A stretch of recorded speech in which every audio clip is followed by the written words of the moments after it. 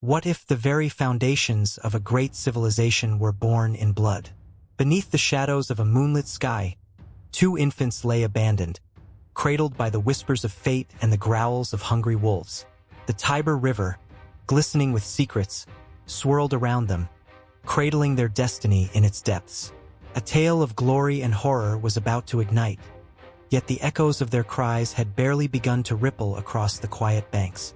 As the first rays of dawn cut through the mist, a she-wolf emerged from the underbrush, drawn by instinct and a fierce maternal urge.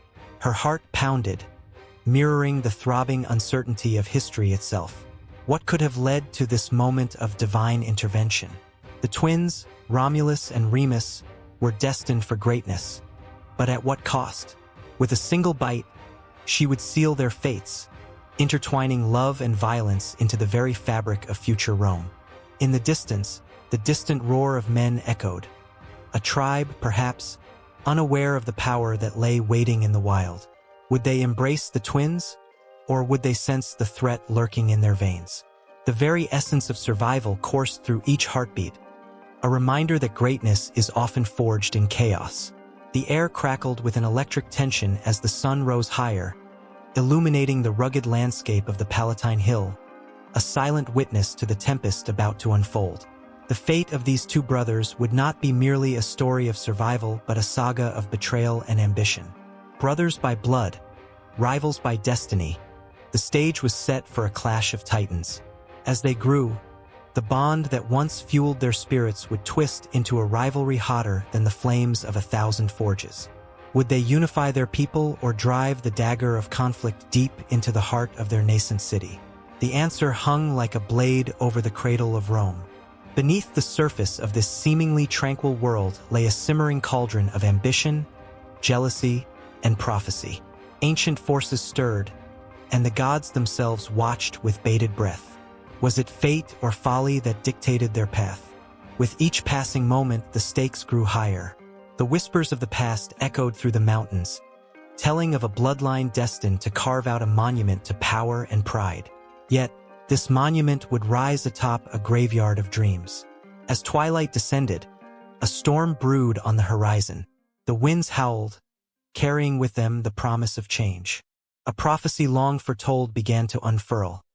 Two brothers, one city, and a violent birth that would echo through the ages. Would the naming of Rome bring salvation or ruin? As the first clash of steel rang out through the valley, the answer loomed ever closer, a dark shadow against the flickering light of hope. In this crucible of ambition and fate, the world held its breath. A new empire awaited, but first, a question lingered like smoke in the air. What price would be paid for power? The blood-soaked path to glory was about to be paved, and history would be forever altered. In the faded glow of dawn, as the first light crept over the Palatine Hill, a group of rugged men gathered, their faces etched with resolve and fear. The air was thick with the scent of impending change, and the distant murmur of the Tiber River whispered secrets of fate. This was a world where dreams clashed with harsh realities, where the soil beneath their feet held the weight of ancient legends and bloodshed. Rome, a name that would echo through the ages, was about to awaken from its slumber. The year was 753 BC, a time when the gods still walked among mortals, and omens ruled the hearts of men. Romulus, the fierce and ambitious leader, stood at the edge of the hill, gazing over the vast expanse of the future city. His heart pounded not just with the thrill of conquest, but with the heavy knowledge that he was a vessel of destiny. The tales of his birth, of being nursed by a she-wolf and raised in a world of conflict, weighed on him like armor. He was both a son of the divine and a man forged by the struggles of the earth. Around him, his followers, brave warriors, outcasts, and dreamers, yearned for a place to call home, a sanctuary from the chaos that had engulfed their lives. The tribes of the Latins, Sabines, and Etruscans cast wary glances at one another, their histories mingling in an intricate tapestry of alliances and betrayals. Each man felt the pulse of the land beneath them, each heart thrumming with the same fervent desire to carve their names into the annals of history. As the sun climbed higher, the tension thickened. It wasn't just the promise of building a city that ignited their spirits. It was the hope of power, of establishing a legacy that would resonate through time. Yet, with power came sacrifice. The shadows of past civilizations whispered in the wind Troy, a fallen giant, and the once grand cities of the Etruscans, who looked down on these fledgling Romans with a mixture of scorn and envy. The air crackled with the knowledge that every great empire was built on the bones of the defeated. Romulus raised his sword, and with a defiant cry, declared the founding of Rome. The roar of his followers echoed like thunder across the valleys. But as they celebrated, uncertainty loomed. The Sabines, living on the neighboring hills, eyed them with distrust. Their women watched with both curiosity and fear. The men of Rome knew nothing of the struggles that would come, of the blood that would stain the very streets they hoped to build. Days turned into weeks, and the fledgling city began to rise. A patchwork of mud and stone, hope and fear. With each brick laid, the dreams of unity battled the harsh truth of human nature. Romulus, determined to protect his creation, sought allies, longing for peace but ready for war. The need for survival drove him to bold decisions, like the infamous abduction of the Sabine women, a desperate act rooted in a desperate time. It was a moment that would haunt the city, a tale of desire and violence wrapped in the guise of survival. The cries of the abducted women filled the air, mingling with the thunderous clash of steel as families tore apart. The echoes of conflict traveled far and wide, reaching even the ears of the Etruscans and the neighboring tribes who watched the unfolding drama with bated breath. Among the tumult, some women found unexpected strength, their voices rising against the chaos. They chose to stand between their captors and their kin, embodying the spirit of a new Rome, where unity could emerge even from division. But Romulus, driven by ambition, remained blinded by the intoxicating scent of power. He was not just a man. He was a symbol, a living embodiment of a city's will to rise against the odds. And yet, the gods watched closely, their favor fickle and their wrath swift. As sacrifices were made and blood was shed, the balance of fate hung precariously. The growing tensions between the Romans and the Sabines culminated in a fierce battle, a clash not merely of swords but of ideologies, of what it meant to be part of this new world. The fields that surrounded the city became soaked with the blood of both enemies and allies, a stark reminder that in the quest for greatness, the line between right and wrong was often blurred. Amid the chaos, there emerged champions on both sides, warriors whose stories would be told by firelight for generations. They fought not just for their leaders, but for their families, for the very essence of their culture. As swords clashed and men fell, the city of Rome pulsed with life, vibrant and chaotic, a reflection of its people's souls. In the aftermath, as silence enveloped the battlefield, the air heavy with loss, Romulus stood at the center, a king burdened by the weight of his choices. He gazed upon the bodies, the fallen dreams of men who believed in him, and felt a flicker of doubt. What had he created? A sanctuary or a battleground? The echoes of the past intertwined with the cries of the present, a haunting melody that would never fade. In the shadows, the Etruscans plotted, their eyes glinting with ambition. They saw the chaos and believed they could seize the moment, their cunning minds brewing plans that would threaten not only Rome but the very idea of unity that had sparked its formation. Every move, every whisper, sowed seeds of tension, and the fragile peace hung by the thinnest of threads.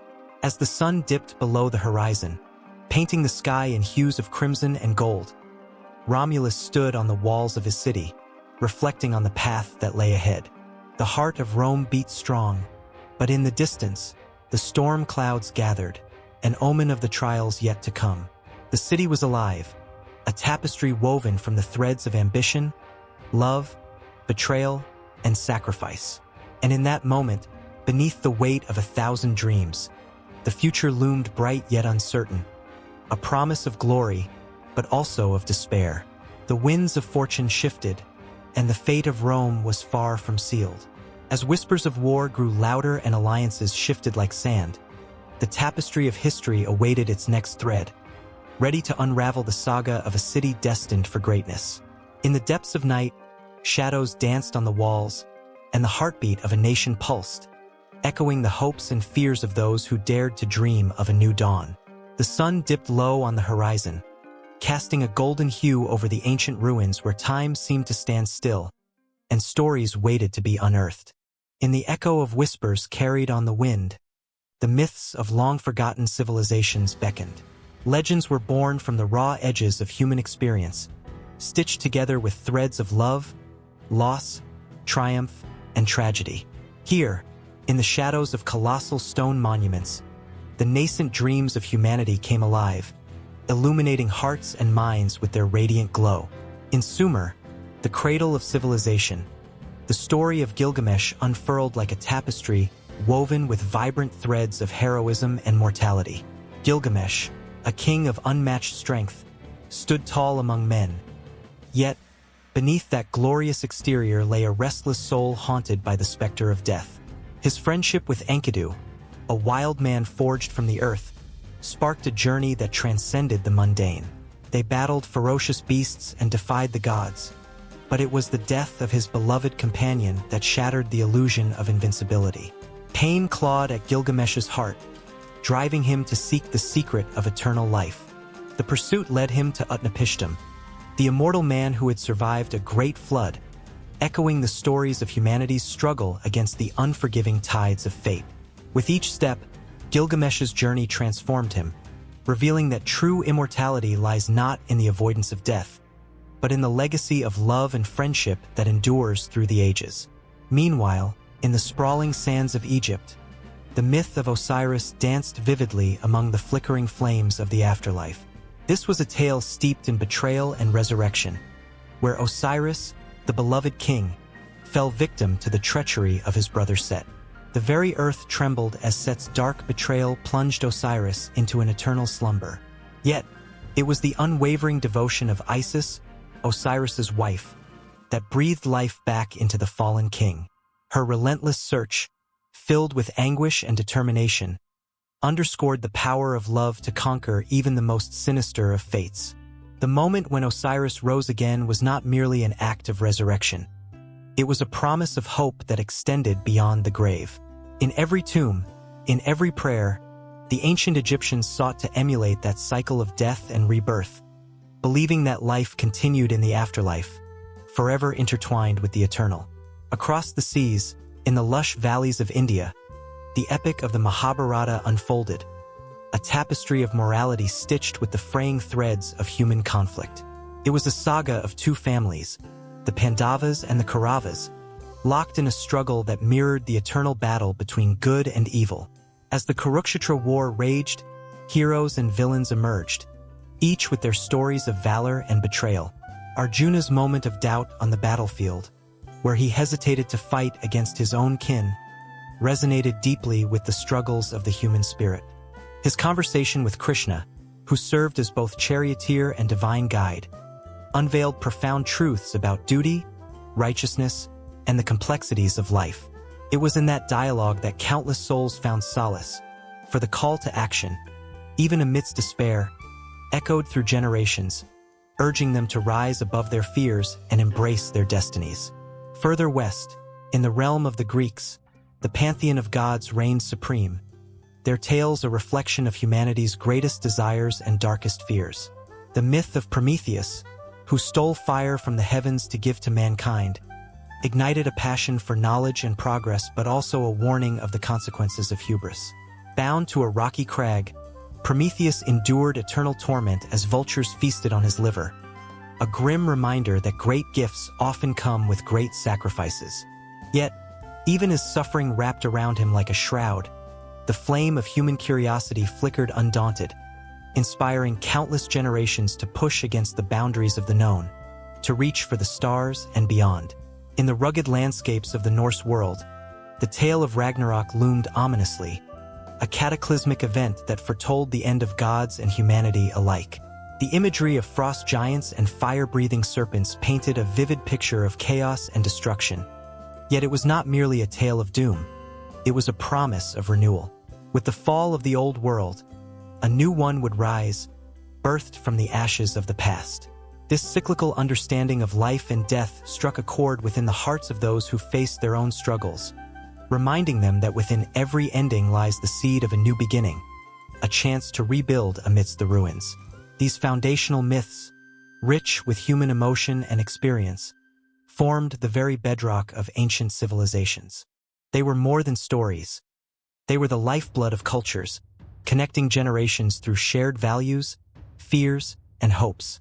Each narrative offered a mirror reflecting the trials of existence, the longing for connection, and the quest for understanding.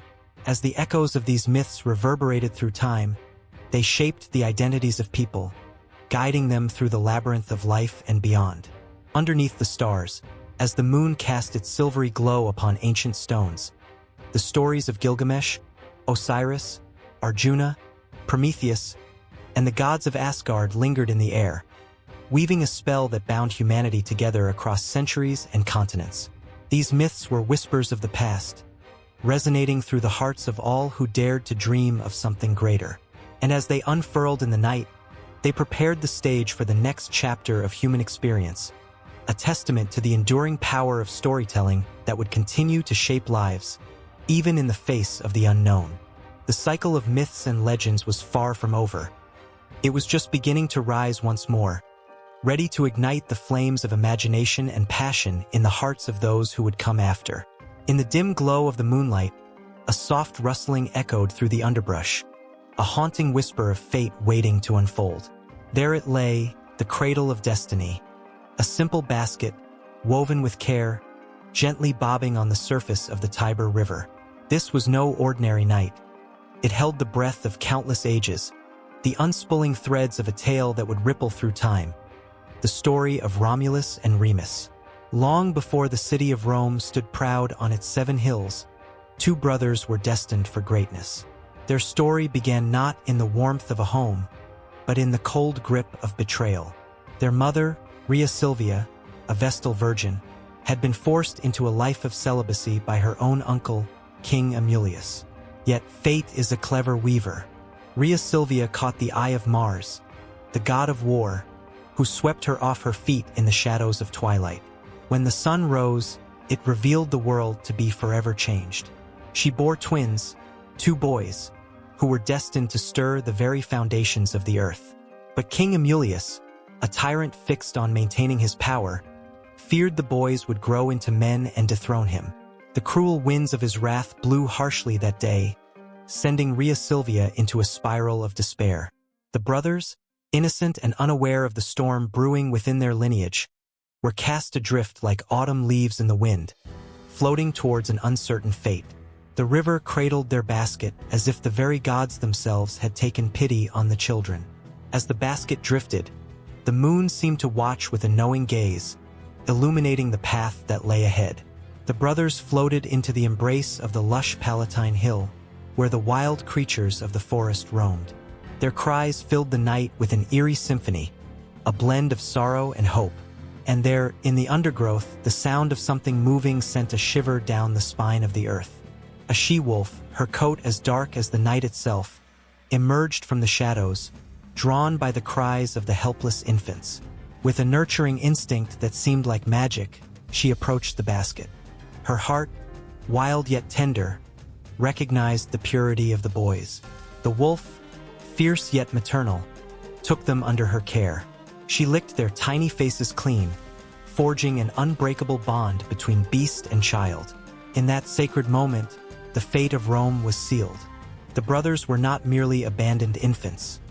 They were chosen by the cosmos, destined for something far greater than they could comprehend. As the days turned into weeks, the twins thrived in the wild. The forest became their playground, and they learned the ways of nature. Yet, shadows lurked in the corners of their existence. Even as they played, an unshakable sense of longing whispered through their dreams. They were not just boys. They were born of a legacy, a bloodline that pulsed with the power of the gods. The realization crept in slowly, like the dawn breaking the night. The story of their origin would someday shape the world. But the peaceful days were numbered. Their playful laughter echoed through the trees, attracting the attention of a group of shepherds, who stumbled upon the twins and recognized the spark of divine lineage within them. The shepherds, led by a man named Faustulus, took the boys into their humble home, raising them as their own. They were taught the value of strength, honor, and the deep-rooted traditions of their ancestors. Each lesson was a thread woven into the tapestry of their destiny. Yet, as Romulus and Remus grew, so too did the fire of rebellion within them. They were not content to remain in the shadows of their adoptive family. The tales of their mother, the Vestal Virgin, and their father, the god of war, ignited a passion for justice in their hearts. The thought of their rightful place in the world burned brightly, fanning the flames of ambition. The brothers were restless, stormy seas in a world that demanded calm. In a twist of fate, the brothers learned of their true parentage. The revelation crashed over them like thunder on a clear day. The weight of their lineage bore down on their shoulders, filling them with a sense of purpose and urgency. They were not merely shepherds. They were descendants of gods, destined to reclaim their birthright.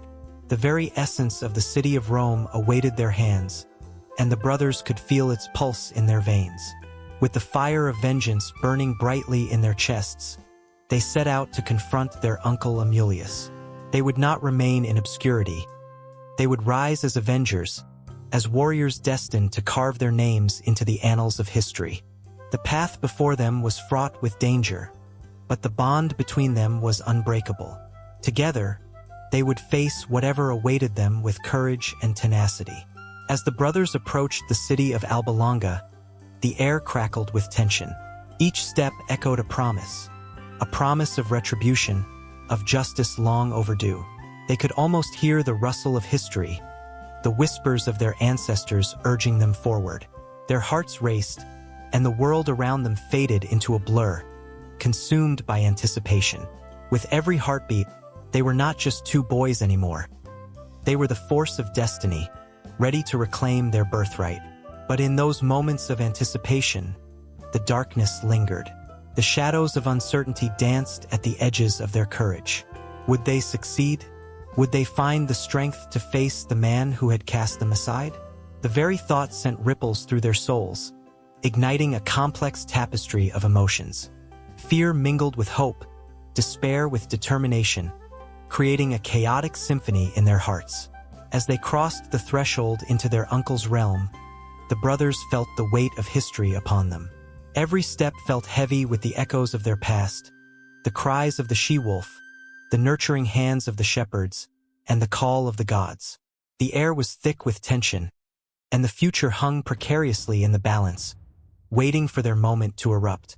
The clash of fate and free will sat at the edges of their journey, a storm waiting to break. The brothers stood at the cusp of greatness, the legacy of their origin whispering through the winds. Little did they know that their struggle was only just beginning, a battle that would shape not only their lives but the very foundation of a city that would stand for millennia. The world awaited their next move, and the tale of Romulus and Remus was only just beginning to unfold, teetering on the brink of legend. The air hung thick with the scent of damp earth and ancient wood as the sun broke through the morning mist, casting a golden hue over the land. Beneath the surface, unseen stories waited, whispering secrets of lives once led, dreams once dreamt, and a world that existed long before the first Roman soldier set foot upon these shores. It was a time when tribes roamed freely, crafting their lives from the very soil they tread upon, leaving behind a tapestry of evidence that spoke louder than any written word. In the quiet corners of the countryside, remnants of settlements emerged. Small, circular huts made from wattle and daub stood as ghostly witnesses to the ancient lives that filled them with laughter and sorrow. Each structure was a world in itself, where families shared warmth, stories, and bread made from grains they painstakingly grew and harvested. Archaeologists, with their trowels and brushes, carefully unearthed these homes, revealing the faintest traces of charcoal from hearths that had long ceased to burn. Each scoop of earth revealed not just soil, but memories etched in time, leaving a tingle of anticipation in the air. Nearby, the remnants of fields stood as testament to the agricultural prowess of these early settlers. Traces of plowed earth, stones turned and arranged, hinted at crops that were once vibrant and plentiful. Among the findings, charred grains and seeds spoke of harvests, feasts, and the delicate dance of life that swayed with the seasons. It was a simple yet profound existence, filled with the rhythms of nature and the pulse of the land. As the archaeologists pieced together the fragments, they felt an electric connection to those who had come before, a heartbeat that resonated through the ages. The discovery of pottery shards sent waves of excitement rippling through the excavation site. Each piece, adorned with patterns and colors, told stories of trade, art, and daily life. The clay, once pliable and soft in the hands of skilled potters, had hardened into a silent witness of time. Anthropologists analyzed the markings, finding clues that hinted at social structures and beliefs. Was this bowl used for feasting or rituals? Did the painted swirls carry meaning beyond mere decoration? The questions lingered in the air, heavy with the echoes of the past. As the sun arched higher in the sky, a sudden discovery sent a thrill of anticipation through the team. A burial site emerged, the earth disturbed, revealing a grave that cradled the remains of a young warrior. The tension in the air thickened as they carefully unearthed the skeleton, adorned with bronze artifacts that glimmered like starlight against the darkened earth.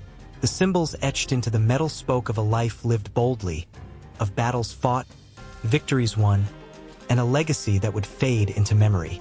The archaeologists stood in reverence, feeling the weight of history rest upon their shoulders, a connection to a soul that had once walked among them. Flesh and blood, hopes and dreams. Artifacts continued to emerge from the soil, each new find igniting questions that pierced the heart. Tools made of flint spoke of ingenuity, resilience, and survival. Each finely crafted blade held the potential to transform a life, to hunt for food or to create something beautiful. The very act of creation was a rebellion against the inevitable passage of time. It whispered of the hands that shaped them, their calluses, and the laughter shared during moments of triumph. The momentary thrill of discovery gave way to a profound sadness, a longing for a connection that transcended centuries. As the day waned and shadows lengthened across the land, the team gathered around a fire, reflecting on the treasures they had unearthed. The warmth of the flames flickered against their skin, but it was the stories that truly ignited their spirits. They spoke of the families that once inhabited these lands, their daily struggles, their joys, and their pain. Each word dripped with emotion, a reminder that behind every shard of pottery and bone was a life that mattered. The laughter of children, the sighs of mothers, the heroic tales of fathers, all woven into the fabric of existence, now waiting to be remembered. Night fell, wrapping the site in a blanket of darkness, yet the fire continued to burn brightly, casting flickering shadows that danced like the spirits of those who had come before. Even in the silence of the night, the land breathed with history, the echoes of ancient rituals lingering in the air. The archaeologists, tired yet invigorated, felt the pulse of the past reverberate through their very beings. They were not merely uncovering artifacts. They were unearthing the essence of humanity itself. But even as they celebrated the day's findings, a sense of urgency crept into the air. What else lay hidden beneath the surface? What other stories begged to be told? The wind rustled through the trees, almost as if it too was whispering secrets of a time long gone. There was an undeniable tension, a promise of more to come, propelling them forward into the unknown. The next morning, the archaeologists returned, hearts pounding with the adrenaline of anticipation. Each footfall felt like a heartbeat, echoing the lives that had come before. They began to excavate a new area, uncovering more traces of human existence. A circular enclosure, perhaps a sacred space, where rituals once breathed life into the landscape. The earth revealed itself in layers, each one richer than the last, holding the weight of stories yearning to escape. As they worked, a sense of communion enveloped them. They could almost hear the laughter of children, the chants of rituals, and the faint sounds of drums echoing through the ages. With every artifact, every bone, every shard of pottery, they were not just uncovering a forgotten past. They were standing on the threshold of something profound.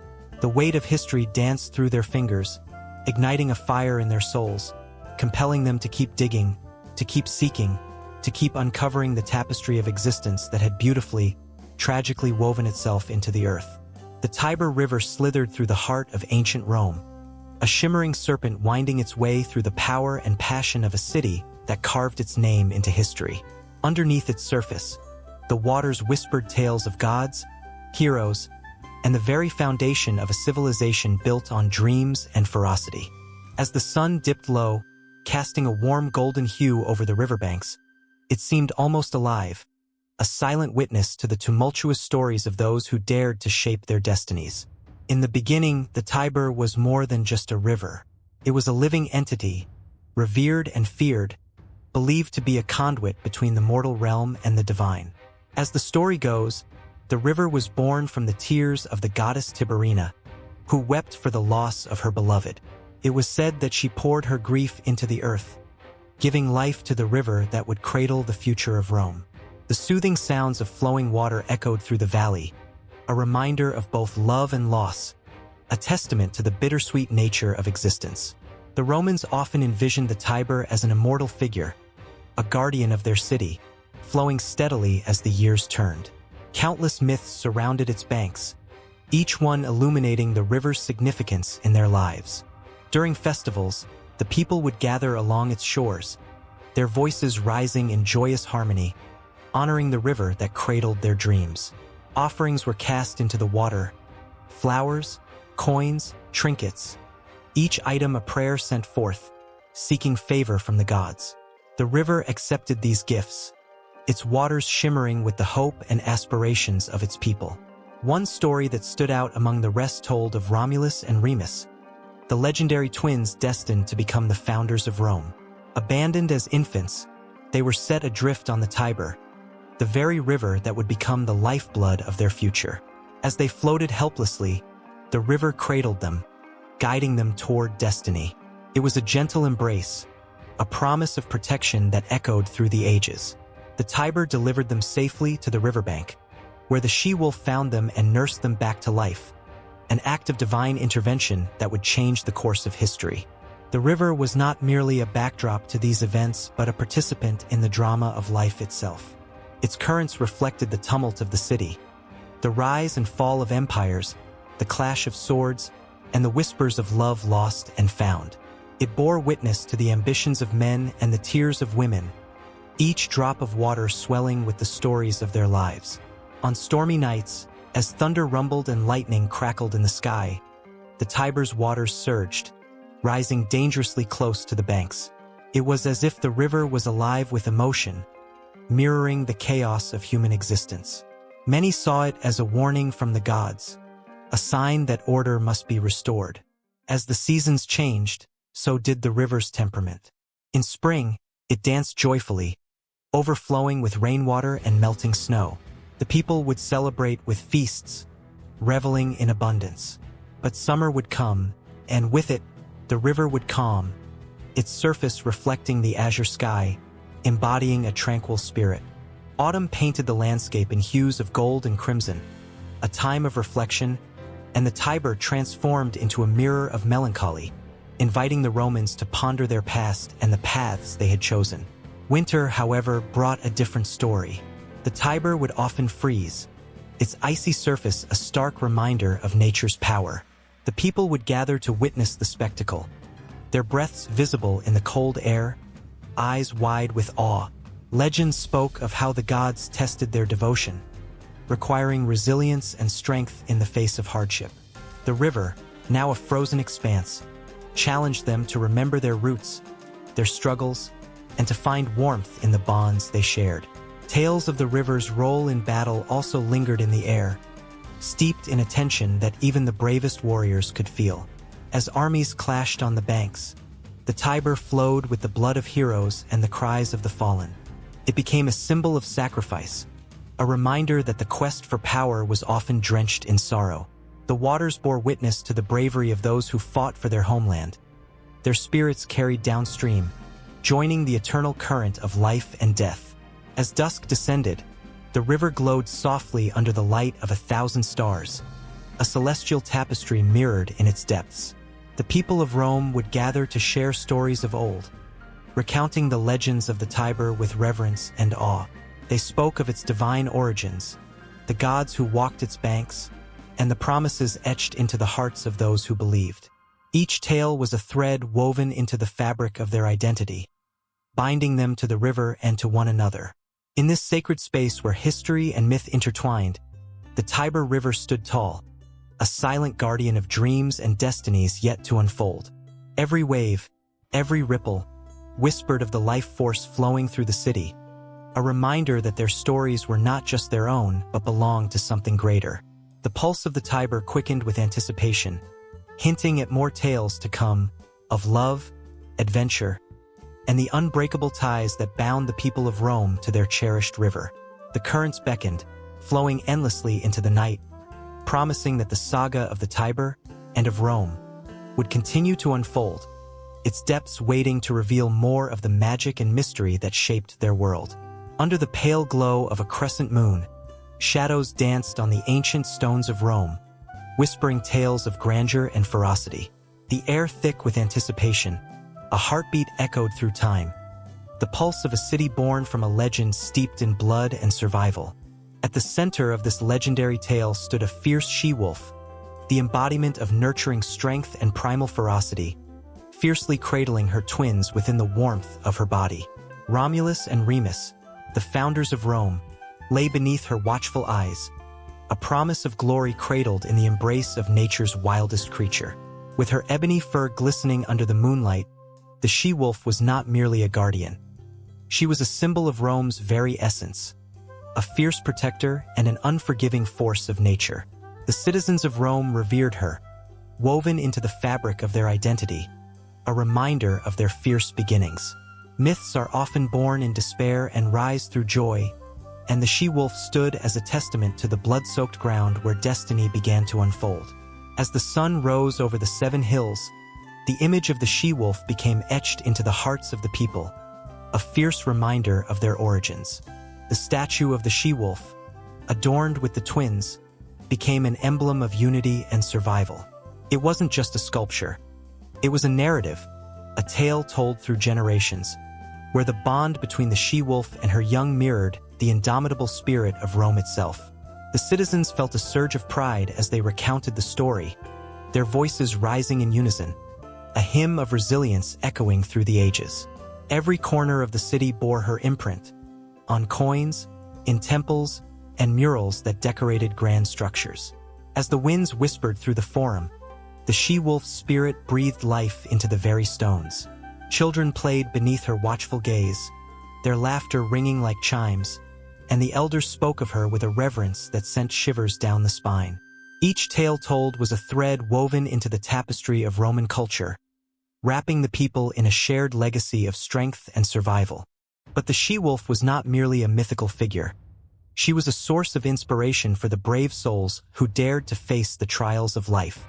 Gladiators, warriors, and statesmen gripped onto her image as they marched into battle, the fierce howl of the wolf surging through their veins. They felt the primal energy radiating from her, empowering them to face their fears, to fight for their homes, families, and the very spirit of Rome itself.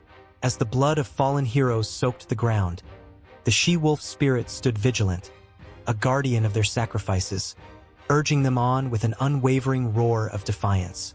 In the cold embrace of winter, as snow blanketed the city, the she-wolf's legacy served as warmth against despair. Families gathered around flickering fires, sharing stories that ignited hope, their eyes shining with the fierce light of determination.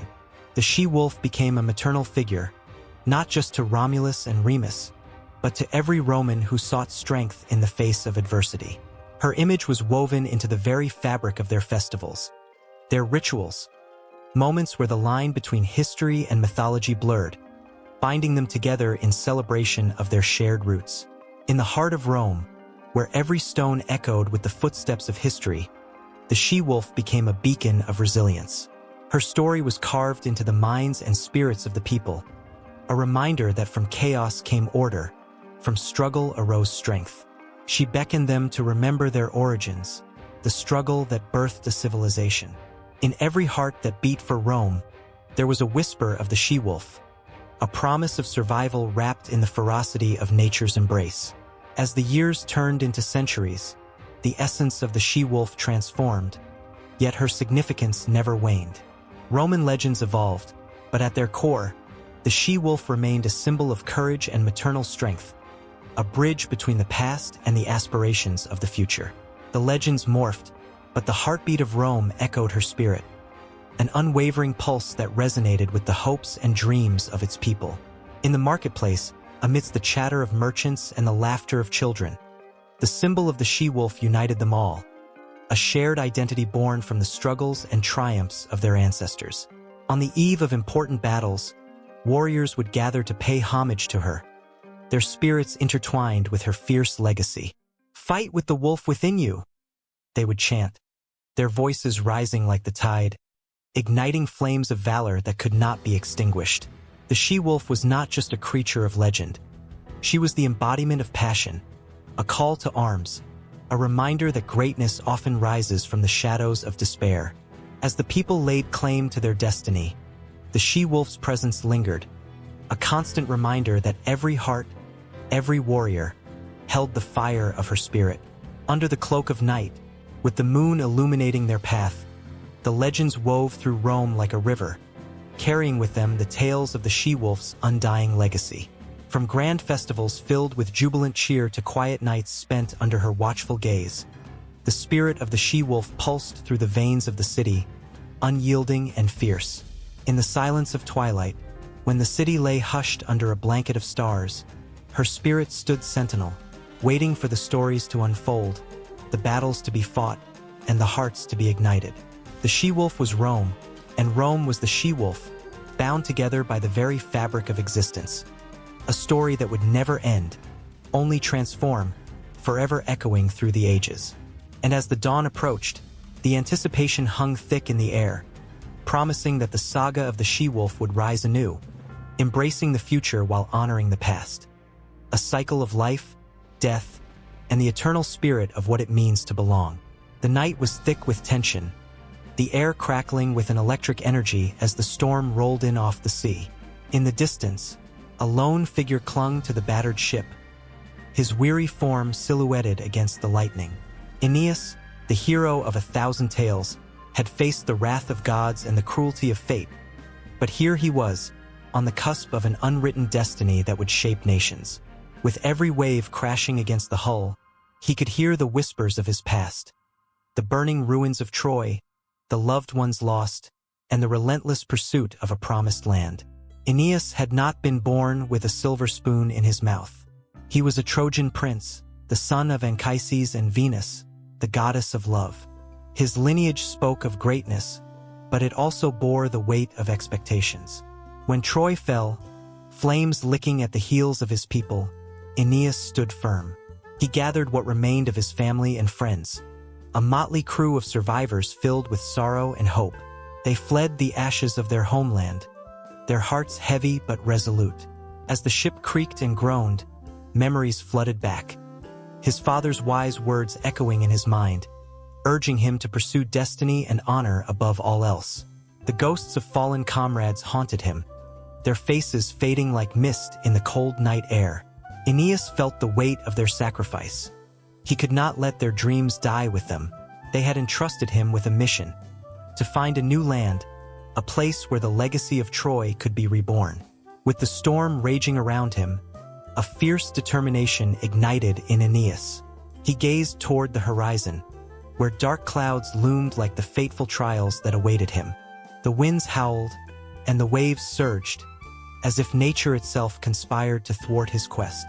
But in his heart, Aeneas felt a flicker of hope, deeper than the ocean and brighter than the lightning that split the sky.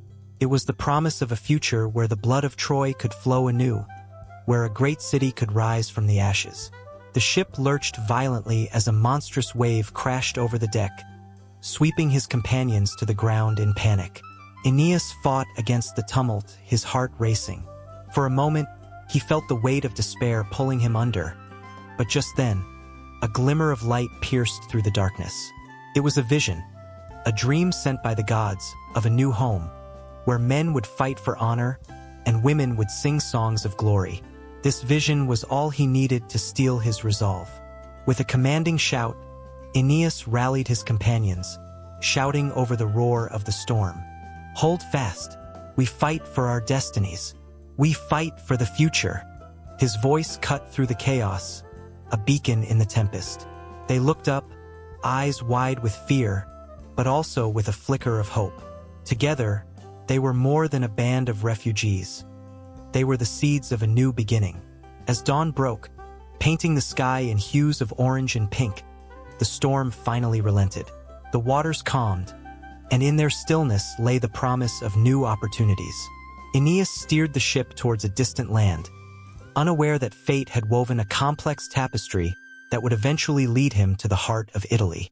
Upon reaching the shores of what would become Lavinium, Aeneas felt the stirrings of destiny beckoning him forward. Here, in this pristine land, he believed he could fulfill the prophecy that had been whispered to him in dreams. Yet the trials were far from over. The local tribes viewed him and his followers with suspicion, their eyes narrowing with hostility. But Aeneas, fueled by the spirit of his fallen city, stood tall. He was not just a leader, he was a bridge between worlds. Days turned into weeks as Aeneas navigated the treacherous waters of diplomacy and conflict. He sought alliances, forged bonds, and faced betrayals. His heart ached for the Trojans who had sacrificed everything, and he could almost hear their voices urging him to succeed. As he prepared to face the king of the local tribe, he felt a tremor of fear. What if they rejected him? What if he failed them all?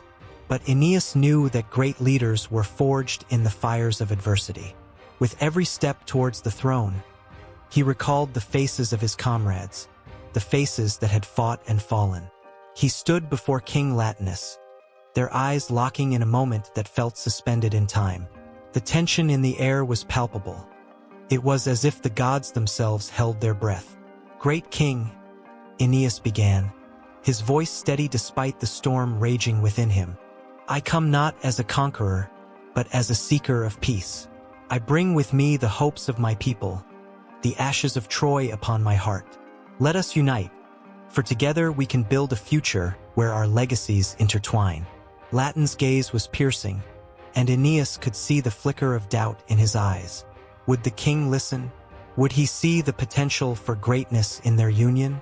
The air hung thick as Aeneas stood, waiting for the verdict that could change everything. In that moment, the winds shifted, and the future seemed to teeter on a knife's edge. Aeneas felt the pulse of fate quickening, a rhythm that echoed the heartbeats of all those who had come before him. As they stood on the precipice of destiny, a sudden realization struck him. The legacy of Troy was not merely a memory. It was a living, breathing force that would shape the lives of generations to come. Suddenly, the ground trembled, and a messenger burst into the hall, breathless with urgency. "The Rutulians approach!" he gasped, panic etched on his face. The world around Aeneas exploded into chaos as the threat of violence loomed once more. Honor and love were about to collide, and the fates of men lay in the balance. The tension escalated, and Aeneas felt the stakes rise higher than ever before. This was not just about him. It was about his people, about the very essence of a new civilization waiting to be born. Would he rise to the challenge? Would he become the hero that the world needed? One who could unite the hearts of men and women across lands? With fire igniting in his soul, Aeneas turned back to Latinus, and the words that spilled forth were fierce and vulnerable all at once. "I will protect this land and its people, even if it costs me my life. We stand on the brink of something magnificent, and I refuse to let it slip away." And as Aeneas prepared to fight for what was right, the tale of his trials and triumphs was just beginning, intertwining with the lives of those who would come after him. The twins Romulus and Remus, who would inherit this legacy of struggle, hope, and the unyielding spirit of a hero. The stage was set for an epic saga that would echo through time, drawing the threads of fate closer together, binding the past with the future in a relentless pursuit of glory. The air crackled with tension, a palpable weight pressing down on the city of Alba Longa as night descended. In the flickering shadows of ancient olive trees, a prophecy unfolded, echoing the whispers of the gods. This was no ordinary night.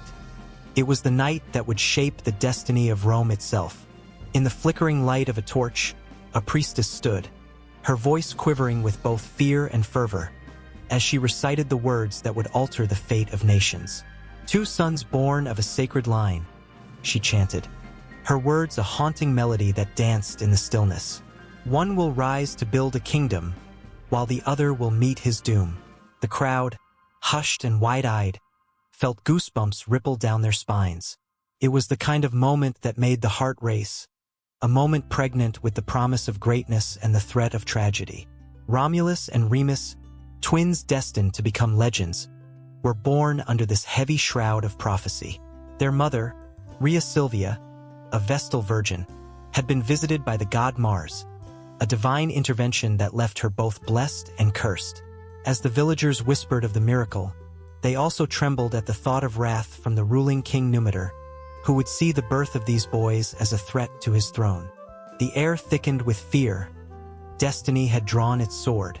In the shadows, a figure lurked, Romulus, the usurper king.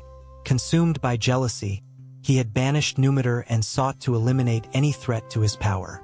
Unbeknownst to him, the divine script had been written long ago, and the gods themselves were poised to intervene. The very fabric of fate seemed to shimmer as the twins were cast adrift on the Tiber, cradled only by the protective embrace of a she-wolf. Here, prophecy twisted through the river's flow, sealing their fates in a world where the divine and mortal intertwined. As the twins grew, whispers of their heritage ignited a spark of rebellion among the people of Alba Longa. The prophecy loomed over them like a storm cloud, stirring hearts with both hope and fear.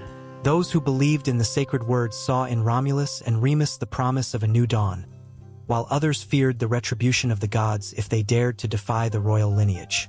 Tension crackled in the air, an electric anticipation that fed on the dreams of the people. One fateful night, the stars shone brightly, casting an ethereal glow on the path ahead. As Romulus stood on the Palatine Hill, he felt a surge of power, a call from the heavens that coursed through his veins. In that moment, he knew his destiny lay beyond the confines of Alba Longa. He gazed out over the landscape, envisioning a city that would rise from the ashes of betrayal and violence, a place where freedom and strength would reign. The words of the priestess echoed in his mind, urging him onward. One will rise to build a kingdom, but Remus was not so easily convinced. The bond between the brothers cracked under the weight of prophecy and ambition. "Why should we be driven by the whims of the gods?" he challenged, his voice laced with defiance. "We can carve our own fate." The air was thick with tension as the brothers faced each other, the clash of their destinies palpable in the night. Underneath the surface, the prophetic strings pulled tighter, weaving an intricate tapestry of fate that no mortal could escape. As Romulus gathered his allies, the flames of ambition ignited in his heart. He was ready to claim what was his, but the gods, ever watchful, had their own plans. A dark premonition loomed like a thunderstorm, a sign that the paths of destiny were rarely smooth. The day of reckoning arrived, a day drenched in the colors of blood and betrayal. As Romulus built the walls of his new city, a flickering shadow crept into the hearts of those who dared to dream. In a fit of rage, Remus crossed the boundary of the walls, mocking his brother's ambitions. "Shall I leap over your precious walls?" he taunted, a devilish glint in his eye, unaware that his defiance was a direct challenge to fate. The moment hung suspended in the air, a stillness before the storm.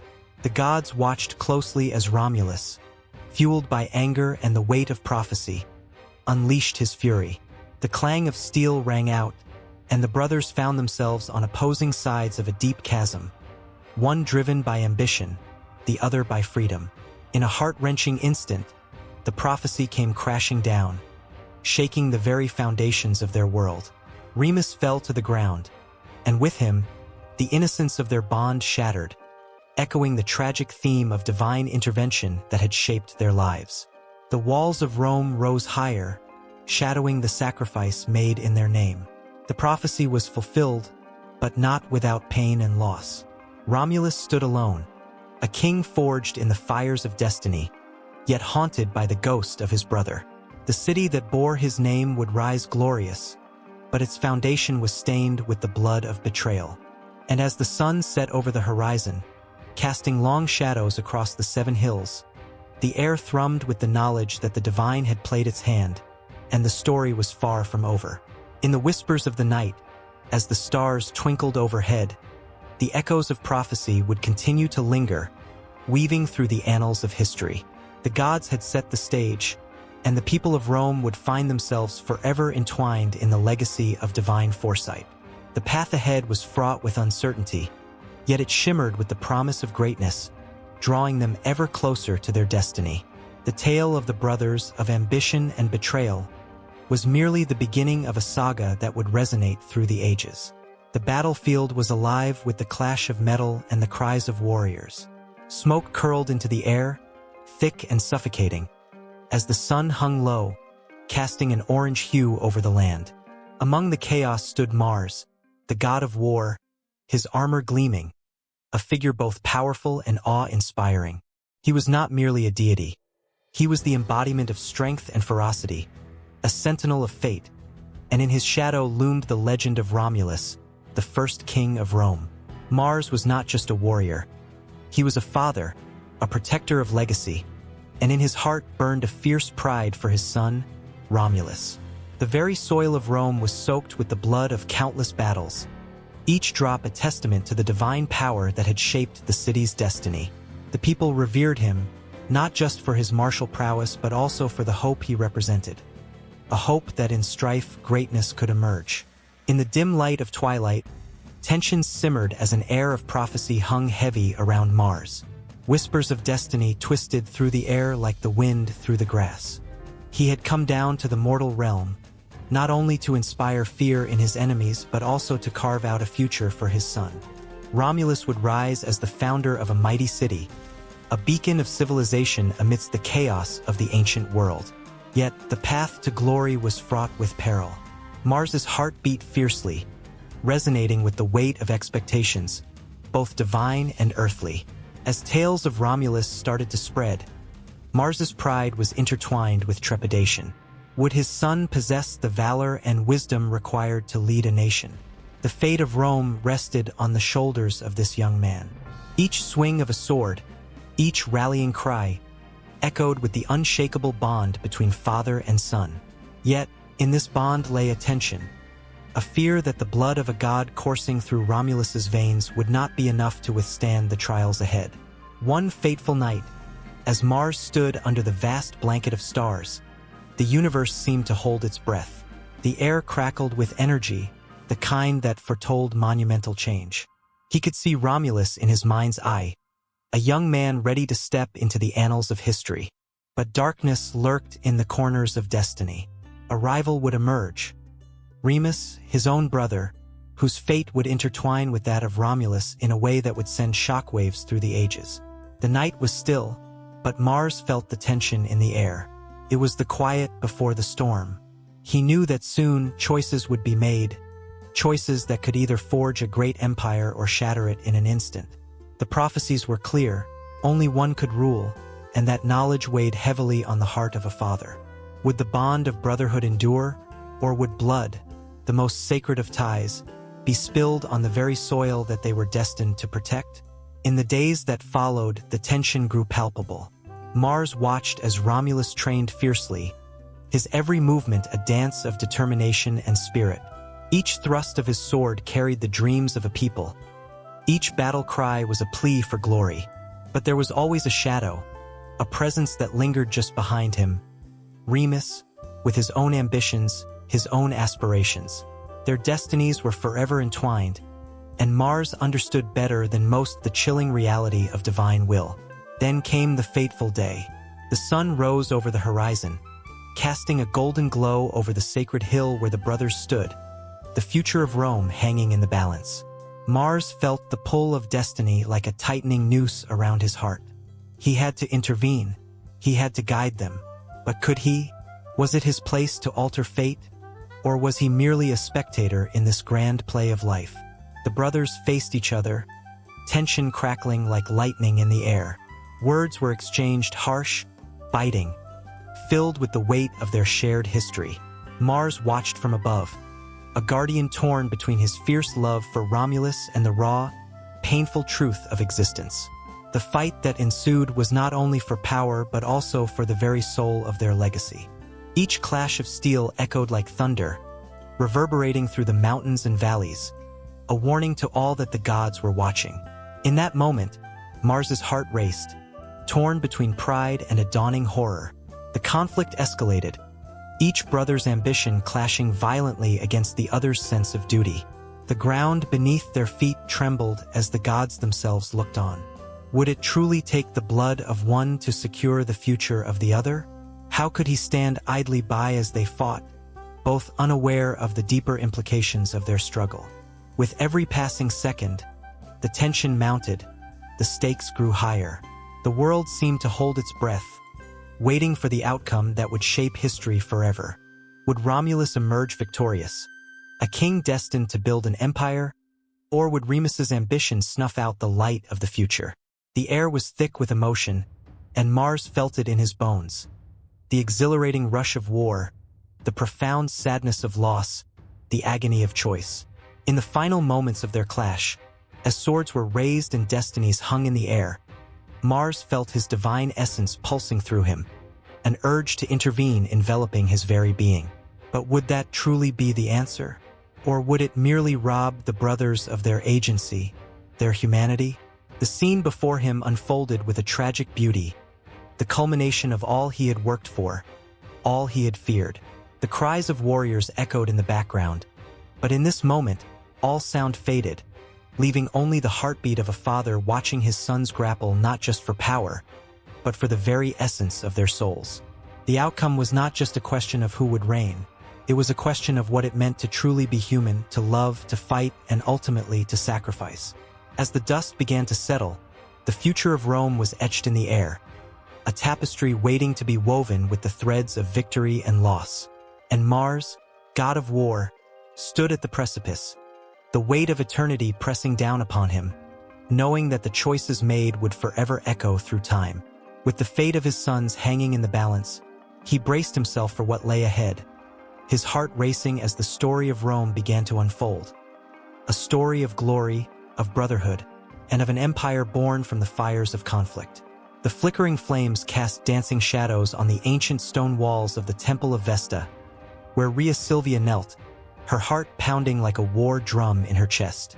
The warm glow of the fire was both comforting and terrifying, for it was in this sacred place that she had vowed to serve as a Vestal virgin, dedicating her life to the goddess of the hearth.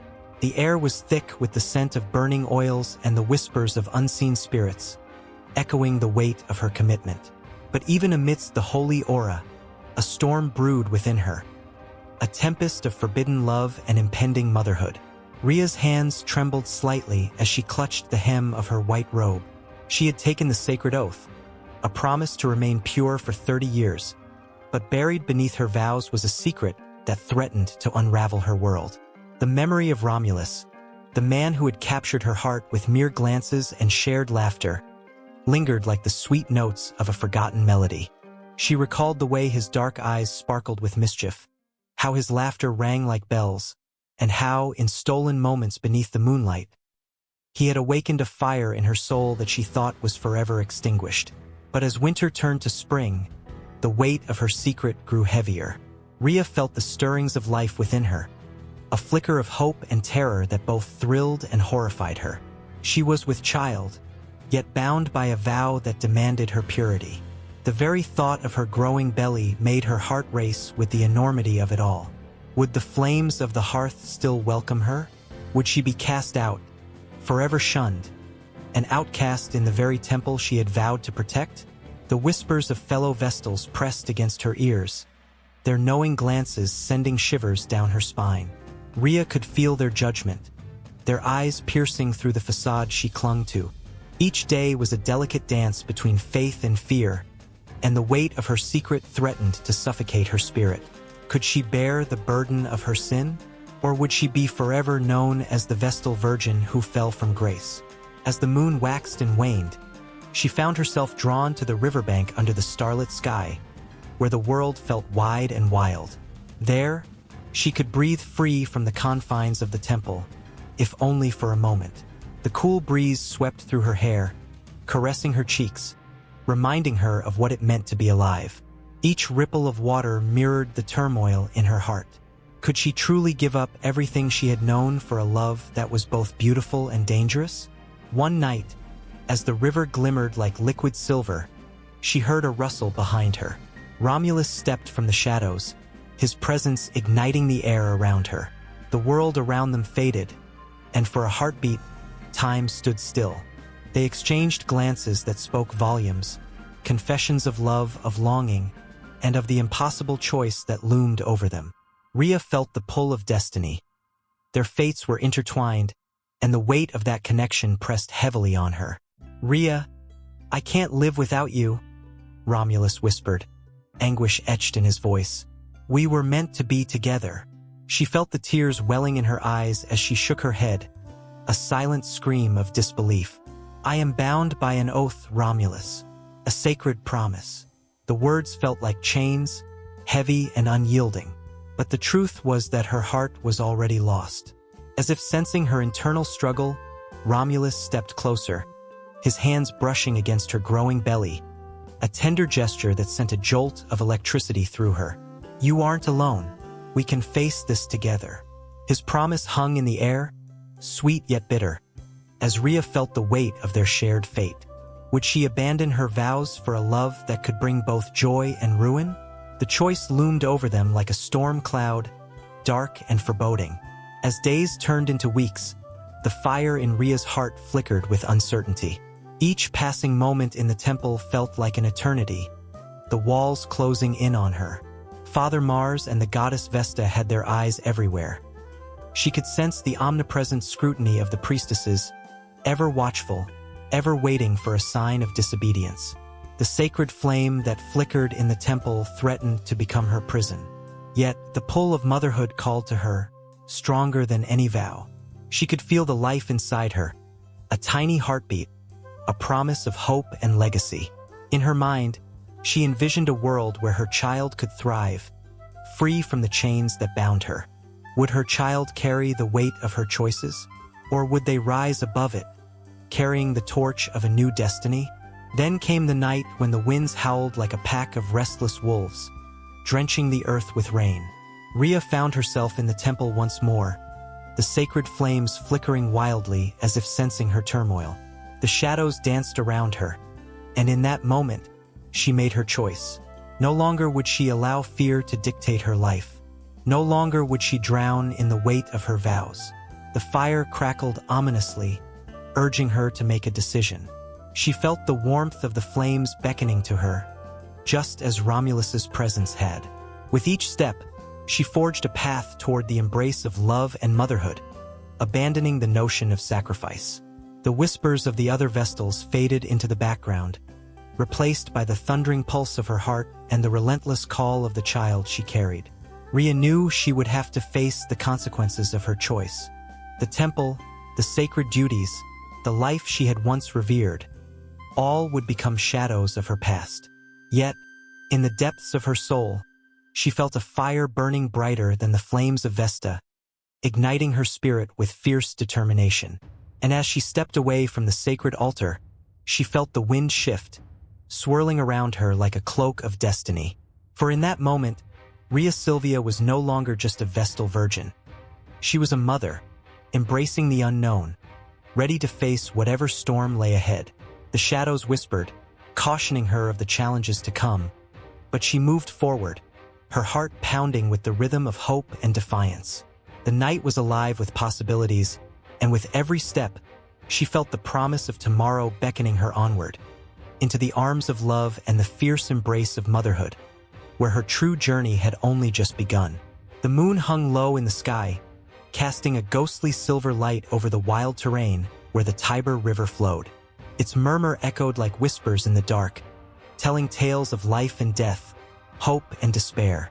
In the midst of this serene yet haunting landscape lay a poignant story that had woven itself through the hearts of many, a tale forged from the very fabric of destiny. There, Cradled by the rush of the river and the embrace of the ancient hills, two infants lay abandoned, their futures hanging precariously in the balance. Romulus and Remus, twin brothers born of a noble mother, but condemned to a life of uncertainty. Their cries pierced the night air, a blend of innocence and desperation, echoing through the vastness of nature. The world around them held its breath, as if nature itself understood that these two boys would one day shape the fate of an empire. But for now, they were simply two tiny lives, cast aside and left to the mercy of the elements. In this moment of vulnerability, the symbolism of abandonment could be felt in every heartbeat. It was not just the act of leaving behind children. It was the abandonment of hope, the forsaking of promise. Each minute that passed only deepened the weight of their plight. The very soil they lay upon seemed to absorb their fears, and every rustle of leaves hinted at the dangers lurking nearby. Would they be claimed by the wilderness, or would fortune favor them? As fate would have it, a she-wolf, fierce yet nurturing, emerged from the shadows. With a gentleness that belied her ferocity, she approached the twins. The sight was surreal, a blend of tenderness and raw instinct. The wolf, a symbol of survival against overwhelming odds, began to nurture them, feeding them with her milk, keeping them warm with her body. This moment was not just about survival. It was the beginning of a myth that would echo through the corridors of time, a testament to the resilience of life itself. The she-wolf did not just save Romulus and Remus. She became their protector, a guardian against the perils that surrounded them. In her, they found not just sustenance but a fierce embodiment of loyalty and love. What could have been a tragic end transformed into a story of hope, a paradox of abandonment and acceptance. For every child left behind carries a story, a potential waiting to bloom against all odds. As the days turned into weeks, the twins grew stronger, their bond deepening like the roots of an ancient tree. In the wild, they learned the ways of nature, how to find food, how to navigate the treacherous terrain, how to become warriors in their own right. But they were not merely survivors. They were leaders in the making, destined to rise from the ashes of their abandonment and carve out their place in history. The symbolism of their journey ran deeper still. Romulus, with a fiery spirit that burned brighter than the sun, became the embodiment of ambition and conquest. Remus, on the other hand, carried a gentler heart, a reminder of the importance of compassion and brotherhood. Their contrasting natures tugged at the strings of fate, setting the stage for a destiny intertwined with conflict and unity. But as the legends would have it, the bond between the brothers would not remain untested. The very same forces that had brought them together would threaten to pull them apart. The potential for greatness was marred by the shadow of rivalry, a fierce competition that would soon ignite like a spark in dry grass. As they grew older, whispers of their origins began to surface, tales of their divine mother and the prophecy that surrounded their birth. The world outside their sanctuary beckoned, filled with the promises of power and ambition. The twins, who had once been nothing more than abandoned infants, now stood on the precipice of greatness, their hearts racing with the thrill of possibility. But would they be able to navigate the treacherous waters of destiny? Would they rise above the very circumstances that had once threatened to drown them? Each step forward was fraught with tension, every decision a potential downfall. As they prepared to confront their fate, the memory of their abandonment lingered in the air, a haunting reminder of how fragile life could be. With every heartbeat, the stakes grew higher. The world was watching, waiting to see if they would embrace their past or allow it to consume them. In the shadows, the specter of their mother loomed, a ghostly figure representing the choices that had led to their forsaking. Would they fight to reclaim their rightful place in history, or would they allow the weight of abandonment to shackle them forever? Their journey was far from over. It was a twisting road paved with choices that would echo throughout eternity. Each moment was a test of their bond, their loyalty, and their very identities. As they prepared to confront the world, the air crackled with energy, the tension palpable. A palpable reminder that every triumph is born from a struggle, and every victory is shadowed by the ghosts of abandonment. And so, the story of Romulus and Remus continued, an unfinished tapestry woven with threads of hope and despair. The night deepened, the river whispered, and the forest stood silent, holding its breath for what was yet to come. Would they rise as brothers united, or would fate lead them down a path destined for conflict? Only time would reveal the depth of their bond, the strength of their resolve, and the true meaning of what it meant to be abandoned. The sun dipped low on the horizon, casting a warm orange glow over the rolling hills, where the sheep grazed lazily, oblivious to the transformation that was about to unfold in their pastoral world. In the fading light, a shadowy figure emerged, a solitary shepherd named Eli, whose weathered hands held the weight of years spent caring for the flock. His heart was heavy with a longing that no one could see, a want for connection that ran deeper than the roots of the ancient oaks surrounding him. Eli knelt beside a particularly frail lamb, its coat matted and unkempt, its eyes wide with fear. He had seen many winters, but this one felt different. It was as if the very air buzzed with a sense of change, a whisper of something new just beyond the horizon. As he cradled the little creature, he felt an overwhelming urge to protect it, to give it a home, a family. Across the vale, beyond the creaking wooden fence, stood the old stone cottage that had been in his family for generations. Inside, the walls echoed with laughter and warmth, but that warmth had been lost, faded like the light of day. Eli had buried his wife the previous spring, and though the house was filled with memories, it felt empty. The laughter of children had long since ceased, and in its place, silence reigned. With the lamb nestled in his arms, Eli made his way back to the cottage, each step heavy with the weight of his solitude. As he pushed open the weathered door, the familiar creak sounded like a mournful sigh. He placed the lamb in a makeshift bed of hay, its tiny body shivering in the cool evening air. It was a small act of kindness, a flicker of hope in a world that had grown shadowy. Days turned into weeks, and that flicker turned into a flame. Eli named the lamb Marla, after his late wife, who had always had a soft spot for the little creatures. In Marla, he found a renewed sense of purpose. He spoke to her, shared stories of his day, and even sang the old lullabies that once echoed through the halls of their home. Marla seemed to understand, her big, trusting eyes meeting his with an unspoken bond that made the world feel just a little less heavy. But the village itself was a land of whispers. As Eli walked through the market, old friends and acquaintances cast sidelong glances, their brows furrowed in confusion. A man alone with a lamb? Seemed odd, even foolish. Yet, there was something about the way Eli carried himself, shoulders back and head held high, that sparked curiosity. Little did they know that this lamb represented more than just a pet. She was a symbol of new beginnings, of life re-emerging from the depths of sorrow. One evening, while tending to Marla, a commotion erupted outside. Eli rushed to the door, heart pounding, to find a group of children gathered near the edge of the village, their faces lit with excitement. They had found a stray dog, a scruffy little creature with patches of fur missing and a timid demeanor. The children pleaded with Eli to help, to take the dog in, to give it a home like he had done with Marla. Eli hesitated, glancing back at the warmth of his cottage and the flickering shadows within. Could he truly take on another? But then he saw the hope in the children's eyes, their innocence sparkling brighter than the evening stars. It was a spark he hadn't felt in years, and in that moment, he knew he couldn't turn away. With a deep breath, Eli stepped forward, his voice strong yet gentle. "All right, let's bring him in." The children cheered, and as they gathered around the little dog, Eli felt his heart swell. This was more than just an adoption. It was a new beginning for them all. As he welcomed the scruffy dog, whom they named Toby, Eli could feel the walls of his solitude crumbling. With each passing day, the cottage filled with laughter and life again. Toby chased Marla around the yard, their playful antics echoing in the spaces where silence had once lingered.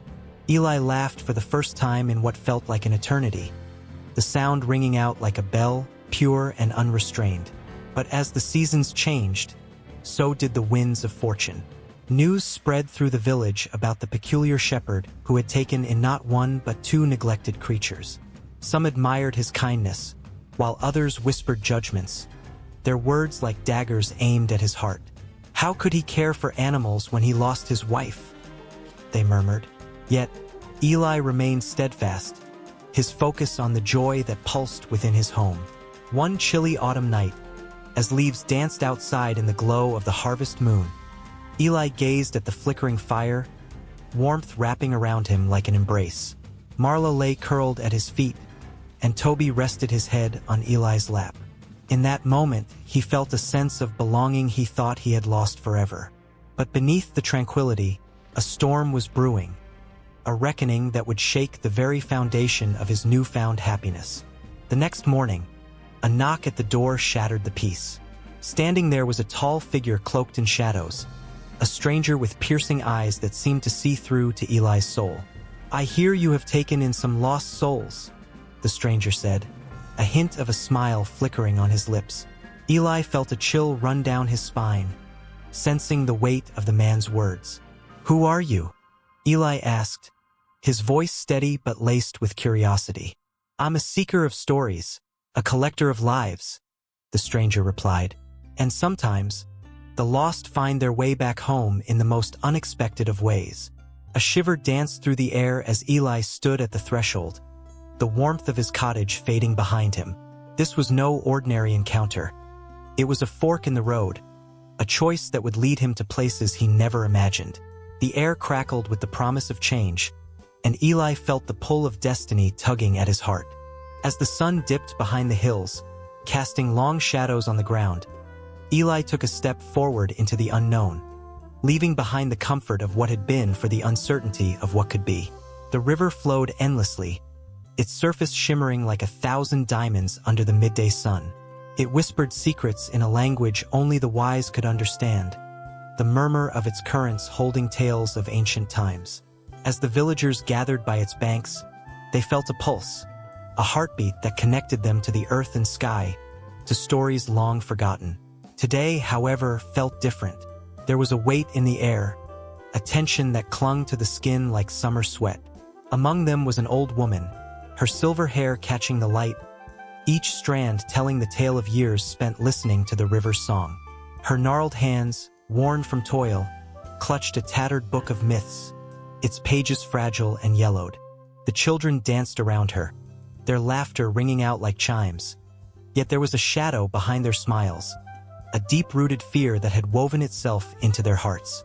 They had heard the whispers too. The river was restless, and nature was no longer a gentle guide but a fierce guardian, ready to reclaim what was rightfully hers. As the sun dipped low, casting long shadows over the water, the old woman began to speak. Her voice trembled like the leaves in the wind, each word a thread that pulled the listeners closer. Long ago, this river was the lifeblood of our ancestors. They revered it, sought its wisdom, and offered it gifts. When they strayed from their promises, the river cried, its waters rising in fury. The breathless hush that followed was palpable, each listener holding onto her words as if they were fragile glass. With every story, the river shifted, its surface now churning as if echoing the emotions of the crowd. There was a time when the fish leaped joyfully, when the willows bowed and danced with the breeze, and the birds sang praises to the water. But greed took root. The river wept as stones were tossed into its depths, polluting its beauty, and the fish began to vanish. A chill swept through the gathering, and a low rumble echoed in the distance, sending a shiver down each spine. The villagers exchanged worried glances. They could feel it. The river was alive, not just flowing but thinking, feeling, mourning. It was not a mere backdrop to their lives but a character woven deeply into the fabric of their existence. A sudden gust of wind whipped through the trees, rustling the leaves like whispers of long-lost spirits. The old woman paused, her eyes narrowing as she felt the change in the air. "Nature will not be ignored," she warned, her voice rising in intensity. "She calls for balance, for respect. And when pushed too far, she unleashes her wrath." The crowd fell silent, their hearts racing, a collective heartbeat echoing in the twilight. Even the river seemed to hold its breath, the surface smoothening as the sun kissed the horizon. The old woman lifted her gaze, her eyes glistening with unshed tears. There are stories of the great flood that swallowed the land, tales of animals fleeing as the waters rose to reclaim their territory. And in those waters, the lost souls were said to be trapped, waiting for the day their voices would be heard again. As darkness enveloped the village, the river glimmered like a silver belt under the moonlight, its whispers now urgent, pleading. The villagers felt its call deep within them, a yearning that tugged at their very souls. It was then that a young boy, emboldened by the flicker of courage, stepped forward. "What can we do?" His voice rang out, piercing the heavy silence, his innocence shining against the backdrop of uncertainty.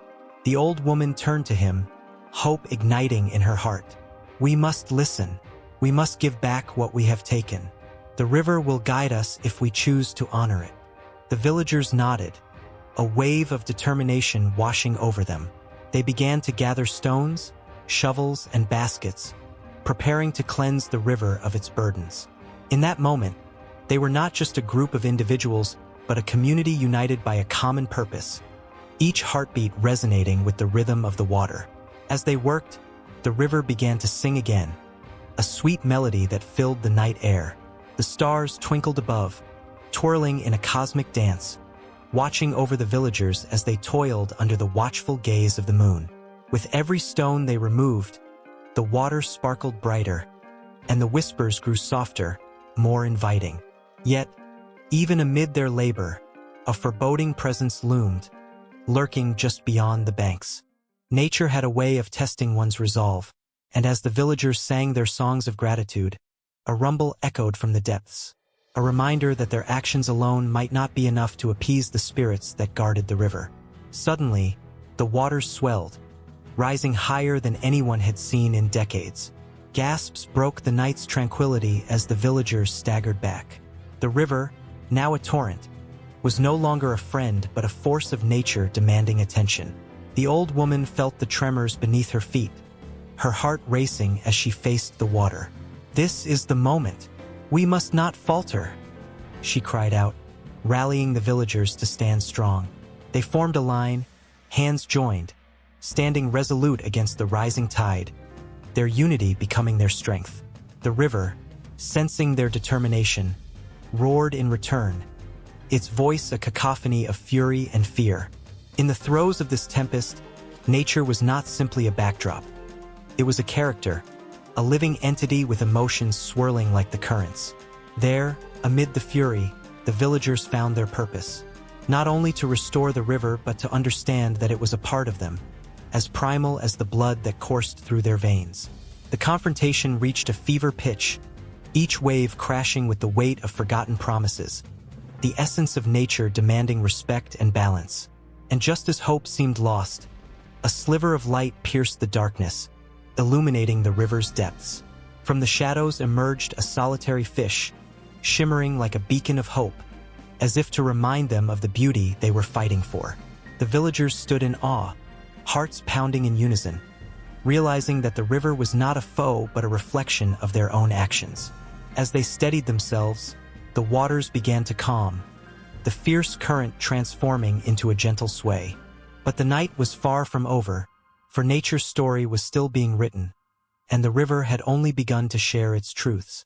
As the moon hung high, casting its silvery glow over the scene, the villagers knew they had only scratched the surface of what lay ahead. The bond between them and the river was just beginning, a tale of resilience, respect, and the unbreakable ties that bound them all together. A journey that would continue to echo long after the moon had set. Amidst the echoes of clattering armor and the stench of sweat-soaked banners, two brothers stood at the precipice of an uncertain future. The air hummed with tension, thick with the gravity of choices that could redefine their lives and the very fabric of their lineage. Could the flames of rivalry and loyalty coexist, or would the brothers' bond be forever scorched by the pursuit of power? The sun had dipped low in the sky, casting long shadows over the ancient battlefield where their father once fought bravely, his legacy woven into the soil. The brothers, Alaric and Cedric, felt the weight of that legacy pressing down on them, bickering like restless shadows at their backs. Each was a reflection of their father's strength and ambition, but they bore differing visions for the future. A future that lay tantalizingly out of reach. Alaric's eyes sparkled with a fierce determination.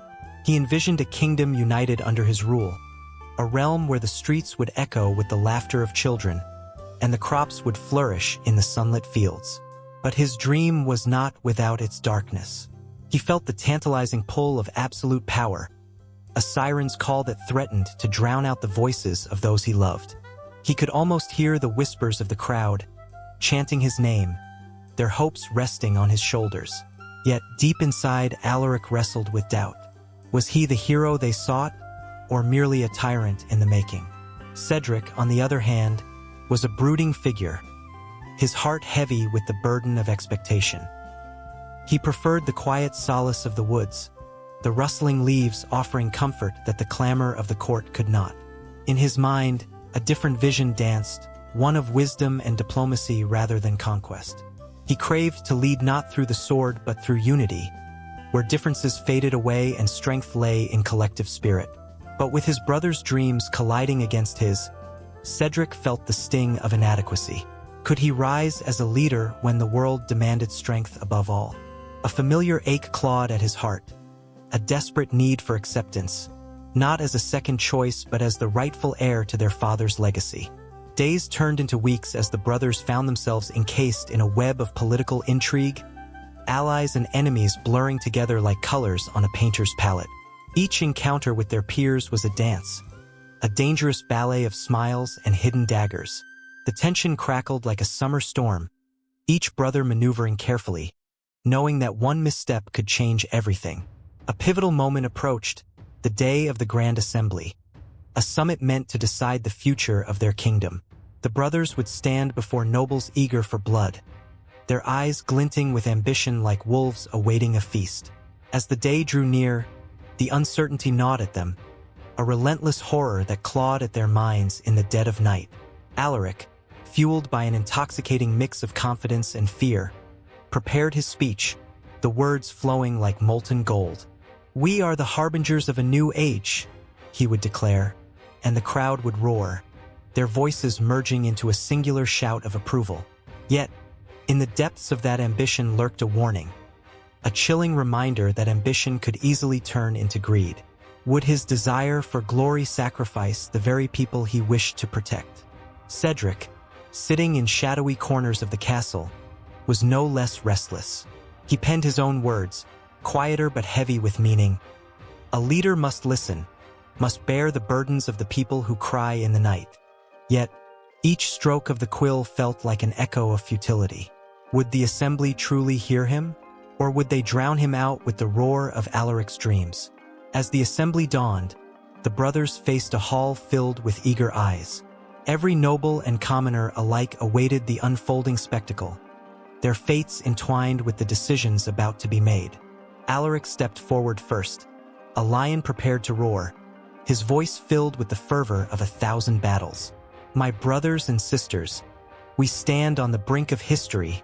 His words were powerful, igniting a fire within the hearts of his listeners. The murmur of approval surged through the crowd, and Alaric basked in the light of their adoration. Yet, Cedric's turn followed, and a hush fell over the room. He approached with a measured pace, the weight of his brother's conviction a stark contrast to his own gentle cadence. "Power is nothing without compassion," he began, his voice steady and calm. The crowd was drawn in, captivated by the sincerity that glimmered in his eyes. He painted a picture of a kingdom woven together, of understanding and connection. But as he spoke, he felt the underlying currents of doubt rise. Would they see him as weak?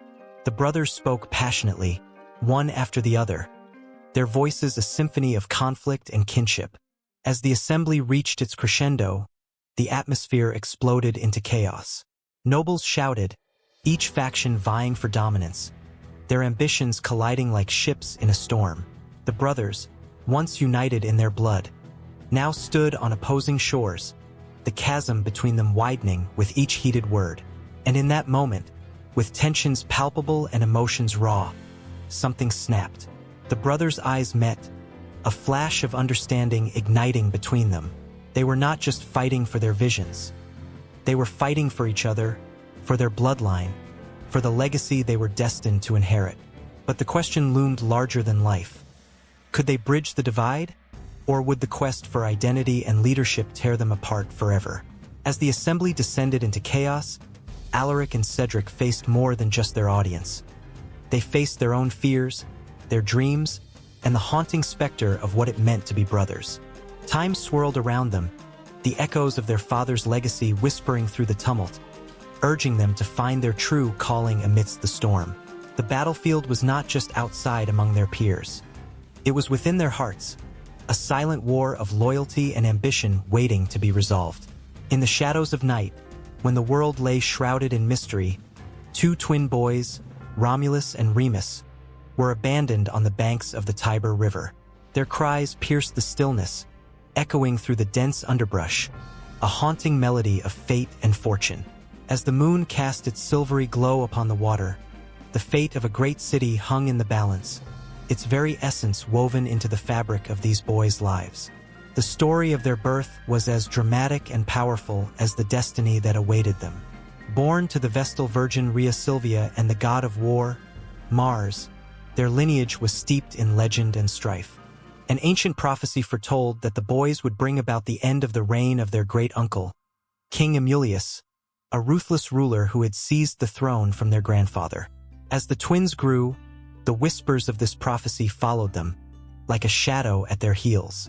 Their early days were fraught with danger.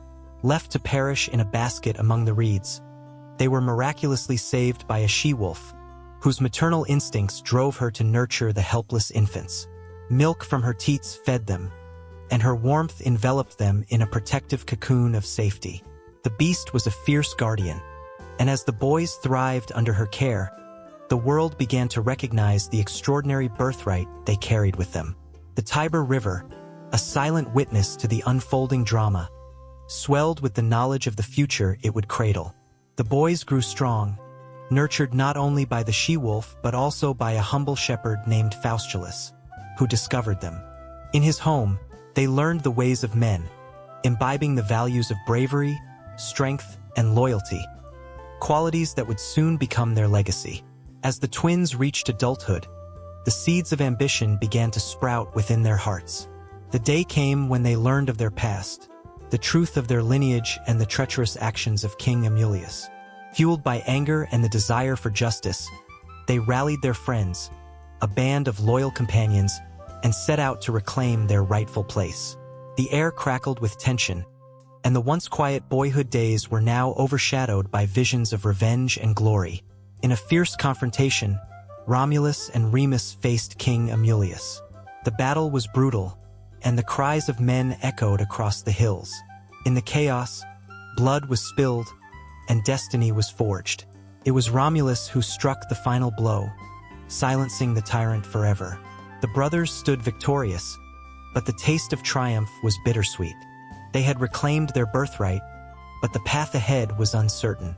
As the sun dipped low in the sky, casting a warm golden hue over the land, the twins turned their eyes to the horizon, each envisioning the city they would build, a place where people could thrive, where peace reigns over tyranny.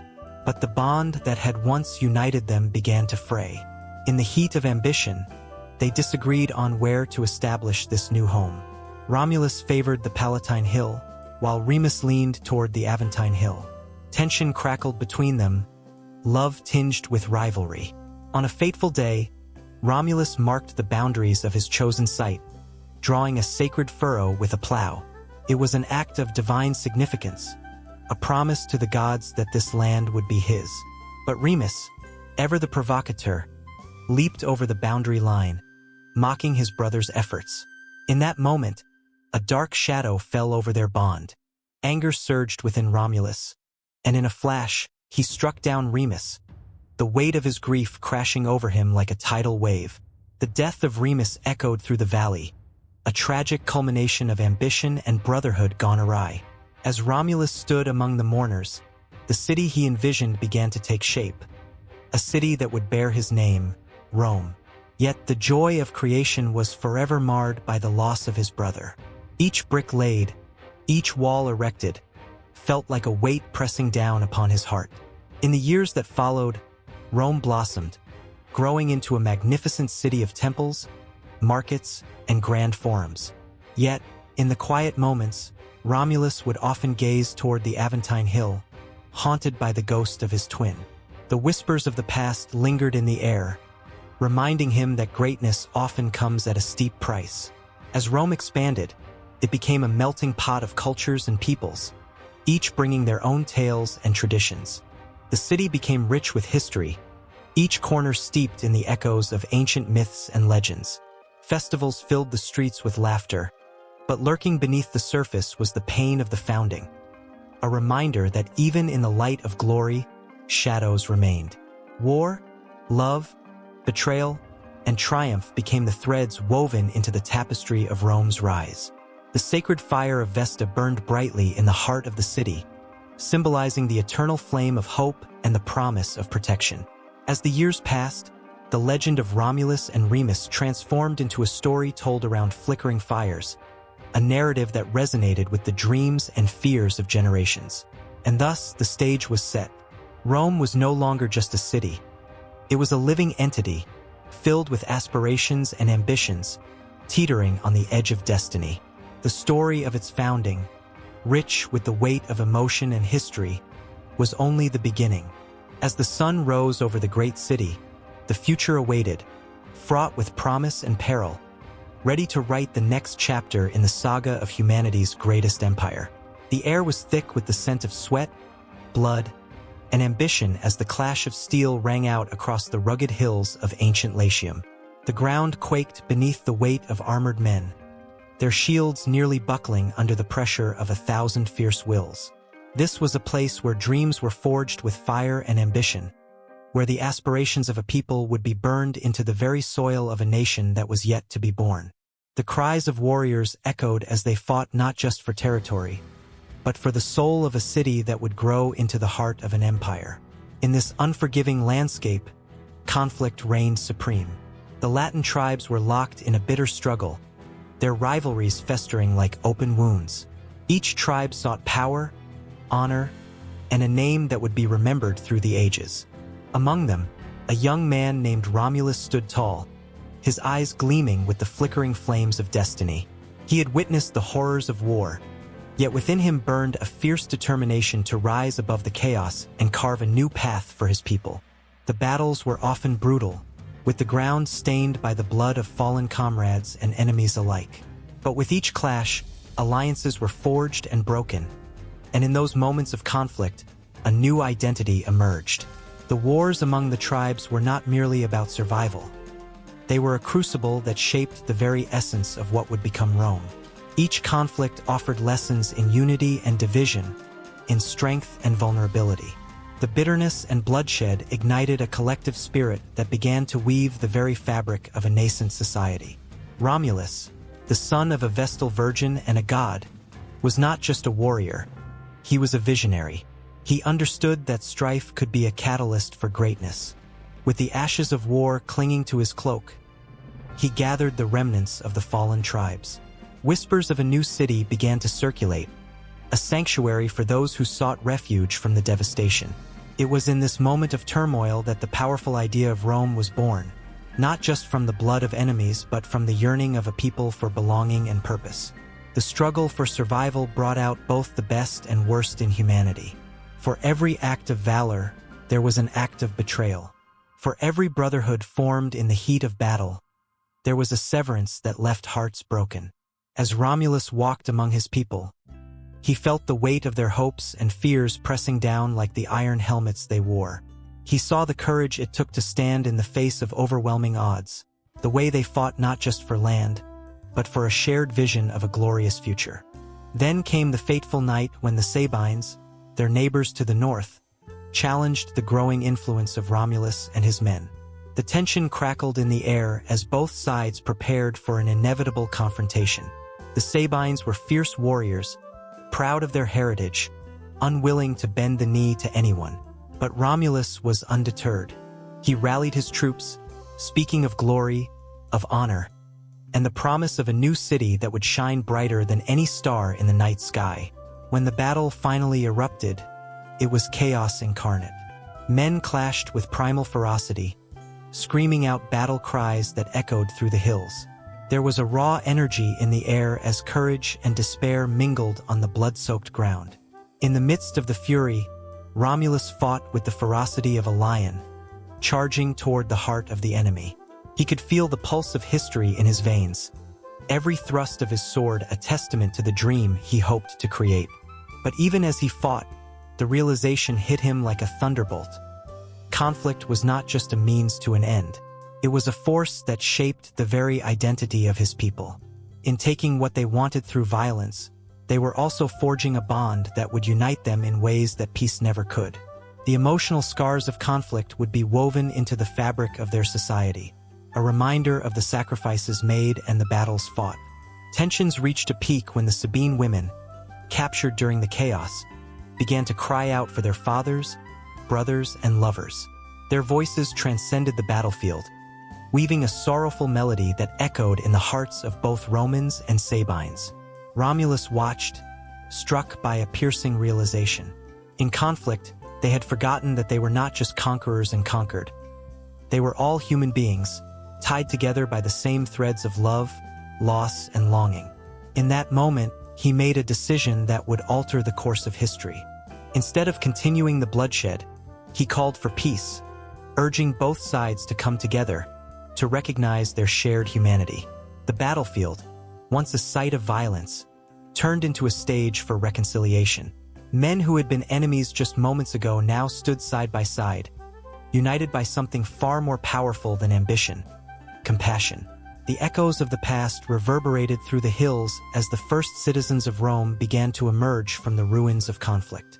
A city was born, not just of stone and mortar but of the very essence of its people, forged in the fires of battle and tempered by the heartache of war. The lessons learned in those chaotic moments would shape the laws, cultures, and values of a future empire. As the sun dipped below the horizon, painting the sky in hues of orange and crimson, Romulus stood atop the Palatine Hill, overlooking the fledgling city. The weight of his choices pressed heavily upon him. Conflict had been the catalyst for creation, but it was also a constant reminder of what had been sacrificed. The stories of warriors, lovers, and the struggles of a people would echo through time, woven into the eternal tale of Rome. And as the night wrapped its cloak around the city, the whispers of the past began to stir, beckoning the next chapter of Rome's tumultuous journey. Underneath the starlit sky, the pulse of the city thrummed with life, ready to face whatever challenges lay ahead. The air was thick with tension, a palpable silence hanging over the hills where two brothers once stood side by side, dreaming of a future bright with promise. Romulus and Remus, twin sons of a Vestal virgin and the god of war, were more than just siblings. They were the embodiment of hope and ambition. Yet, that very ambition twisted into a darkness that would forever stain the soil of their nascent city with fraternal blood. As the sun dipped lower, casting long shadows across the land, the brothers found themselves at an impasse. The world around them was teeming with potential, a blank canvas waiting for their brushstrokes. But the colors began to bleed into chaos. They had already chosen their locations to build their new homes, Romulus on the Palatine Hill, and Remus on the Aventine. This division, once a simple matter of preference, grew into a fierce rivalry, fueled by the competitive spirit that had always defined their relationship. In those moments of disagreement, hearts beat in sync with the pulse of the earth, but the bond between them frayed like old rope ready to snap. The air crackled with unresolved tension, each word a spark that threatened to ignite the flames of conflict. Friends and followers gathered, taking sides, whispering promises of glory and power, as if fate itself had chosen them for a grand spectacle. The very winds seemed to carry an ominous warning, a foretelling of the tragedy to come. One fateful day, driven by the throes of ambition and perhaps a touch of madness, Remus leaped over the walls that Romulus had built, a gesture of defiance. It was a moment that would echo through history, a moment of reckless bravado turned fatal. The brothers stood facing each other, eyes blazing with a mix of fear and fury. Romulus, filled with a mix of betrayal and desperation, felt the weight of destiny pressing down upon him. The ground trembled beneath their feet, a reflection of the storm brewing within their hearts.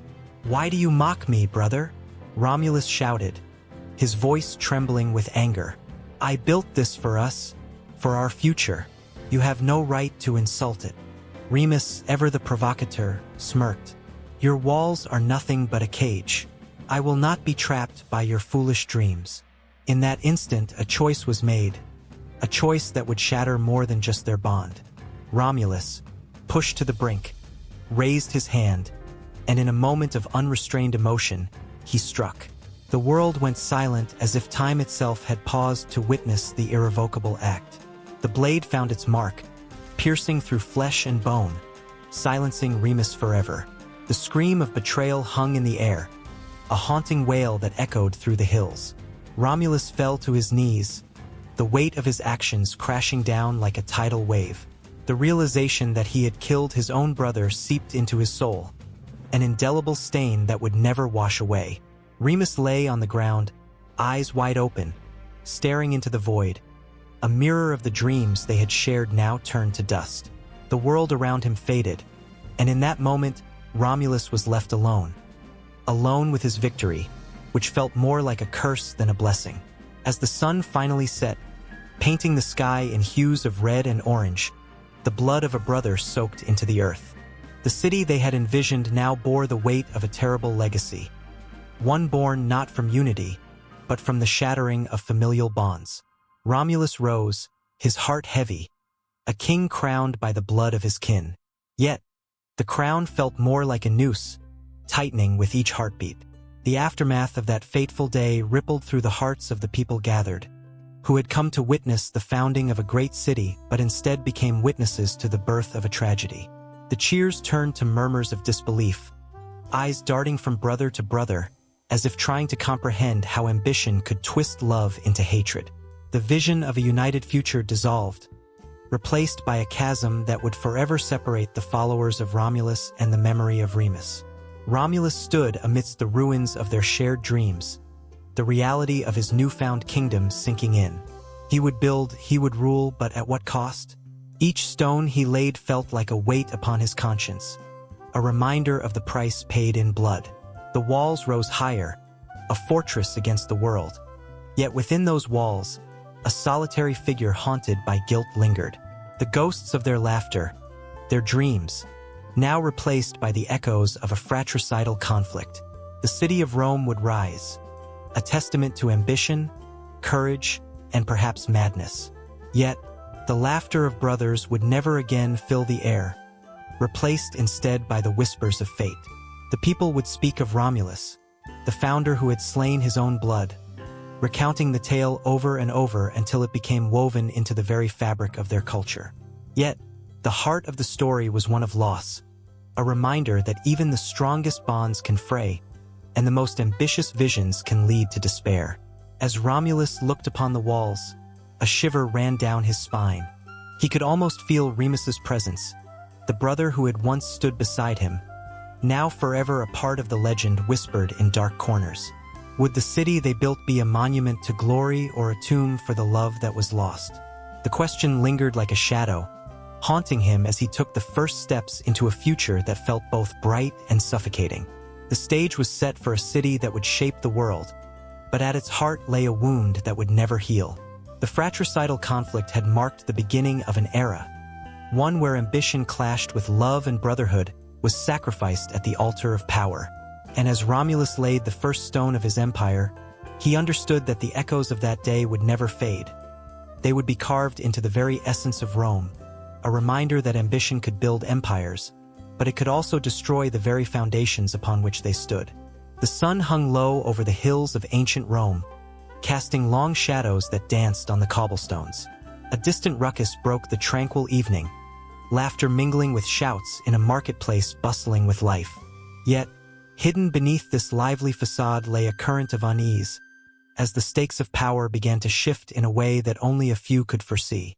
Romulus, the founder of Rome, stood at the center of it all, a figure whose decisions rippled across the fabric of history like a stone thrown into a quiet pond. His actions, bold and often reckless, had ignited a firestorm of political consequences that would shape the destiny of a burgeoning city. Each decision carried weight, and with it, an ever-growing tension that gripped the hearts of Romans. Romulus had not only established a new home for the displaced, but had also unwittingly sown the seeds of conflict and ambition among his people. It was a dangerous game of chess, each move calculated yet unpredictable, with the players unaware of how the pieces would fall. When he ordered the abduction of the Sabine women, it sent shockwaves through the region. What he saw as a necessary act to secure the future of his city became a bitter wound for the Sabine fathers. The cries of the women echoed in the valleys, mingling with the anguish of families torn apart. Romulus believed he was forging alliances, but what he really did was ignite a cycle of vengeance that would haunt Rome for generations. The Sabine men, fueled by rage, would not remain passive. They would rally together, their hearts burning with the desire for retribution. As Romulus gazed upon the walls of his nascent city, he could not see the tempest brewing just beyond the horizon. He had managed to bring life to the barren hills, but now, the seeds of discontent were taking root among the very people he sought to unite. The tension was palpable, a tightrope stretched thin between glory and destruction. It wasn't merely about land or power. It was about loyalty, trust, and the delicate nature of human relationships. As the sun set, the glow of torches began to illuminate the forum, the heart of political discourse. The flames flickered, mirroring the unease in the air. Knowledgeable elders and ambitious young men exchanged hushed whispers, their faces etched with concern. They understood the implications of Romulus' actions. The Sabines would not simply forget. They would come back, demanding justice, and perhaps even war. And in that moment, the political landscape began to shift, alliances forming and fracturing in the shadows. The people of Rome were caught in a wave of uncertainty. Would they stand united under Romulus' banner, or would divisions tear them apart? The very legitimacy of his rule was called into question. For every cheer that followed his victories, there were murmurs of dissent growing louder with each passing day. The duality of admiration and resentment wove a fabric of conflict, each thread representing a voice, a story, a heartbeat. In the quiet corners of taverns, men raised their cups to toast to Romulus, celebrating his audacity. Yet behind the smiles lay a simmering discontent. They questioned his methods, the morality of his choices, the price of glory. Would they be seen as heroes or villains? The struggle for identity gripped the populace, and their fate hung in the balance like the final notes of a haunting melody. As skirmishes with the Sabine forces began, the clashes resonated through the valleys, shaking the very foundations of Rome. The once celebrated bravado of Romulus transformed into something more dangerous. What had started as a quest for survival now morphed into a bloody contest for supremacy. The political ramifications of his choices were spiraling out of control, and each clash painted a darker shade upon the canvas of his legacy. The cries of battle echoed like thunder as soldiers fell, the ground soaked with the blood of the brave. It painted a vivid picture of a city torn between the desire for greatness and the moral weight of their actions. Romulus, cloaked in armor, felt the weight of every decision pressing down upon him. He was a leader, a warrior, but also a man whose choices could either uplift his city or lead it to ruin. Back in the forum, the council debated fiercely. The elders spoke of wisdom and restraint, their words heavy with the knowledge of history, while the youth, fervent and unyielding, called for vengeance. The air crackled with energy, each voice a note in a rising symphony of chaos. They feared that Romulus was leading them towards destruction. Yet at the same time, a flicker of hope remained. Could he navigate this tempest? Could he turn the tide and transform enemies into allies? As the sun dipped below the horizon, darkness wrapped around the burgeoning city, but it was not the end. It was merely a pause, a breath before the storm. The heart of Rome trembled, teetering on the brink of an unknown future, while Romulus stood as both architect and architect's folly. The decisions he made were no longer just his, but the foundation upon which every citizen would stand or fall. With the sound of the distant clashing swords and the rising cries of the people, the past mingled with the present, leaving trails of uncertainty hanging in the night air.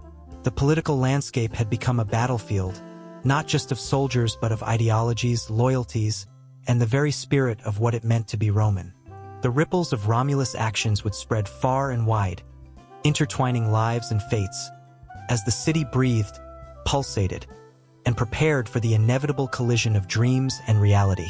In the flickering torchlight of a crowded Roman forum, the air crackled with tension, an undercurrent of fear and excitement. The crowd's hushed whispers mingled with the distant sound of clashing swords, their unyielding desire for power and glory palpable, a heartbeat echoing through the ancient stones. Here, in this bustling center of life and death, the very essence of Roman identity was forged, not just in the noble deeds of its warriors, but in the violent clashes that tore through the fabric of their society. Violence was not merely an act. It was a ritual, a way of life that defined what it meant to be Roman. The echoes of gladiators' roars resonated through the amphitheaters, where the lines between heroism and brutality blurred, each blood-soaked contest a testament to the strength and savagery that bound the empire together. As the crowd surged, eyes wide with anticipation, they did not just witness death. They embraced it, celebrating the glory of their champions, who danced upon the edge of mortality. It was in these moments that their identity crystallized, a fierce loyalty igniting within the hearts of the spectators. The Roman soldier, clad in gleaming armor and exuding an air of menace, was the embodiment of this identity. Each soldier was a cog in the relentless machine of imperial expansion, driven by a motto that reverberated through history: victory or death. The harsh training, the relentless discipline, and the ferocity instilled in them were not mere preparations for battle. They were the lifeblood of a culture that revered strength above all. In the heat of combat, where swords clashed and shields splintered, the soldier became more than just a warrior. He transformed into a guardian of Roman ideals, a sentinel of a civilization that thrived on the very violence that threatened to unravel it.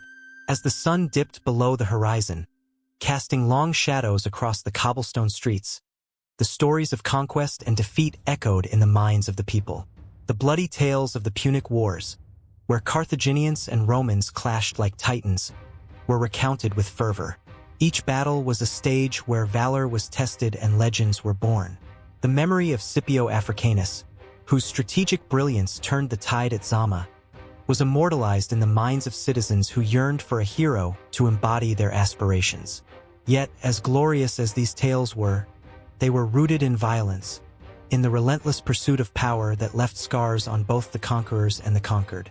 Women, too, played their part in this story of violent identity formation, albeit from the shadows. The fierce matriarchs of noble families wielded influence, their cunning often transforming political alliances into fierce rivalries. They understood that in Rome, strength was not always wielded with a sword. The whispers of a powerful woman could sway the mightiest of men, and in that subtle manipulation, there lay a violence of a different kind. A psychological battle fought in the halls of power, where the stakes were high and the consequences dire. In the bustling marketplaces, the scent of spices mingled with the metallic tang of blood, a stark reminder of the ever-present clash between commerce and chaos. Merchants peddled their goods amidst tales of assassination plots and military uprisings. The infamous assassination of Julius Caesar sent shockwaves through Rome. The Ides of March was not just a date. It became a symbol of betrayal, a violent rupture in the very fabric of Roman identity. It was a moment that showed how violence could shatter the grandest of ambitions, leaving nothing but a haunting echo of what was lost. The Senate, once a bastion of power, became a place tainted with treachery, where loyalty was a fragile concept easily severed by the blade. But amidst this tapestry of bloodshed and betrayal, there existed a resilience that defined the Roman spirit. The ability to rise from the ashes of violence became a cornerstone of their identity. When the empire faced internal strife or external threats, the call to arms echoed through the streets, rallying citizens to defend their way of life. The legions marched, their heavy boots thudding against the earth like a war drum, a primal call that awakened something deep within every Roman. They were united, not just by a shared heritage, but by a collective experience of violence that transcended personal stories. weaving together a national narrative filled with both triumph and tragedy. As night fell over the city, the flicker of oil lamps illuminated the faces of those gathered in the forum. The stories of battles fought and the blood spilled were recounted like hymns to the gods of war, Mars, Bellona, and the fierce spirits of ancestors long gone. The air was thick with emotion, a potent mix of pride and sorrow. Each tale of glory, each recounting of sacrifice, further entrenched the notion that violence was not an aberration. It was integral to their very existence. Yet, in this glorification of violence, there lay an unspoken fear. What would happen when the tides turned?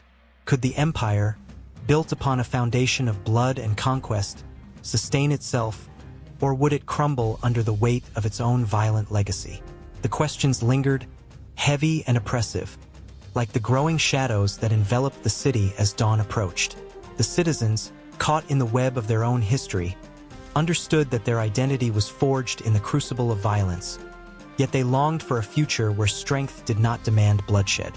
But for now, as the flickering flames illuminated the night, the stories continued, each word a reminder of the delicate balance they navigated. In the hearts of the Romans, there lived a duality, a yearning for peace entwined with an acceptance of violence as their ever-present companion. The echoes of the past were unrelenting, and as the first light of dawn broke, the cycle was set to continue. The saga of Rome, with its relentless pursuit of greatness, was far from over. The next chapter awaited, steeped in the same mixture of glory and violence that had come to define an empire. A chill settled over the ancient stones of Palatine Hill, where whispers of gods and emperors lingered in the fragrant air. A subtle breeze rustled through the ruins, as if the very spirits of Rome were awakening from their long slumber to share tales of power, betrayal, and triumph. It was here, atop this storied hill, that the origins of an empire surged forth, weaving threads of myth and history into a tapestry so rich that it could make the heart race. Palatine Hill rises majestically, cradled between the Forum and the Circus Maximus, its slopes steeped in legends that would make even the most stoic soul feel the weight of the past. This was the cradle of Rome, where Romulus and Remus were said to have been nurtured by a she-wolf, a myth that gave birth to a city and an indomitable spirit. The very air crackled with the energy of their fateful struggle for power, a fight that transcended sibling rivalry to become a defining moment for a civilization. As the sun dipped low on the horizon, casting a golden hue over the crumbling architecture, the ghosts of its past began to reveal themselves. The echoes of the great emperors who once walked these paths could be heard, a faint murmur of Julius Caesar contemplating the expansion of his empire, his heart pounding with ambition and dreams of glory. The Colosseum had yet to rise, but the seeds sown on Palatine were destined to bloom into wonders that would captivate the world. To the left, remnants of grand palaces stood as silent witnesses to opulence and decadence. The house of Augustus loomed, its very stones exuding an aura of authority. Here, the first emperor of Rome, with his vision of a Pax Romana, strategized his moves, and in doing so altered the course of history. The walls seemed to pulse with tales of high-stakes political intrigue, where alliances were forged and broken in the shadows, and the fates of nations hinged on whispered promises. But with power came peril, and the very air grew thick with tension. The hill was not merely a sanctuary of glory but also a stage for betrayal. It was within these hallowed grounds that conspiracies brewed and plots thickened. The legend of the Vestal Virgins, protectors of Rome's sacred fire, flickered like a candle in the wind. The pressure was immense. If they faltered, the fate of the city could hang in the balance. The very thought sent shivers down the spine, a reminder that the heart of Rome thrummed with both reverence and fear. On the edge of twilight, visions of the past danced before the eyes of the observer. Lush gardens, once vibrant under the sun, now lay cloaked in shadows, yet still hummed with the fragrant memory of blooming flowers and joyous celebrations. Banquets held under the stars, laughter that echoed through the night, and the clinking of goblets raised high in toasts to victories long past. But amid the revelry, a sense of foreboding lurked. The laughter of the elite could easily turn into the cries of the betrayed, and the weight of destiny pressed heavily on the shoulders of those who walked the hill's storied paths. As night fell, the glow of torches flickered, illuminating the stone faces of ancient ruins. The temple of Apollo stood proudly, dedicated to the god of prophecy and healing. Here, visions of the future were sought, and the air grew thick with the promises of destiny. Was it mere coincidence that the rise of Rome was foretold in the very stones of its founding? Or did the gods themselves weave their fate with threads of divine intention? The question hung heavily, each answer leading to another mystery, drawing in all who dared to ponder. The Palatine Hill breathed history, and with each breath, it whispered secrets of love, loss, and legacy. It was not just a hill. It was a living entity, a reminder of the fleeting nature of power and the eternal quest for immortality. The stories of heroes and anti-heroes played out like a grand theater, where the stakes were life and death, honor and shame. In a moment of stillness, the haunting beauty of the place enveloped all who stood there. The moon hung low, a silver sentinel, casting an ethereal glow on the remnants of what was once the pinnacle of civilization. The weight of history became tangible, wrapping itself around the soul like a comforting shroud. It was a reminder that every stone had a story, every crack a memory. Each layer of earth held the hopes and dreams of those who once called this place home. As the night deepened, shadows crept across the landscape, echoing tales of the night of the assassination of Julius Caesar, hauntingly close to the hill that bore witness to his rise. The air thickened with the betrayal of close friends, the chilling echo of a dagger's thrust, and the shock of a republic in crisis.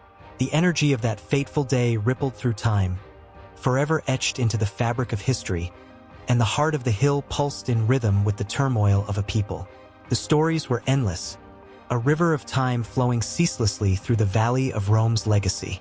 With each heartbeat, each breath of wind, the Palatine Hill continued to whisper its tales of triumph and tragedy, reminding all who paused to listen that history is not merely a series of events but a living, breathing testament to the human experience. The hill stood sentinel, a reminder that the past, rich with emotion, is never truly buried, always waiting to be discovered anew. As the night settled in, the allure of Palatine Hill remained, woven with the threads of fate and history, an eternal promise of stories yet to be told, waiting for an eager heart willing to listen. The air crackled with anticipation, a poignant reminder that what lay ahead was just as rich, just as haunting, and just as vital as what had been. The hill, like the heart of Rome itself, would continue to pulse, a timeless echo in the annals of history. Beneath the relentless sun, the ancient city of Rome pulsated with an energy that felt almost alive. The cobblestone streets thrummed with the footsteps of thousands, each echoing the weight of history, of legends, ambitions, and the unyielding spirit of a city birthed from myth. Among the towering columns and crumbling ruins, one figure loomed larger than life, casting a shadow that stretched across time. Romulus, the founder of Rome. In the dim twilight of the Forum, flickering torches illuminated the faces of the faithful who gathered to pay homage to Romulus. Their voices rose in fervent chants, weaving a tapestry of devotion that hung heavy in the air. Romulus, our protector. Romulus, our king. The rhythm of their words pulsed like a heartbeat, echoing through the centuries. The cult dedicated to this legendary figure was not merely a remnant of a bygone era. It was a living testament to the power of belief and the relentless yearning for a connection to greatness. The worship of Romulus was steeped in rituals that intertwined the sacred and the everyday. Priests clad in flowing togas performed ceremonies with meticulous care, ensuring that each gesture resonated with the divine.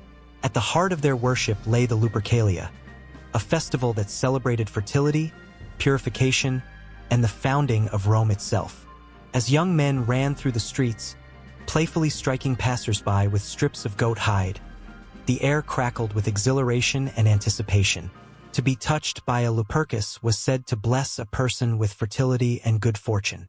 The laughter and shouts of merriment intertwined with the sacred chants, a unique blend of reverence and joy, capturing the very essence of Roman life. Those who participated in these ritualistic gatherings felt an electric connection to Romulus, a man who had once walked among them, who had fought and bled for the city they called home. In their hearts, they carried a fierce loyalty to this mythical figure. The stories of Romulus and his brother Remus were told and retold in hushed tones around flickering fires, each recounting more vivid than the last. The tale of how Romulus, raised by a she-wolf and destined for greatness, had slain his brother in a tragic dispute, resonated deeply. It symbolized not just the birth of a city, but the complex nature of ambition, sacrifice, and the inevitable conflicts that arise from greatness. Emotions ran high as the cult members honored their patron. Offerings were laid at the foot of statues, candles flickered in the twilight, and the scent of incense wafted through the air, mingling with the whispers of the past. It was during these moments that the boundaries between the present and the ancient blurred. The faithful believed that Romulus, though long gone, was ever present, watching over them, guiding their destinies. The act of worship became a bridge connecting the living to the legendary, binding the community together in shared history and aspiration. Yet, shadows lingered in the corners of this vibrant celebration. As night deepened, doubts crept into the hearts of some. Was Romulus truly a god amongst men, or merely a construct, a powerful emblem built upon the ashes of myth? The tension between faith and skepticism rippled through the crowd, but even the doubters could not resist the magnetic pull of the cult. They were drawn in by the stories, the emotions, the fervor of those around them. The firelight danced in their eyes, igniting embers of hope and longing that had long been dormant. Tales of Romulus's fierce resolve to protect his city resonated with those who faced their own struggles. In a world fraught with uncertainty, his legacy offered solace. They could lean into the belief that strength and valor were not just for the heroes of old, but for them as well. They, too, could forge their paths, rise above their challenges, and claim their own legacies. The cult of Romulus became a sanctuary for the weary, a space where dreams could take flight and aspirations could be nurtured. As the night wore on, the fervor of the worshippers swelled. Candles flickered wildly in the fresh evening breeze, casting shadows that danced on the walls of the ancient structures. The sound of drums echoed through the streets, a heartbeat that matched the pulse of the city.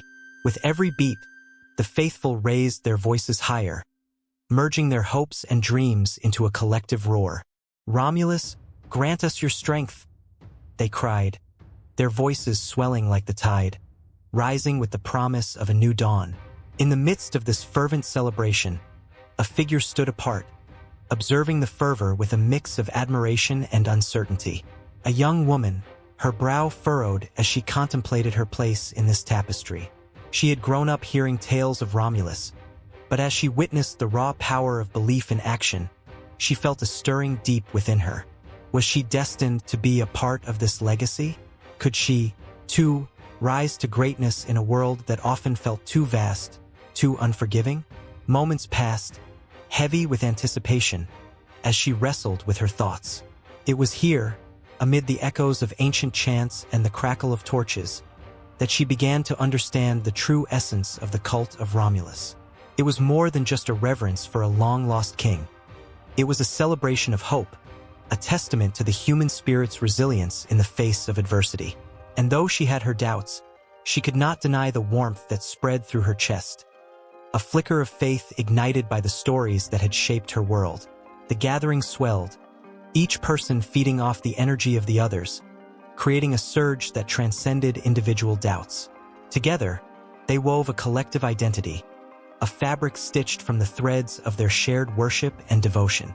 As the flames flickered and the night deepened, something profound was occurring. An unbreakable bond forged in the crucible of belief. The legacy of Romulus was not just a story of a founder. It had evolved into a movement, a way of life that would echo through generations. Yet, as the night deepened, a question lingered in the air, heavy and unspoken. A question that would shape the future of this fervent community. What would become of their worship when confronted with the inevitable changes that time would bring? Would the fire of devotion continue to burn, or would it flicker and fade into the shadows of history? The chants echoed once more, and the question hung like a dark cloud, waiting to be answered as the faithful raised their voices high, oblivious to the uncertainty that lay ahead. And in that moment, they were united, bound together by the spirit of Romulus, a legacy that would not easily be forgotten. In the dim haze of history, two stories linger about the cradle of one of the greatest civilizations the world has ever known. It was a place where myth danced with reality, where the whispers of gods brushed against the fabric of human ambition. Rome's origins are steeped in the rich tapestry of both fact and fable, each thread woven tightly into the consciousness of a city that became the epicenter of power, culture, and ambition. On one side, there is the tale of Romulus and Remus, two brothers cradled by fate and a she-wolf, their cries piercing the stillness of the Tiber River's banks. With every heartbeat, a legend was born. In this myth, Romulus, driven by a desire for greatness, turned against his own brother, slaying Remus in a fit of rage. The bloodshed paved the way for a new city, a sanctuary for the outcasts and the ambitious. The scene is thick with emotion. The heavy silence after the murder, the weight of betrayal that would echo through the ages. It's a story that stirs the soul, igniting a fire of passion and ambition in the hearts of those who hear it. But history is a different beast. It beckons with cold, hard facts and the remnants of what was left behind. Archaeologists have uncovered the foundations of ancient huts, dating back to around 753 BC. These humble dwellings suggest that the story of Rome's rise was not born in a moment of mythical violence, but rather from the slow, steady effort of human hands. These were men and women, laboring under the sun, their sweat and dreams mingling with the rich soil of the Palatine Hill. The historical narrative paints a picture of a community coming together, forging alliances and trading with neighboring tribes. From the ashes of myth emerges a tale of unity, survival, and the desire to thrive against all odds. Yet, the allure of mythology continues to hold its grip. The tale of the she-wolf evokes feelings of safety and nurture, encouraging the belief that Rome was divinely destined to rise. It suggests a connection to the gods, a promise of protection and greatness bestowed upon those who dare to dream. As the legend goes, the she-wolf not only nursed the infants but also symbolized the wild spirit of Rome itself, a city of warriors, a home for the brave. This myth fuels the pride of those who claim a lineage tied to its origins, igniting the imaginations of countless generations. Historians, however, sift through these legends, attempting to unveil the truths hidden beneath layers of embellished stories. They point to the Etruscans, whose influence over Rome was profound. The Etruscans, with their advanced culture and rich traditions, were the architects of many aspects of early Roman life, from religion to governance. They built cities, traded goods, and laid the groundwork for what Rome would become. This historical perspective offers a more nuanced understanding of the city's origins, showing that it was not merely a product of fate, but a mosaic of influences, dreams, and hard work. In the bustling streets of ancient Rome, one can almost hear the laughter of children playing near the Tiber, the shouts of vendors hawking their wares, and the passionate debates of politicians discussing the future of their fledgling city. The myth of Romulus and Remus, while profoundly impactful, was just one strand in a far more complex narrative. It was like a river flowing through the valleys of time, meandering through the lives of its citizens, shaping their identity. Yet, the question of identity runs deeper.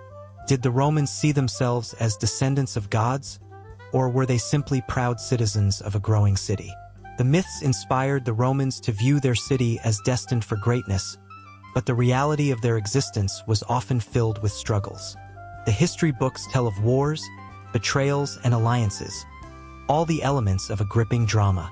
Each battle fought, each treaty signed, added another layer to the identity of Rome.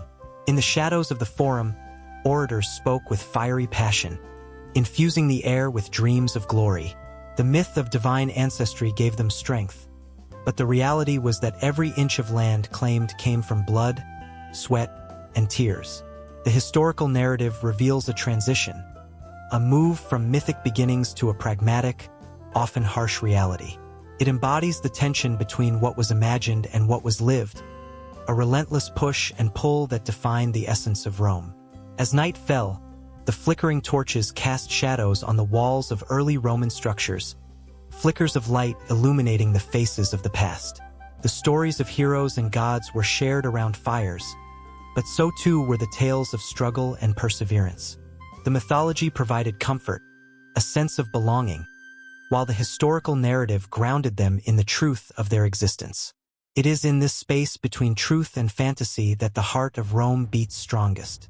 The magnificent city was built not just on the dreams of its founders, but on the hard work of countless individuals who toiled for a brighter future. The blood of Romulus and Remus may have been spilled in the legend, but the lifeblood of the city flowed from the determination of its people, who dared to dream of something greater than themselves. Tension lingers in the air, a charged atmosphere that brings forth a deeper understanding of what it means to belong to a place steeped in both history and myth. The origins of Rome are not just a tale to be told. They are an ongoing saga that continues to unfold, echoing through the ages. As the dawn breaks over the ruins, illuminating the past, one can only wonder what the future holds for a city born of both struggle and aspiration. The two narratives, intertwined and inseparable, continue to shape not just the identity of Rome but the very essence of what it means to be human. In a world where the whispers of gods intertwine with the threads of human fate, two infants were abandoned, left to the mercy of the elements and the wild. The cries of Romulus and Remus echoed through the desolate landscape as the sun dipped below the horizon, casting long shadows that danced like phantoms across the earth.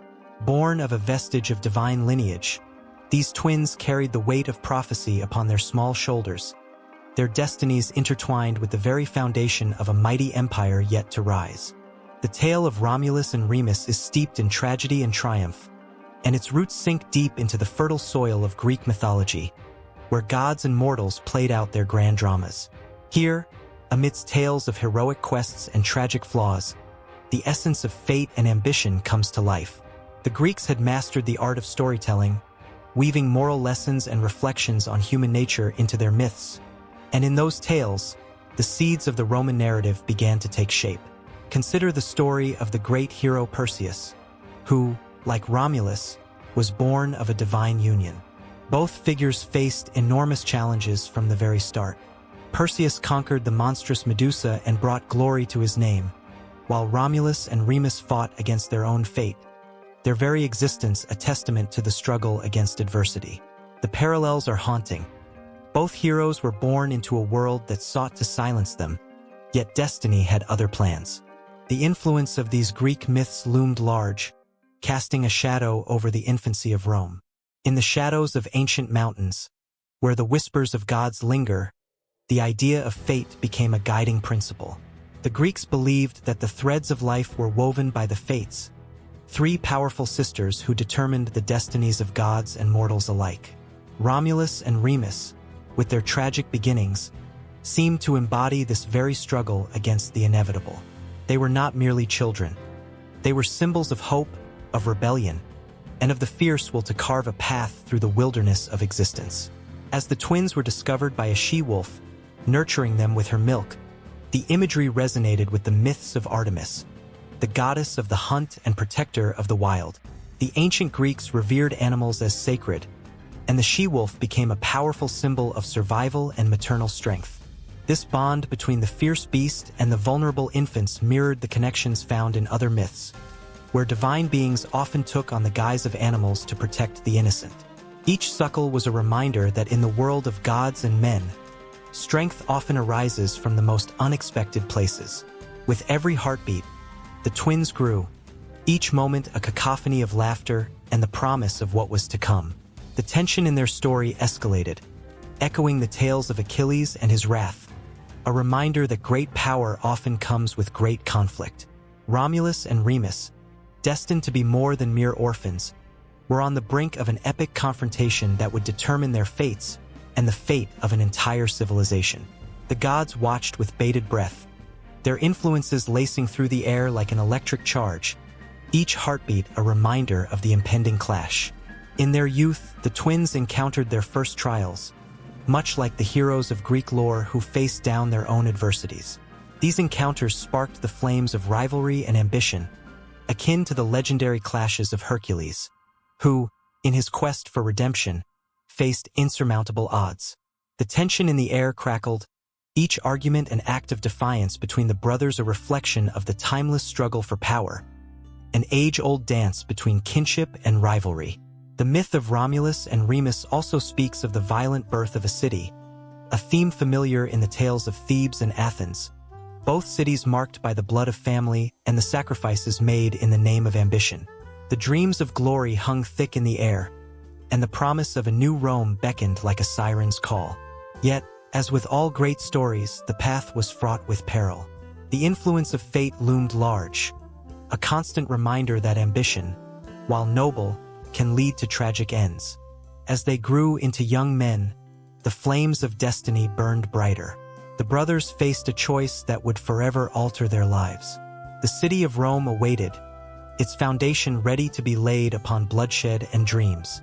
This moment echoed the fate of many heroes in Greek myths, who, driven by ambition and rivalry, shaped the world through their actions. Just as Oedipus grappled with his fate, Romulus and Remus were caught in an inescapable web of destiny, a thread spun by the hands of the gods. The tension culminated in a confrontation that would shake the very foundations of their bond. In a tragic echo of the stories told by the Greeks, the brothers found themselves at odds, each believing they were the rightful heir to the dream of Rome. The influence of Greek mythology pulsed through their veins, conjuring thoughts of brother against brother, much like the tragic tales of Ares and Athena, where the lines of love and duty blurred.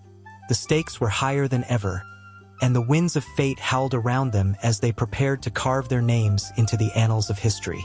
In the days that followed, as the dust settled on the battlefield, the echoes of their conflict reverberated through time. Romulus, crowned in blood and glory, stood as the first king of Rome, his heart heavy with the weight of his brother's absence.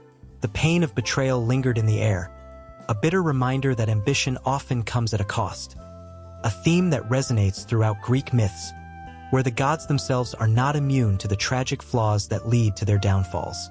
The story of Romulus and Remus, steeped in the rich tapestry of Greek myth, serves as a reminder that the human experience is fraught with challenges.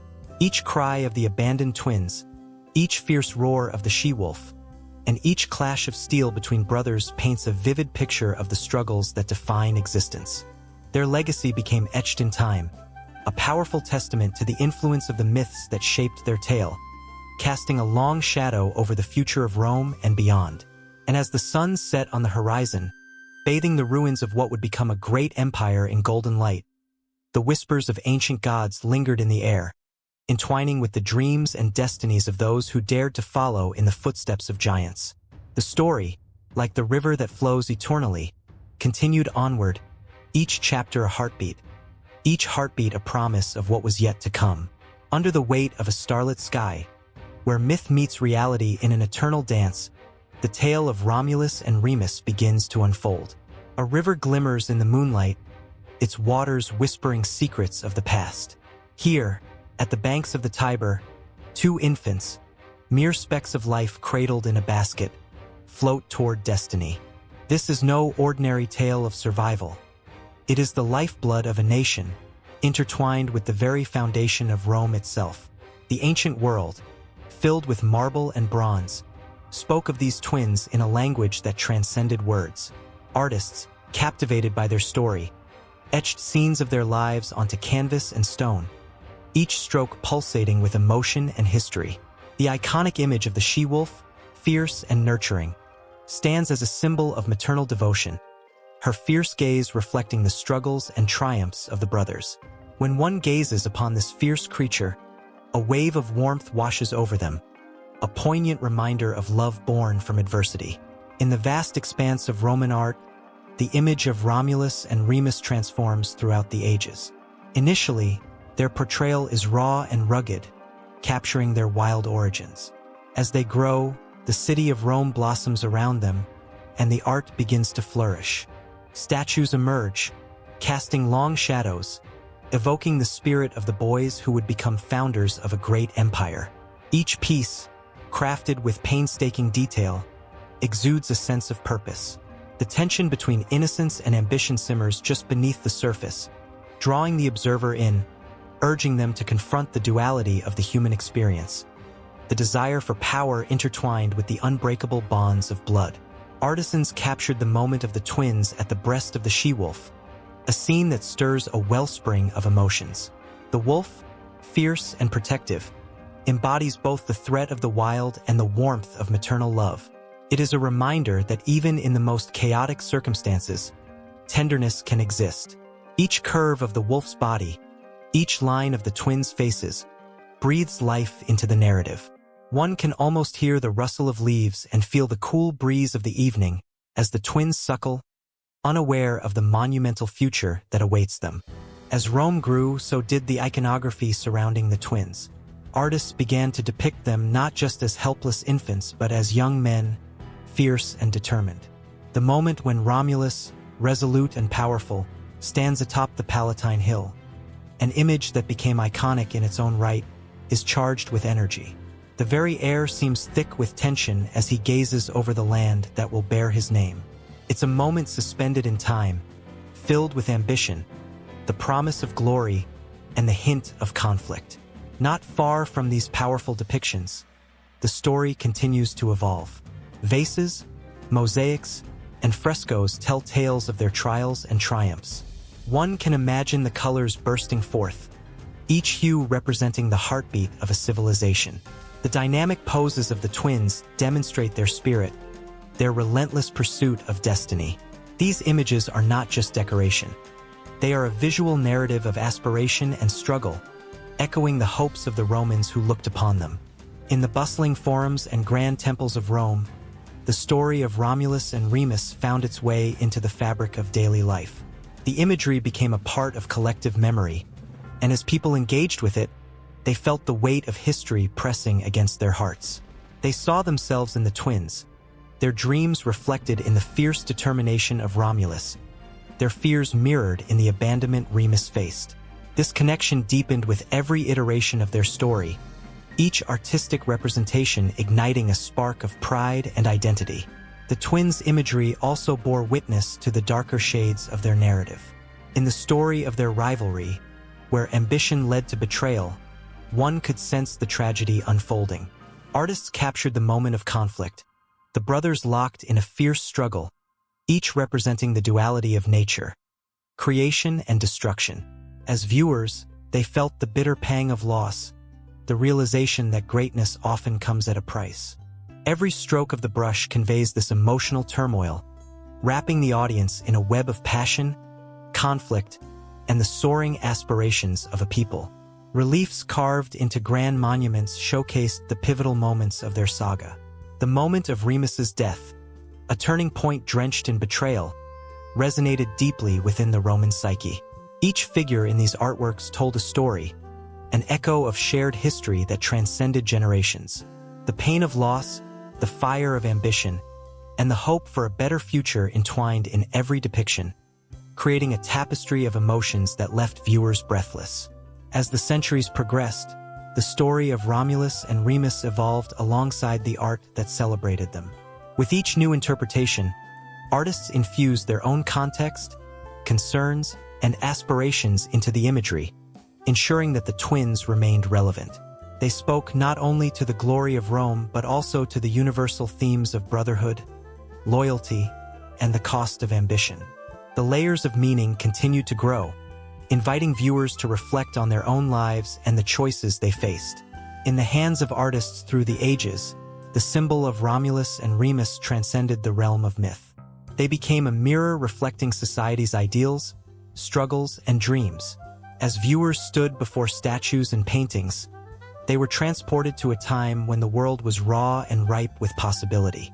The twins, forever entwined in their fateful tale, beckoned to audiences, igniting a passion that surged through time and space. With each glance at a representation of Romulus and Remus, the allure of their story grew richer and deeper. The emotional resonance of their journey lingered in the air, compelling audiences to reconsider not just the fate of the twins, but their own paths in life. As the narrative wove itself through art and culture, it became a living testament to the strength of legacy, an eternal flame that burned brightly in the hearts of those who dared to dream. And as one image fades into the next, the story continues, the whispers of the Tiber echoing in the background, weaving the past into the fabric of the present. Under the dim light of flickering candles, a group of women sat around a wooden table, their faces a mix of determination and fear. Outside, the rumble of cannon fire echoed through the air, a constant reminder of the tumultuous world they inhabited. These women were not merely the silent shadows behind their husbands or brothers. They were the heart, the backbone, and often the unheralded heroes of a revolution that would change history. They whispered plans of rebellion, their voices barely above the sound of the wind, yet their resolve pierced through the night. In the early days of the American Revolution, women played crucial roles that went unnoticed by many. They stitched uniforms and knitted blankets for soldiers, transforming their homes into workshops of hope and resistance. The women of the colonies understood the stakes. They witnessed their men leaving for war, and with each farewell, they stitched not only fabric but also the fabric of a new nation. In taverns and kitchens, they gathered to discuss politics and the fight for liberty, an act that was both radical and dangerous at the time. Among them was Abigail Adams, whose letters to her husband, John Adams, are filled with fiery words that demanded attention. She urged him to remember the ladies, a plea not just for attention, but for rights that seemed unimaginable. Her voice echoed across the miles, reaching into the chambers of power where decisions were made. In her heart, she knew that the foundation of this new world could not be built on the exclusion of half its population. Her words were seeds, and like the growing revolution, they would take time to blossom. In another part of the colonies, women like Mercy Otis Warren penned plays and pamphlets that stirred the hearts of their neighbors. They wielded pens like swords, crafting arguments and rallying cries that would spur men into action. Their ink became the lifeblood of patriotism, igniting fires of dissent that spread like wildfire through the colonies. In those moments, the women were not just observers. They were architects of change, laying the groundwork for future generations who would dare to dream of equality. But the roles of women extended beyond the domestic sphere. As men marched off to battle, women stepped into roles that were previously unimaginable. They became nurses, tending to the wounded and dying, often risking their own lives in the process. The battlefield became a place not just of glory, but of immense sacrifice. Deborah Sampson disguised herself as a man, enlisting in the Continental Army, embodying the spirit of bravery and defiance. Her tale of resilience is a reminder that the fight for freedom was not limited to the battlefield. It was fought in the hearts of those who dared to defy societal norms. In the midst of this chaos, the stories of women like Phyllis Wheatley shone brightly. A poet who had been enslaved, her words transcended the struggles of her circumstances, calling for liberty and justice. Phyllis became a voice for those who were silenced, her verses carrying the weight of her experience and her aspirations for a better world. She penned poems that were celebrated by the likes of George Washington, her intellect and talent shattering the chains of oppression, if only for a moment. The tension of these times was palpable. In the back alleys and hidden corners of towns, women organized boycotts against British goods, linking arms in solidarity. They understood that every cup of tea refused was a small act of rebellion, a refusal to submit to oppression. The Daughters of Liberty became a powerful symbol of this defiance, using their skills to create homespun cloth as a statement against British imports. Their hands worked tirelessly, shaping their reality with each weave and stitch, a quiet revolution that shook the very foundations of their society. As the war raged on, the sacrifices of women became even more pronounced. They managed farms and businesses while their husbands fought, taking on the world's weight on their shoulders. They were the unsung heroines, their stories often left untold in the grand retelling of history. And yet, the resilience in their hearts mirrored that of the soldiers they supported. They became the lifeline for families, raising children in the shadow of uncertainty, instilling in them the values of courage and perseverance.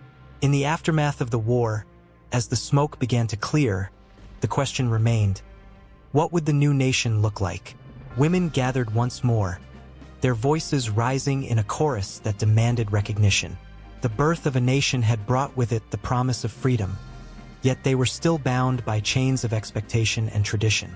The fight for rights continued, echoing in the words of women like Elizabeth Cady Stanton, who would later stand at the forefront of the suffrage movement, picking up the torch lit by her predecessors. And so, the narrative of the founding of America is woven with threads of female strength and courage, a tapestry rich with the stories of those who dared to dream of a more equal tomorrow. Each woman, whether in the shadows or in the light, played a role in shaping a nation that would one day strive to live up to the ideals of liberty and justice for all. Their legacy is a reminder that history is not just written by those in power. It is also crafted by the voices of those who dare to challenge the status quo, who refuse to be silenced. As the sun set on the horizon, casting a golden glow over the fields, the women continued to gather. Their stories, filled with pain and triumph, would become the bedrock for future generations. The fight was far from over, but in their hearts, they held the belief that one day, every voice would be heard, every story would be told. And so, the narrative of women in the founding of America unfolds, a powerful testament to the strength that lies within, waiting patiently for the world to recognize its worth. In the shadow of the Palatine Hill, a tension thick as fog hung in the air. The sun hung low, painting the sky in hues of orange and crimson, as the newly formed city of Rome bristled with the excitement of its first festival. Laughter mingled with music, and for a moment, all seemed well. Yet, behind those joyous faces lay a dark undercurrent, a festering wound that would soon erupt into chaos. This was the day the men of Rome intended to claim their brides, and their desire would soon overshadow all reason. Romulus, the founder of the city, stood tall among his followers, his eyes gleaming with ambition. He had gathered a band of warriors, outcasts, and dreamers, united by their longing for a new beginning. But there was an ache that hummed beneath their camaraderie, a yearning for women to share in their new lives. The harsh truth was unavoidable. Without wives, the fledgling city would struggle to thrive. And so, a twisted plan began to blossom in Romulus's mind, a plan that would reshape their destinies and carve the name of Rome into the annals of history. As twilight descended, the atmosphere shifted. The festival, a celebration of hope, masked a darker motive. The Sabine people, living just beyond Rome's borders, were unaware of the storm that was about to break. Among them were women of grace and strength, their laughter ringing like bells, unaware that their lives would soon be changed forever. The Sabine women were not just figures in a distant land. They were daughters, sisters, and mothers, woven into the fabric of their own communities. With a suddenness that startled even the bravest among them, Romulus signaled to his men. The music crescendoed, drowning out the cries of confusion. In a tumultuous sweep, they surged forward, their intentions cloaked in the guise of merriment. The men, fueled by a mix of desperation and desire, snatched the women from their families, pulling them away from the solace of their lives into the clutches of an uncertain future. For the Sabine women, the brightness of the festival had turned to ash in their mouths. Among the crowd was a young woman named Hercilia.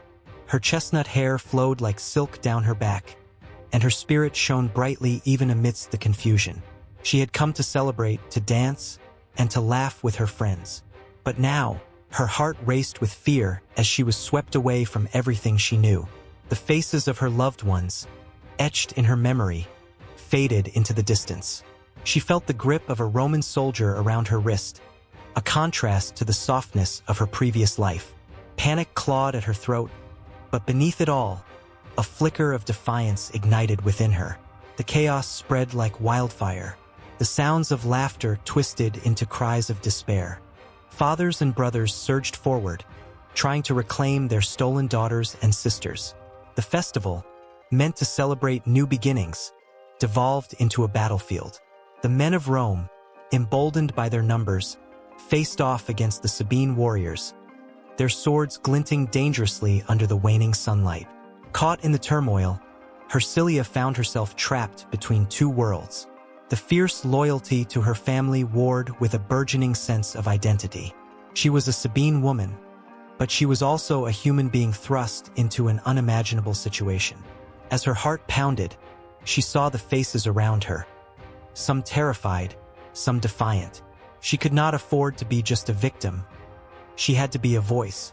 In the chaos, the lines of right and wrong blurred. Were these men acting out of necessity or desire? They had taken the women, yes, but was it an act of violence or something more complex? As the dust of the skirmish settled, the reality loomed heavy above them. The Sabine women, once symbols of peaceful lives, now bore the weight of a new identity forced upon them. They would have to navigate a landscape that was fraught with tension, a struggle for acceptance in a city that had been built on their abduction. The days that followed were filled with uncertainty. Hersilia, along with the other women, was forced into a new life. The Romans, although they had taken them by force, now faced a different kind of battle, one of winning the hearts of their captives. Hersilia, with her strong spirit, began to see the complexities of her situation. The men who had abducted her were not mere monsters. They were human, driven by their own desires and fears. Every glance from her captor was a mix of longing and apprehension. The struggle to find a place in this new world was not just hers. It was the struggle of all the Sabine women. As time passed, bonds began to form. Hersilia found herself torn between her loyalty to her homeland and the affection she began to feel for her captors. In quiet moments, as she looked into the eyes of the Roman men, she saw reflections of her own fears, dreams, and hopes. The abduction had been brutal, but it had also sparked a complex web of emotions that could not be easily untangled. The men, too, felt the weight of their actions. They were not simply conquerors. They were men trying to forge a future in a city that demanded sacrifices. In the quiet of the night, when the revelry faded, they pondered the consequences of their actions. Romulus, the once mighty leader, felt a pang of doubt. What had he wrought? Suspense thickened in the air. Would the Sabine women accept their new lives? Or would the echoes of their abduction haunt the fragile peace? Would love blossom from the ashes of conflict? Or would resentment fester and grow? The tension crackled like electricity, leaving the fate of both the Romans and the Sabines hanging in the balance, teetering on the edge of an uncertain future. The sun dipped low on the horizon, casting long shadows across the dry, cracked earth, as the distant sound of drums echoed through the valley, a chilling reminder of the imminent clashes that haunted the world of the tribes. Tension crackled in the air, palpable and thick, as families gathered around flickering fires, their faces drawn and anxious. This was not merely a place of survival. It was a crucible of conflict where survival often meant war. In this rugged land, tribes fought for territory, for food, and for identity. Each day began with the hope of peace, yet each sunset often ended in the haunting cries of the fallen. The cycle seemed never-ending. As the sun sank lower, warriors donned their war paint, their faces transformed into fearsome masks of bravery and determination. The flickering firelight danced on their skin, revealing a mix of fierce pride and deep-rooted fear that belied their outward bravado. They were unified in purpose, yet divided by history, driven by a hunger for land that had once been sacred. For the neighboring tribes, the horizon was not just a line of mountains or valleys. It was a battleground, a canvas stained with the memories of past skirmishes and the dreams of future victories. Each tribe told tales of their ancestors, of great leaders who had protected their people, who had fought valiantly to claim what was theirs, only to be met with resistance from those who fought just as fiercely. The land was alive with stories, whispers carried on the wind, echoing tales of heroism and tragedy that spurred the warriors onward. In one such tribe, nestled between the river and the forest, the chief gathered his people. With a voice like thunder, he spoke of glory and honor, igniting a fire in the hearts of the young men who yearned to prove their worth. They listened intently, their eyes wide with a mix of awe and fear. These were not just tales. They were calls to arms, stirring a longing for their own stories to be written in blood and valor. They would rise against their neighbors not just for land, but for the very essence of who they were. Yet, as the preparations began, there were whispers of doubt among the elders. They spoke of the costs of war, the lives lost, the families torn apart, the cycle of vengeance that seemed inescapable. Each generation had paid the price, and now, with the drums of war sounding ever closer, some wondered if this time would be different. Could peace ever flourish amid the relentless thirst for expansion? Or would they only sow the seeds of more hatred and bloodshed? As night fell, the tension thickened. The warriors slipped into the shadows, each heartbeat a drum signaling their approach. The quiet was deceptive. The stillness before the storm felt like a coiled snake ready to strike. Suddenly, a shout shattered the silence. A warning call that rang out across the valley. The two tribes stood face to face, their breath mingling in the frigid air, hearts pounding in unison as both sides prepared for the inevitable clash. The first arrows flew, slicing through the night, their fletching whispering secrets of destruction. They found their marks, bringing cries of pain that echoed across the land. Warriors surged forward, driven by adrenaline and fury, as the clash of metal rang out like a dreadful symphony. Faces, once filled with hope, were now masks of rage and fear, as blood spilled onto the earth, sacred ground tainted by the violence of men. In the chaos, a young warrior named Tarek fought with a fierceness that belied his years. He had trained for this moment, but nothing could prepare him for the raw brutality of battle. Every swing of his spear felt heavy with the weight of an entire lineage behind him. He could see his brothers fighting beside him, and the sight filled him with an insatiable drive. But with each strike, he felt the sting of loss as he watched friends fall, one by one, their lives extinguished in an instant. As dawn broke, it revealed a landscape scarred by conflict. The sun's rays illuminated the aftermath. Broken bodies littered the ground, and the cries of the wounded pierced the early morning stillness. The air was thick with the scent of smoke, mingling with the metallic tang of blood. It was a grim reminder that each battle left a mark, not just on the land, but also on the souls of those who survived. In the days that followed, the cycle of conflict continued, relentless and cruel.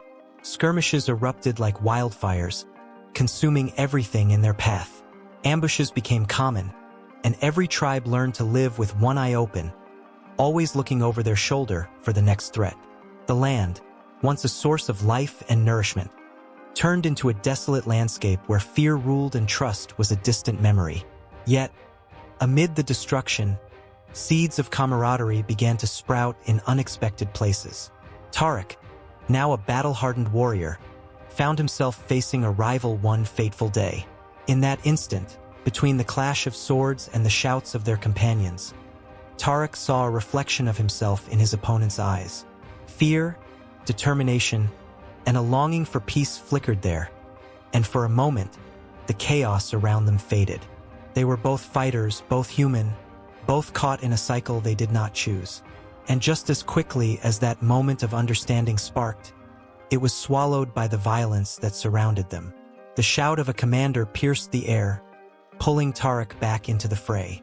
With renewed ferocity, he fought, but the echo of that fleeting connection lingered in his mind, a whisper of hope amid the storm. It was a reminder that perhaps, one day, the fire of conflict could be extinguished, giving way to a new dawn where understanding reigned over bloodshed. As the tribes continued their relentless struggle, the question hung heavy in the air. Would the cost of expansion ever outweigh the price of peace? The conflict was far from over, and with every battle fought, the line between enemy and ally blurred just a little more, leaving behind a haunting potential for a future neither side could dare to imagine. In a dimly lit room, shadows dance across the walls as a figure sits hunched over a scroll, the flickering flame illuminating the inked words that breathe life into the past. The air is thick with anticipation, as if time itself holds its breath. The Roman Republic, a name that evokes images of togas, grand debates, and the clash of swords. Yet, beneath this romantic facade lies a tale filled with betrayal, ambition, and the relentless struggle for power. The truth is woven into the fabric of history, and this truth is far more captivating than any myth. The legends of the Republic paint a picture of noble founders like Romulus, who, according to myth, wrested a city from the grip of chaos. Yet, history whispers of bloodshed and treachery, the very foundation of Rome soaked in the lifeblood of its enemies and its own kin. As Romulus stood atop the Palatine Hill, a world awaited. Not a world of peace and justice, but one where ambition and greed would ignite civil wars that would tear the Republic apart. The Senate, once a bastion of wisdom, morphed into a den of intrigue, where alliances were like sandcastles, fragile and easily washed away by the tide of betrayal. Gaius Marius, a general with the spark of ambition in his eyes, tore down the barriers of the traditional elite. He opened the gates of military glory to the common man, promising them honor and elevation. But as soldiers became loyal to their generals instead of the Republic, cracks began to form. The myth of a united Rome fell apart. The legions became pawns in a power struggle that echoed through the ages. Marius's fierce rival, Lucius Cornelius Sulla, would rise like a storm, wielding his army against the very city that once lauded him. The streets ran red as Sulla marched into Rome, and the myths of a peaceful republic crumbled like dried leaves underfoot. As the years rolled on, the Roman Republic transformed. Figures like Pompey and Crassus emerged, and their clandestine meetings spoke of more than mere politics. They hinted at an era of alliances founded on ambition and avarice. The three men, each driven by their hunger for power, began to weave a tapestry of control that would eventually ensnare them all. The illustrious triumvirate, touted as a partnership for the ages, became a cauldron of jealousy and animosity, simmering until it boiled over into chaos. When they made their pact, the air was thick with promise, but behind the scenes, whispers of deceit and betrayal curled like smoke.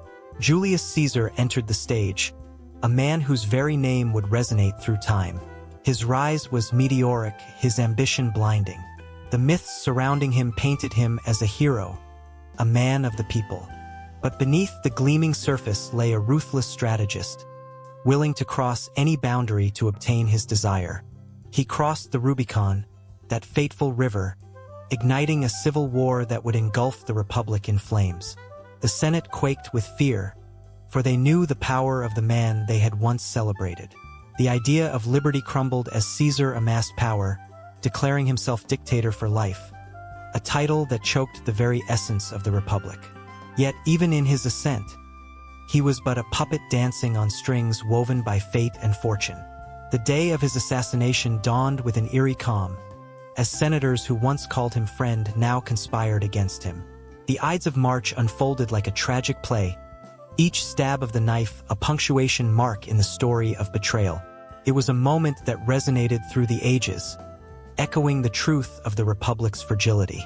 Friends became enemies, and the fabric of loyalty frayed, leaving only the stark reality of ambition in its wake.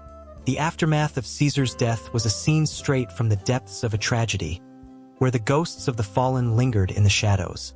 The Republic shattered, and the myths of democracy lay in ruins.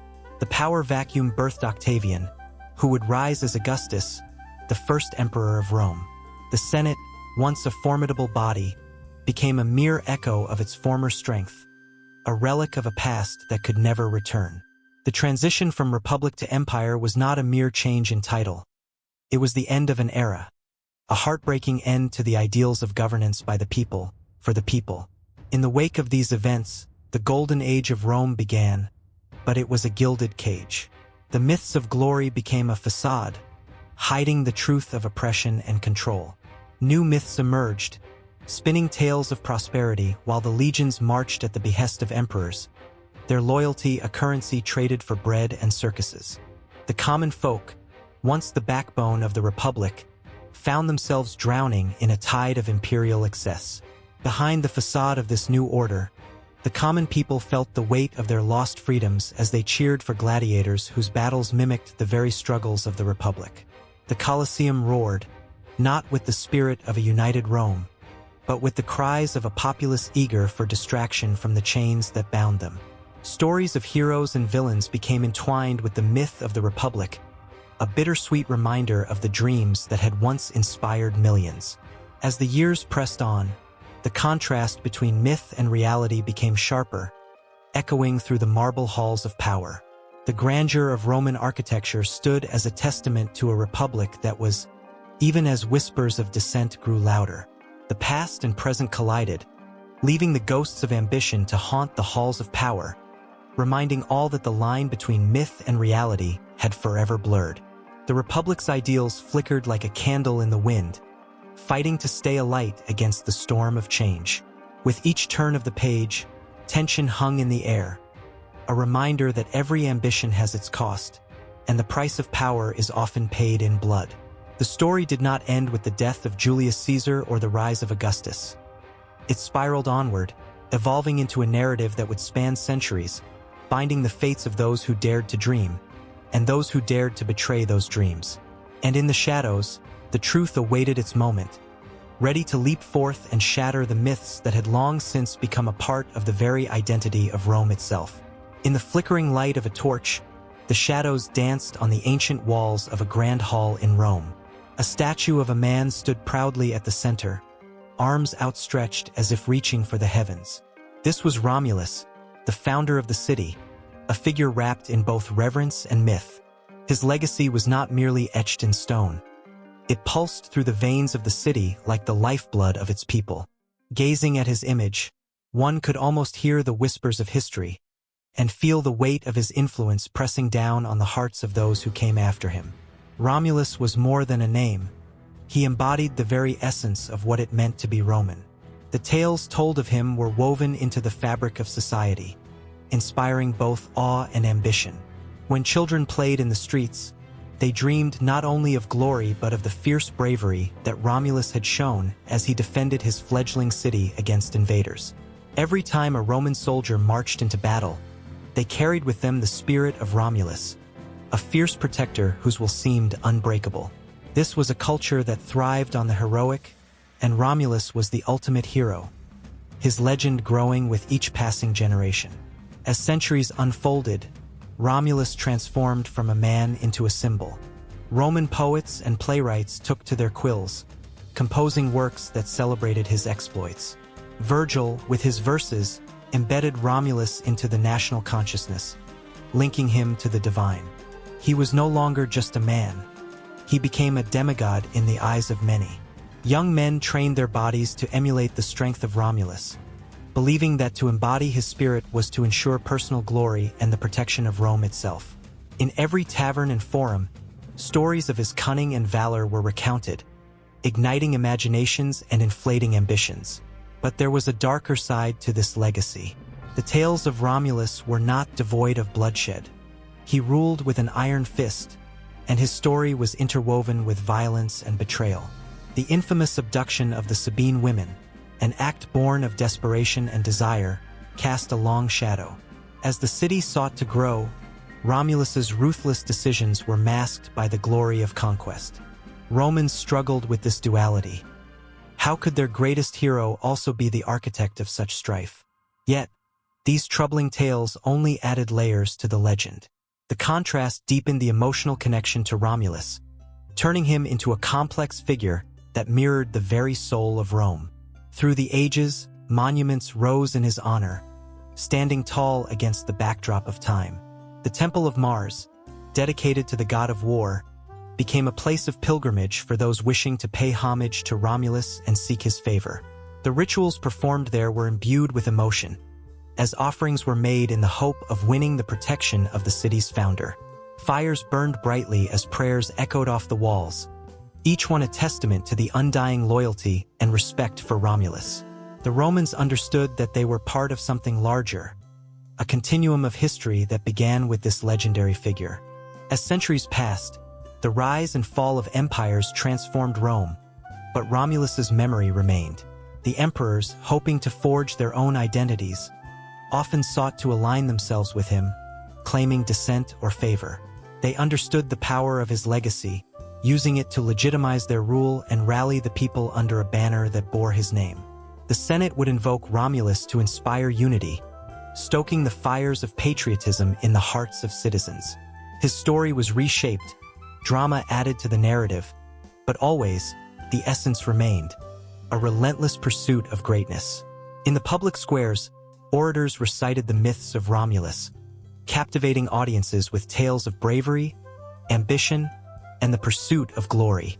The people listened, rapt and wide-eyed, their hearts racing at the thought of what it meant to be Roman. They felt the pulse of their city in these stories, a heartbeat that echoed the courage of their founder. As the sun dipped below the horizon, casting long shadows across the cobblestone streets, the weight of their connection to Romulus grew heavier, binding them to the past and propelling them into the future. Yet, not all saw Romulus through rose-tinted glasses. Critics emerged, questioning the morality behind the tales. Was a hero defined solely by his victories?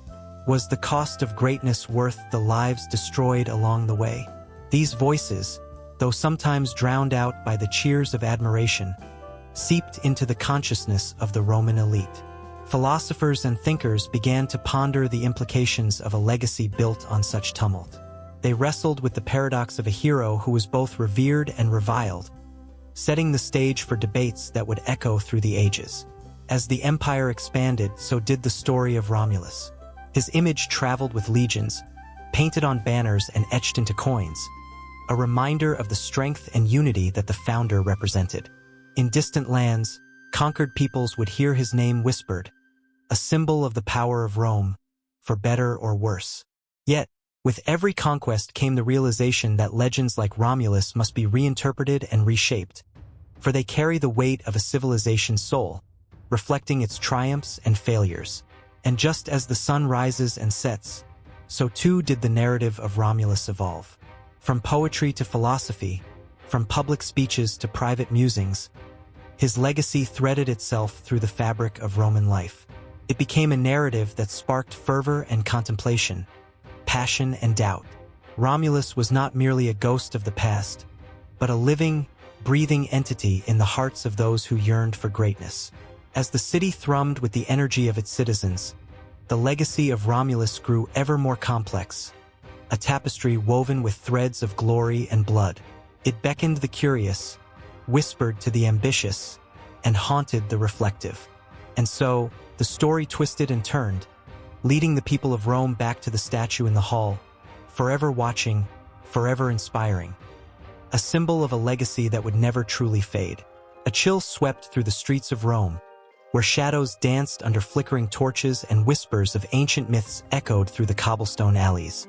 It was a time when the Republic, once a bastion of hope and freedom, began to wither under the weight of ambition and power. The legends of old, those tales of divine intervention and heroic deeds, still gripped the hearts of the citizens. Yet the meaning of these myths began to morph as the empire loomed on the horizon, casting a long shadow over the ideals of the Republic.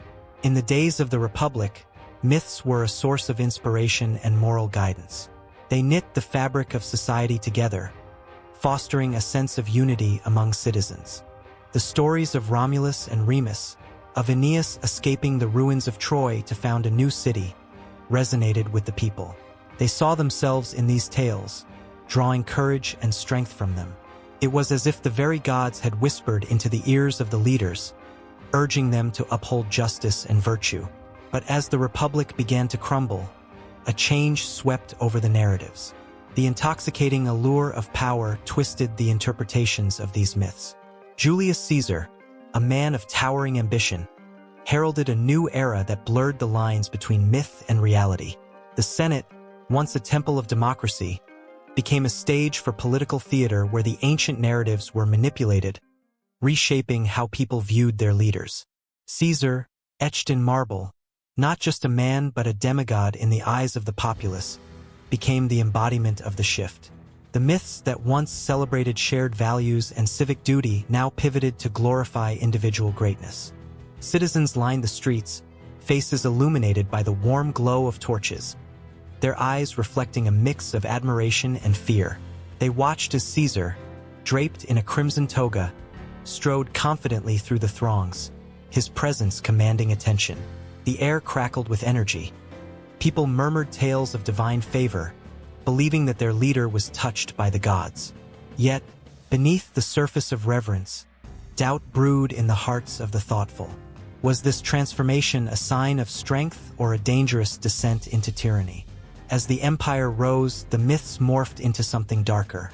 The stories of heroism now served to legitimize power, justifying the harsh realities of imperial rule. The gods, once distant and abstract, were now invoked to support the ambitions of emperors. The divine was enlisted in their quests for control, painting a picture of a world where only the strongest survived.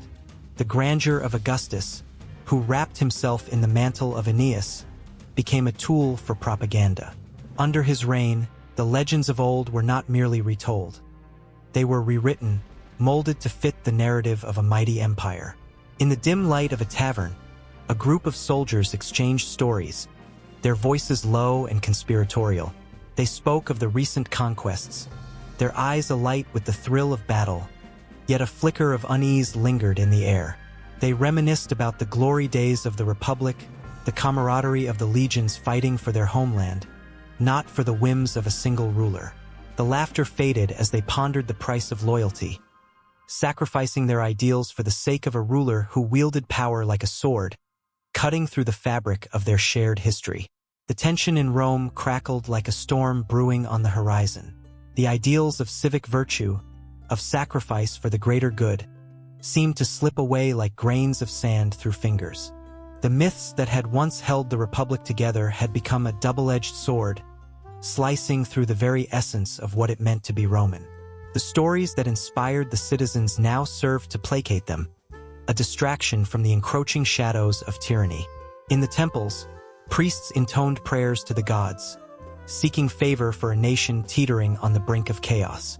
Yet, as incense wafted through the air, a sense of foreboding hung like a thick fog. The divine seemed silent, as if watching, waiting for the inevitable clash between the ideals of the Republic and the harsh realities of the empire. The gods, once protectors of the Republic, now watched with wary eyes. What transpired on earth no longer mirrored the harmony of the heavens. And as the sun set over the Palatine Hill, casting a golden hue over the city, the citizens found themselves at a crossroads. They were drawn to the myths that once gave them hope but now felt the weight of their implications. Would they cling to the ideals of their ancestors, or would they succumb to the allure of imperial power? The tension brewed, palpable and electric, as the stories of old beckoned them, blending caution with a longing for greatness. In the shadows of history, the myths whispered of fate and consequence, weaving a tapestry rich with emotion. The hearts of the people thumped in rhythm with the stories they told, uncertain whether they were forging paths of glory or spiraling into darkness. Was the empire destined to rise on the ashes of the Republic, or could the flicker of hope still ignite a change? The night deepened, and Rome held its breath, poised on the brink of transformation. The lines between myth and reality blurred further, leaving only the echo of possibilities hanging in the air, waiting for the next chapter to unfold.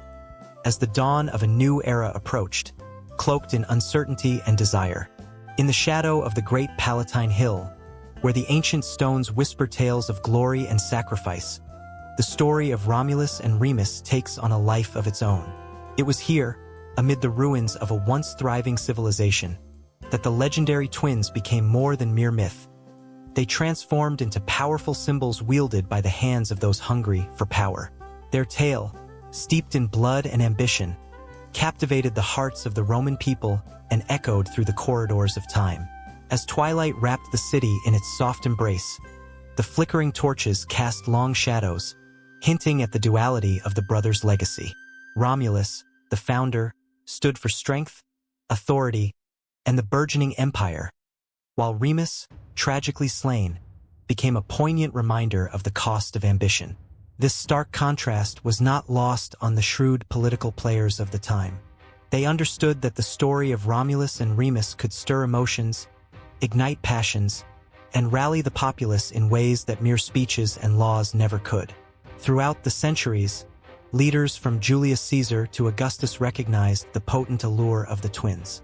They infused their own narratives with the legend, using the boy's tale to justify their reigns and illuminate their visions for the future of Rome. Each ruler painted Romulus as the ideal leader, embodying the virtues of courage and tenacity.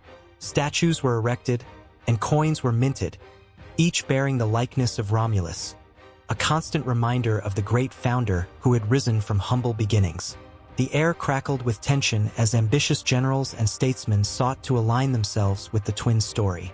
They would gather crowds, their voices rising in fervor, recounting how Romulus, in a fit of righteous anger, defended the city he founded against the treachery of his own brother. The people, wrapped up in the drama of loyalty and betrayal, could not help but feel the weight of the brothers' fate in their own lives. Would they be loyal like Romulus, or would they fall into the chaos that followed Remus's death? The idea of the founding father was stitched into the fabric of Rome by these narratives. Leaders like Augustus, who claimed divine lineage from Aeneas, another hero of Rome, tapped into the emotions surrounding Romulus and Remus with precision. Through art and literature, they crafted a mythical lineage that tied their right to rule directly to the founders of the city, appealing to a populace that yearned for stability amidst the chaos of political strife. In the tumultuous days that followed the assassination of Caesar, the imagery of Romulus and Remus surged to the forefront of political discourse. The supporters of the fallen leader sought to invoke the spirit of the twins in their quest for vengeance against the conspirators. They rallied the masses, their voices echoing through the forum. "Remember the blood of Remus.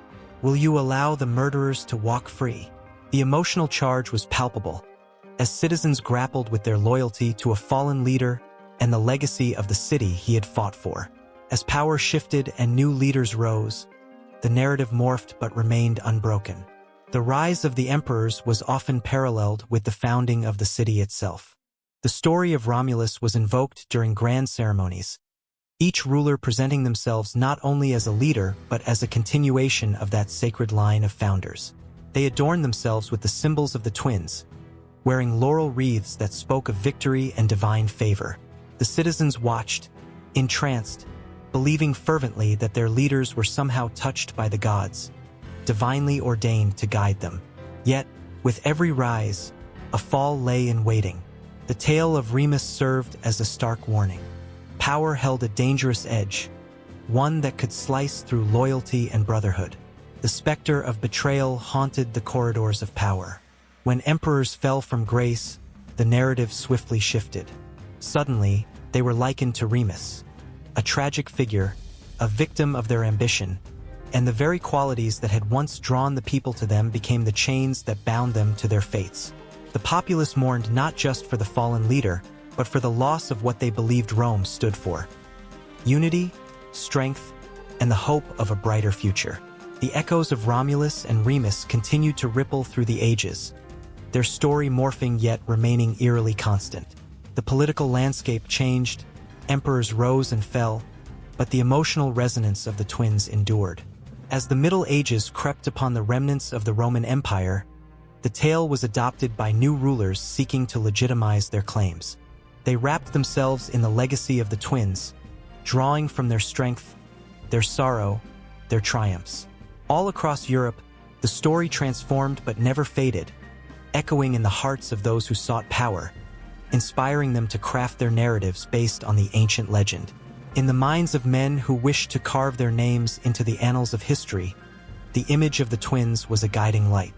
With every proclamation of virtue, every portrayal of valor, they tapped into the deep well of emotion that the story of Romulus and Remus had birthed. It was a legacy that could not be contained, flowing freely through the veins of political discourse and spilling into the lives of the common people who found hope, fear, and sometimes a deep longing for what might have been.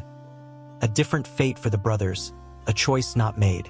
And as the ages turned, even in the distant corners of the world, the imagery of Romulus and Remus would rise again, reimagined and yet familiar.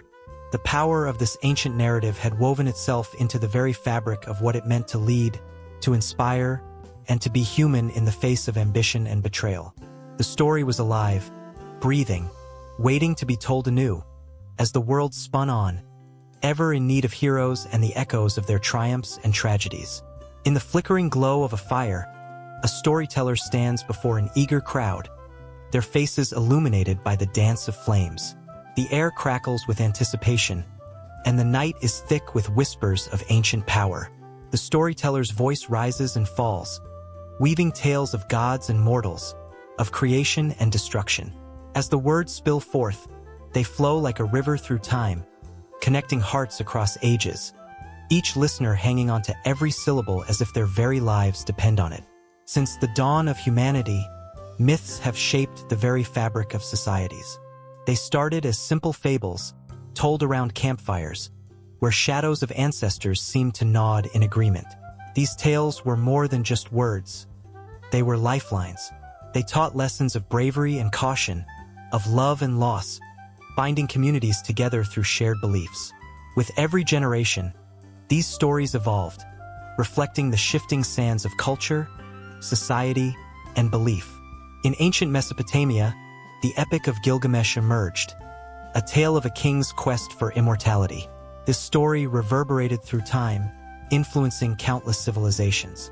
From the crumbling clay tablets of Sumer to the marble columns of Greece, the themes of heroism and existential dread pierced through the ages. Gilgamesh's journey, a reflection of human frailty, echoed in the hearts of those who sought understanding in their own lives.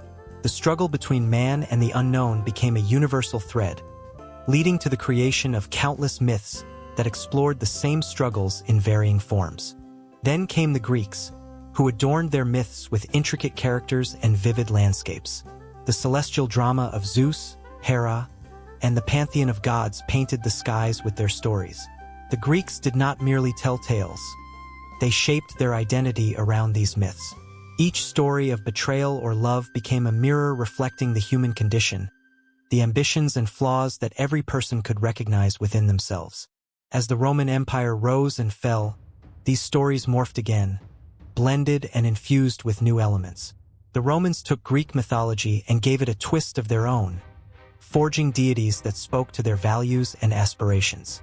Their myths were tales of conquest, stoicism, and the power of the state. Mars, the god of war, became not just a figure of mythology but a symbol of the Roman spirit, their insatiable quest for dominance. But myths weren't just confined to grand empires. Across oceans, in the heart of Africa, the oral traditions thrived. The griots, storytellers of West Africa, carried tales of creation, of trickster gods, and ancestral wisdom. They shaped identity and history, ensuring that the roots of their people were never severed. Each story was a thread in the vast tapestry of culture, rich with emotion and lessons that transcended the ages. Through the Middle Ages, myths shifted yet again.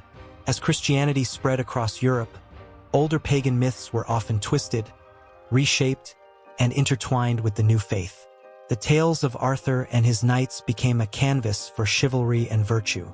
Camelot emerged not merely as a place but as a symbol of yearning, a yearning for unity, for a better world amidst chaos. Even as the old gods faded, new myths arose, reflecting the struggles and hopes of a society grappling with the divine.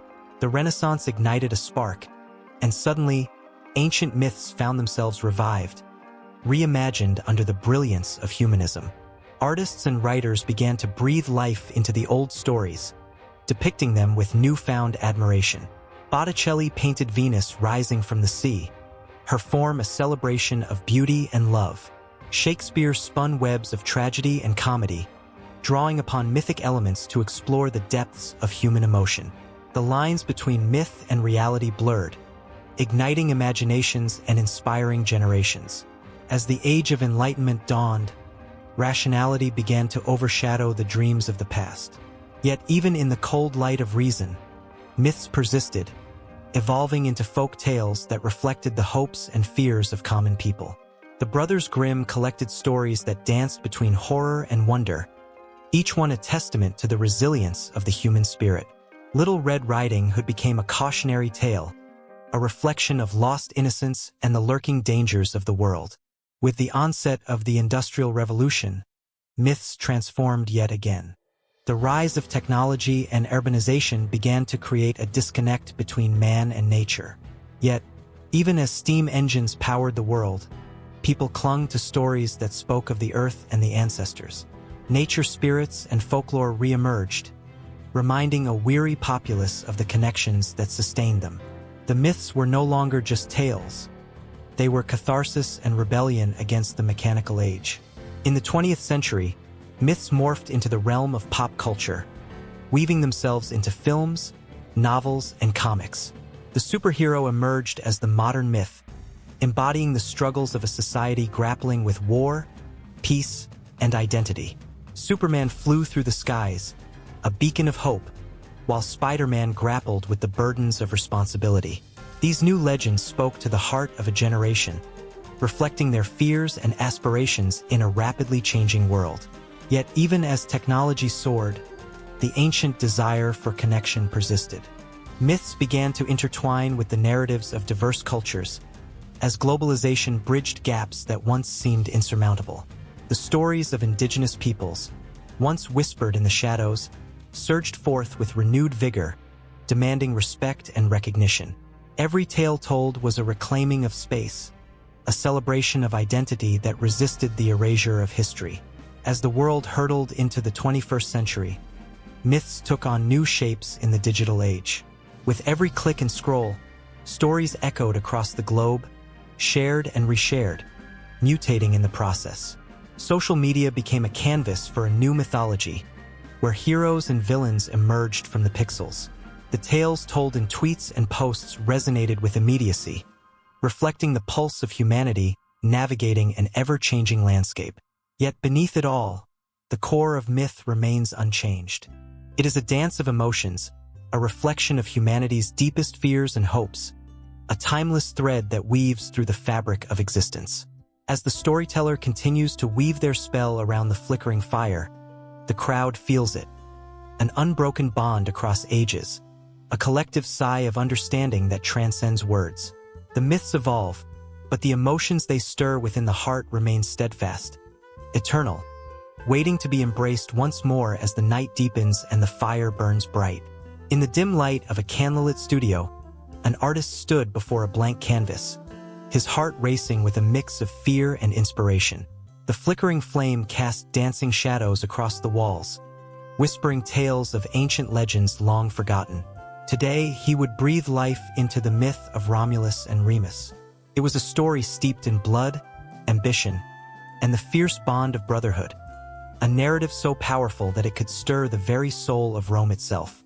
As he dipped his brush into rich, dark paint, he felt the pulse of history beneath his fingertips. Romulus and Remus, twins born of a Vestal virgin and the god Mars, were destined for greatness. Yet their tale began with a harrowing struggle for survival.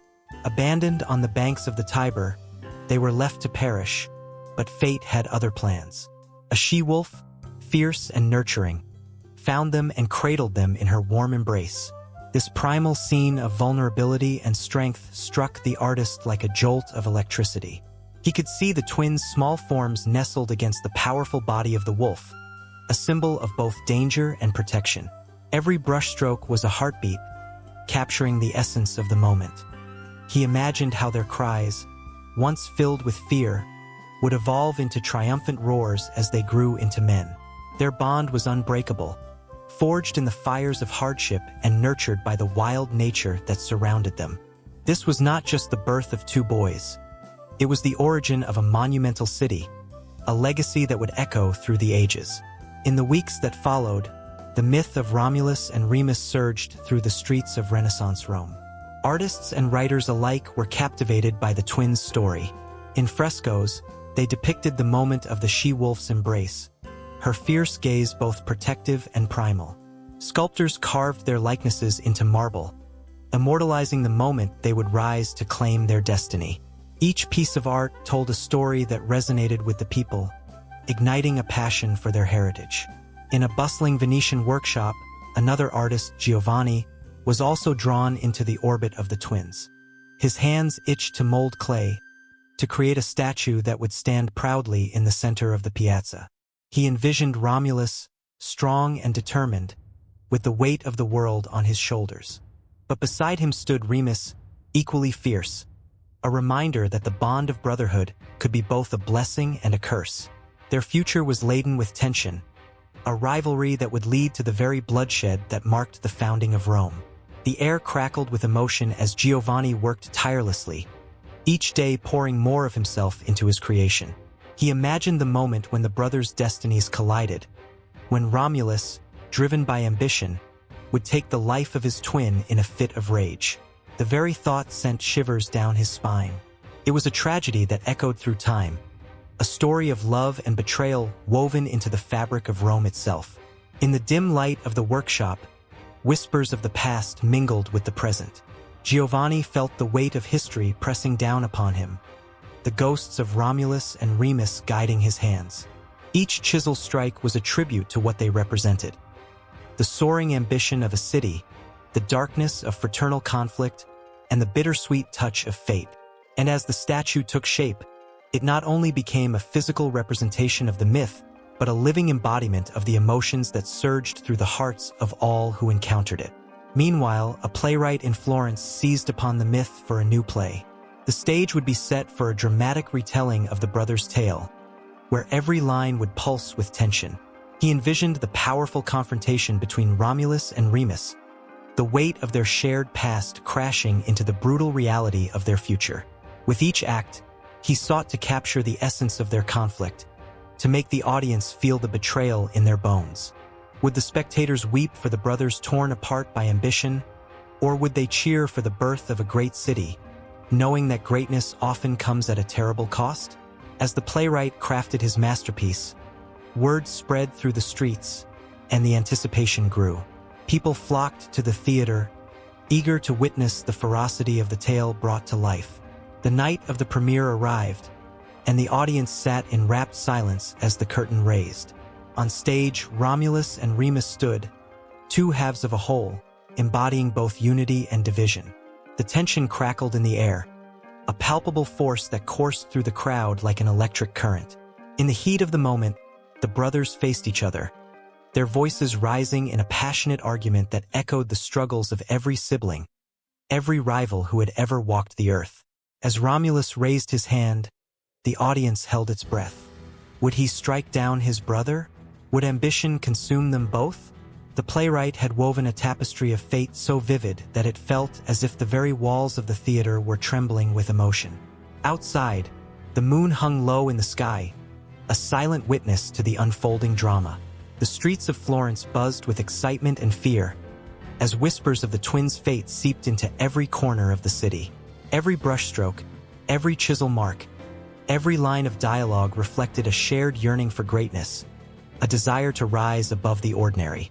And yet, within that ambition lay the seeds of destruction.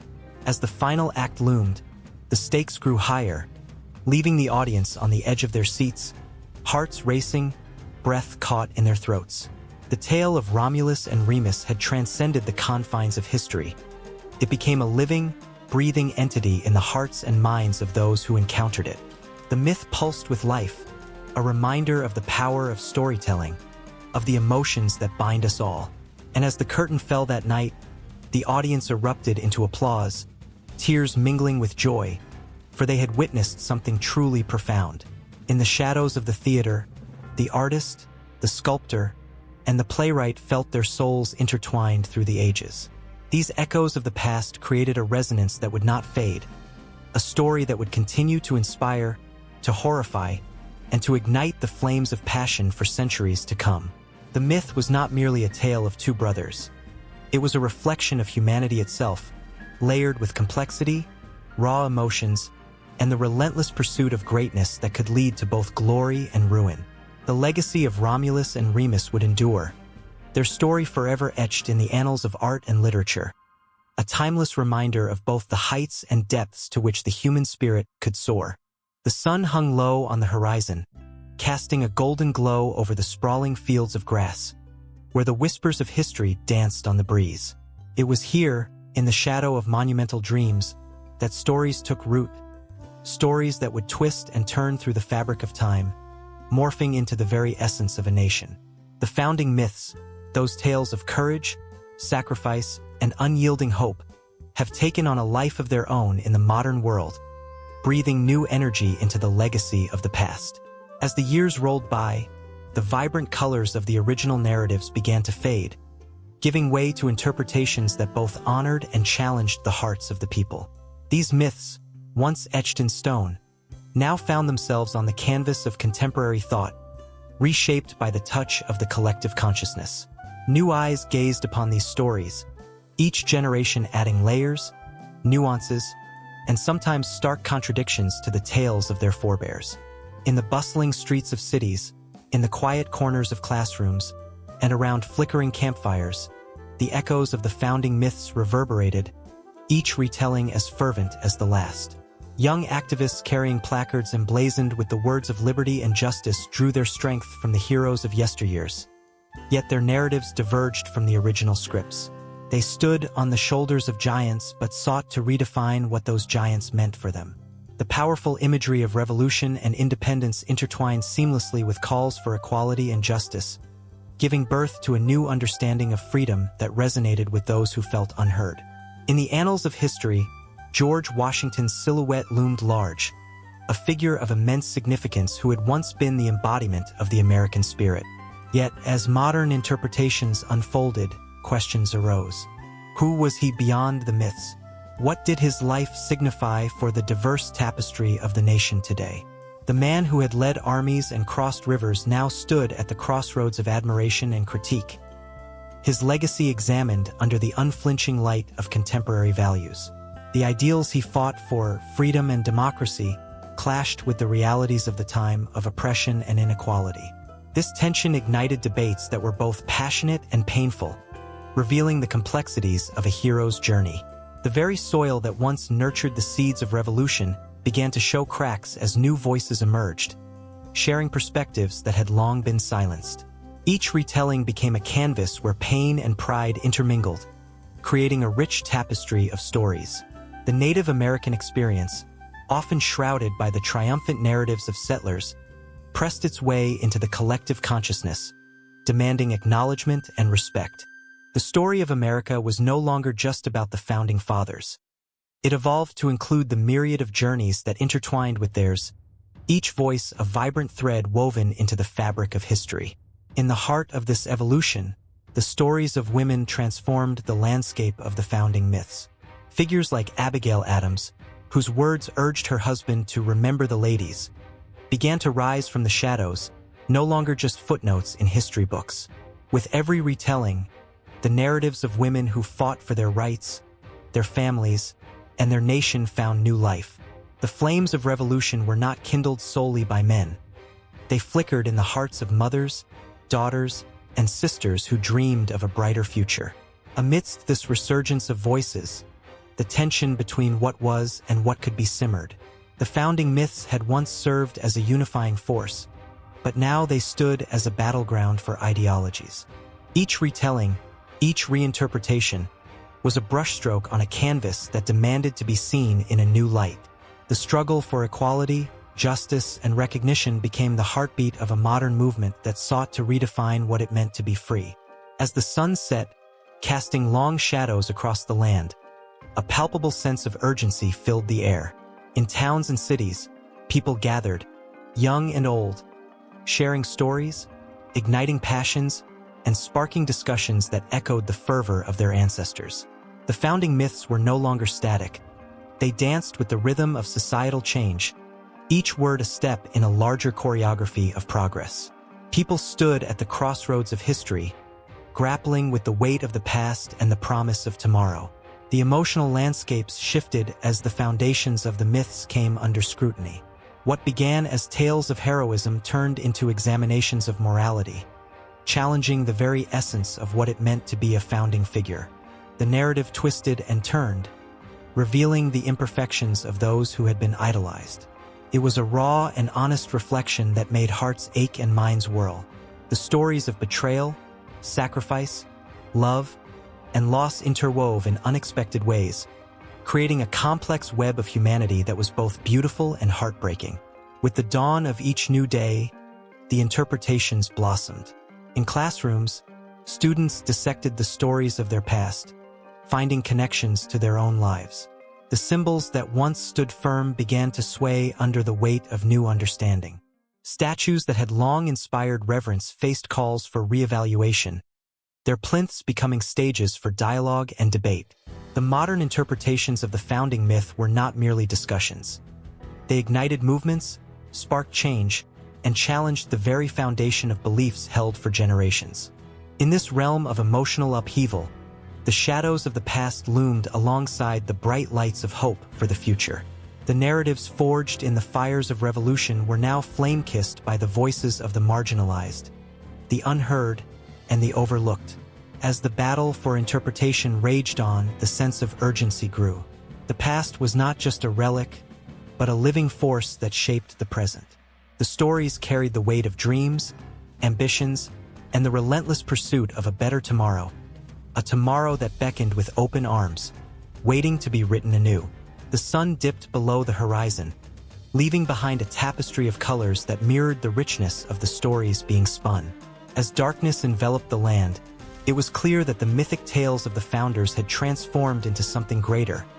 An ongoing dialogue, a persistent quest for understanding, and a relentless pursuit of justice. The legacy of the founding myth would continue to evolve, echoing through the ages, entwining the past with the present, and nurturing the seeds of hope for generations yet to come. And as that hope glimmered in the twilight, it whispered a promise of what was still to unfold. In the dim light of a flickering torch, a lone figure stood atop the Palatine Hill, gazing down at the sprawling city that would one day be known as Rome. The air was thick with stories of glory and ambition, echoes of warriors and dreams. It was here that the tale of Romulus and Remus, twin brothers bound by fate and blood, began to take root in the very fabric of a nation. Their story wasn't merely folklore. It was the lifeblood of a burgeoning identity, a flame that ignited the hearts of the people. Romulus and Remus were born under the cloud of mystery, sons of the Vestal Virgin Rhea Silvia and the god Mars. Their existence was a mix of divine intervention and human strife.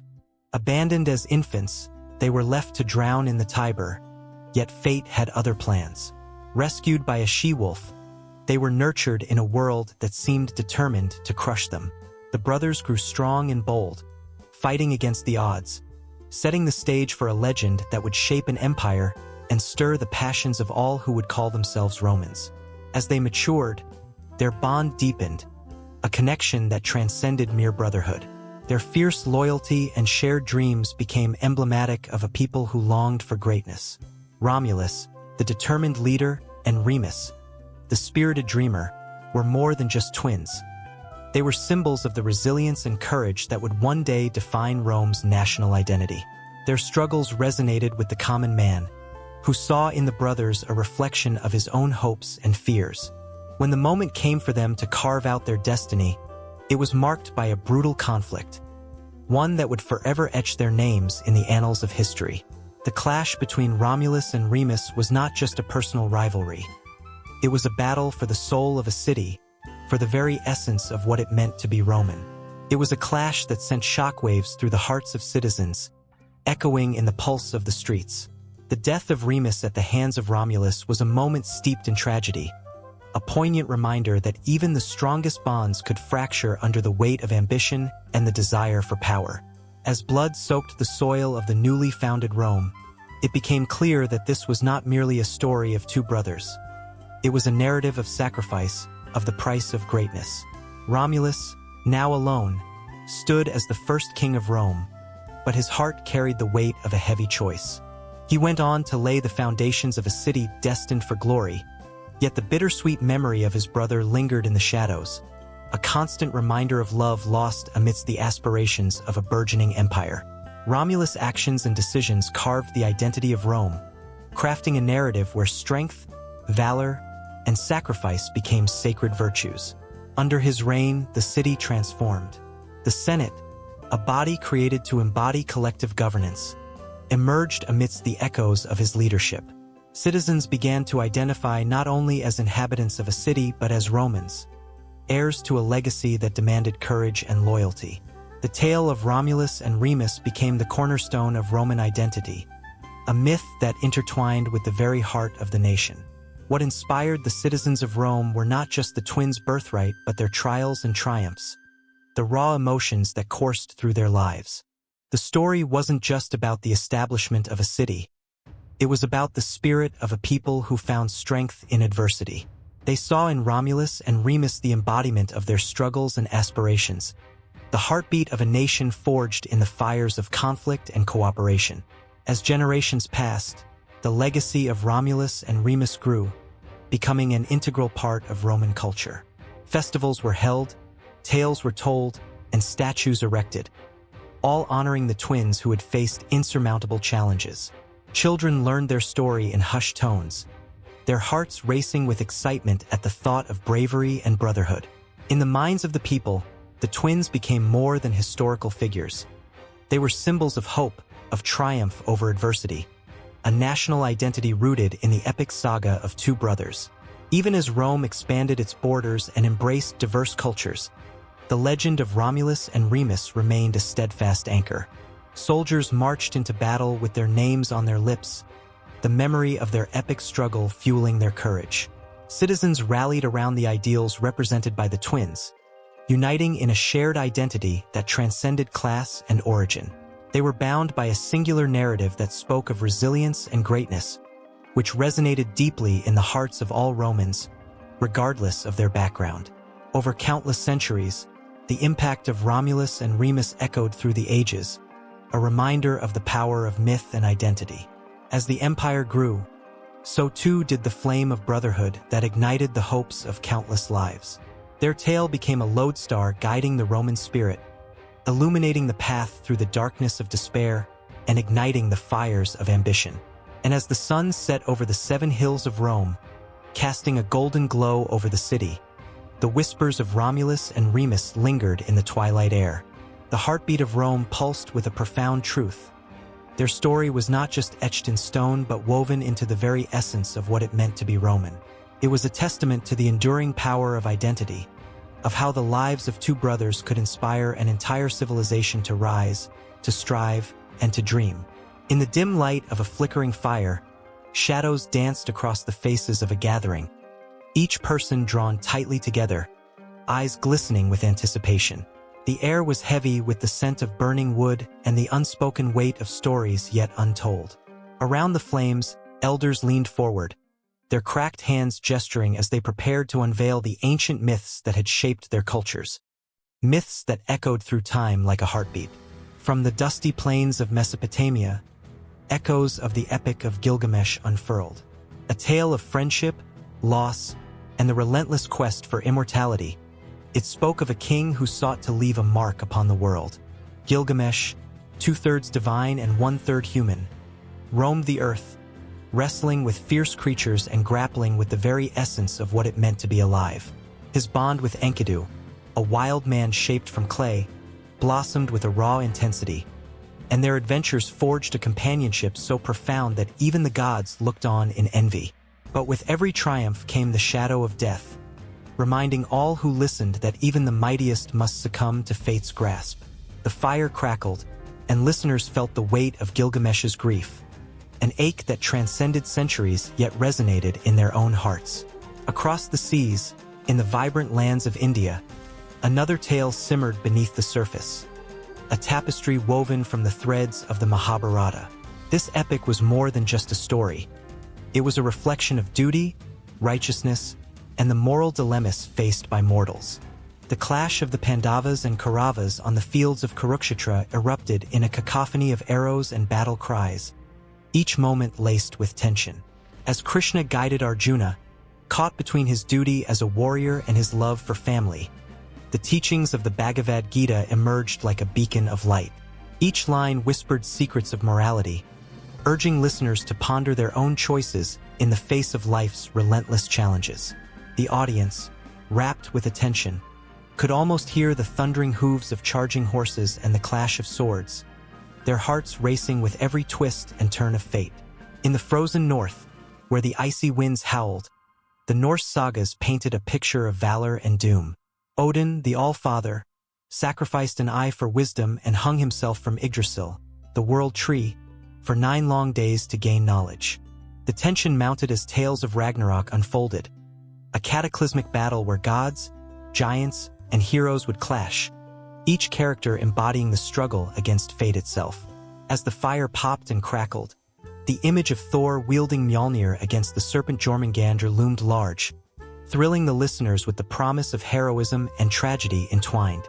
They could feel the chill of the frost giants and the heat of the flames, a visceral reminder that every story held both creation and destruction, woven together like the strands of a tapestry.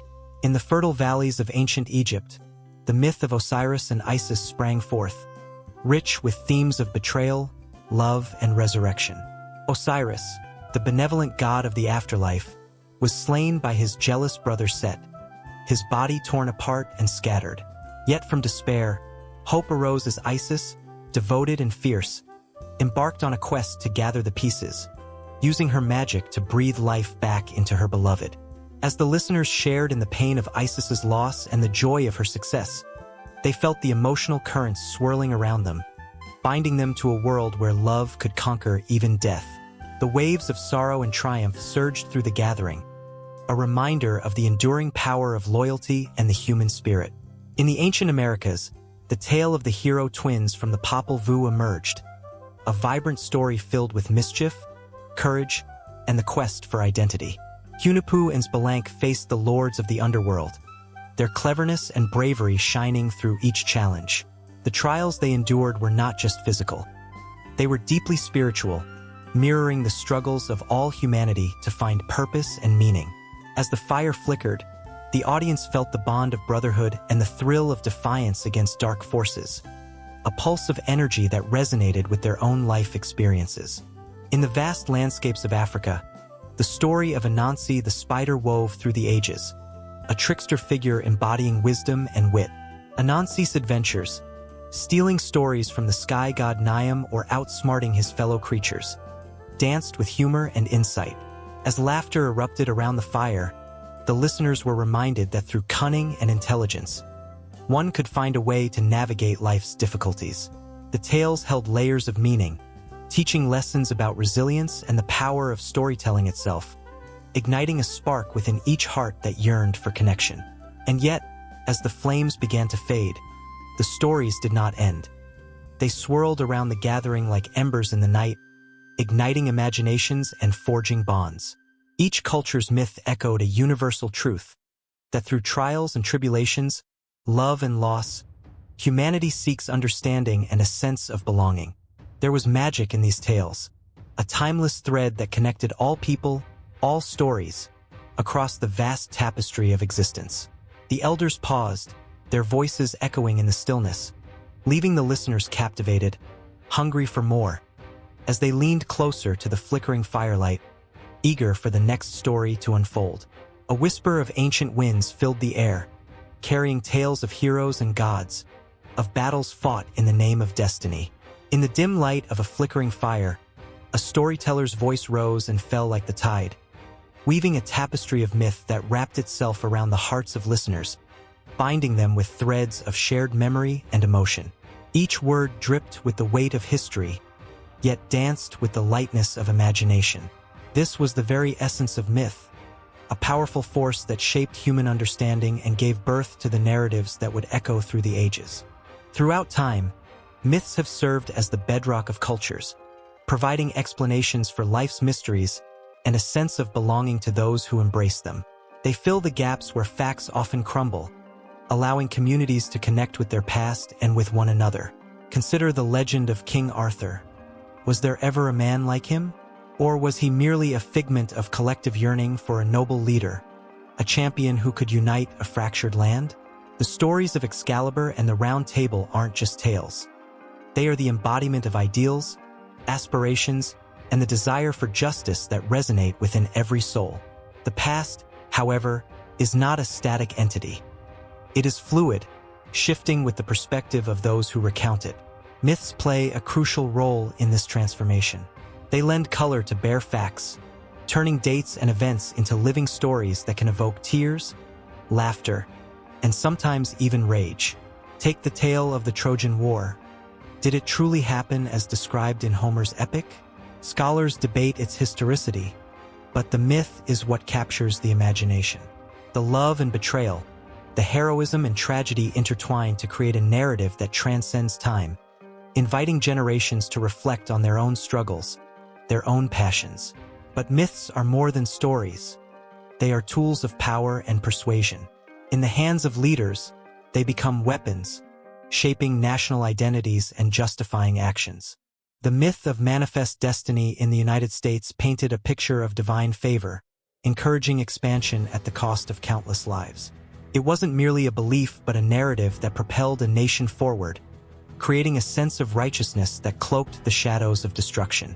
The painful truth of this myth is buried beneath layers of triumph, reminding us that the stories we choose to tell have profound consequences on how history is viewed and understood.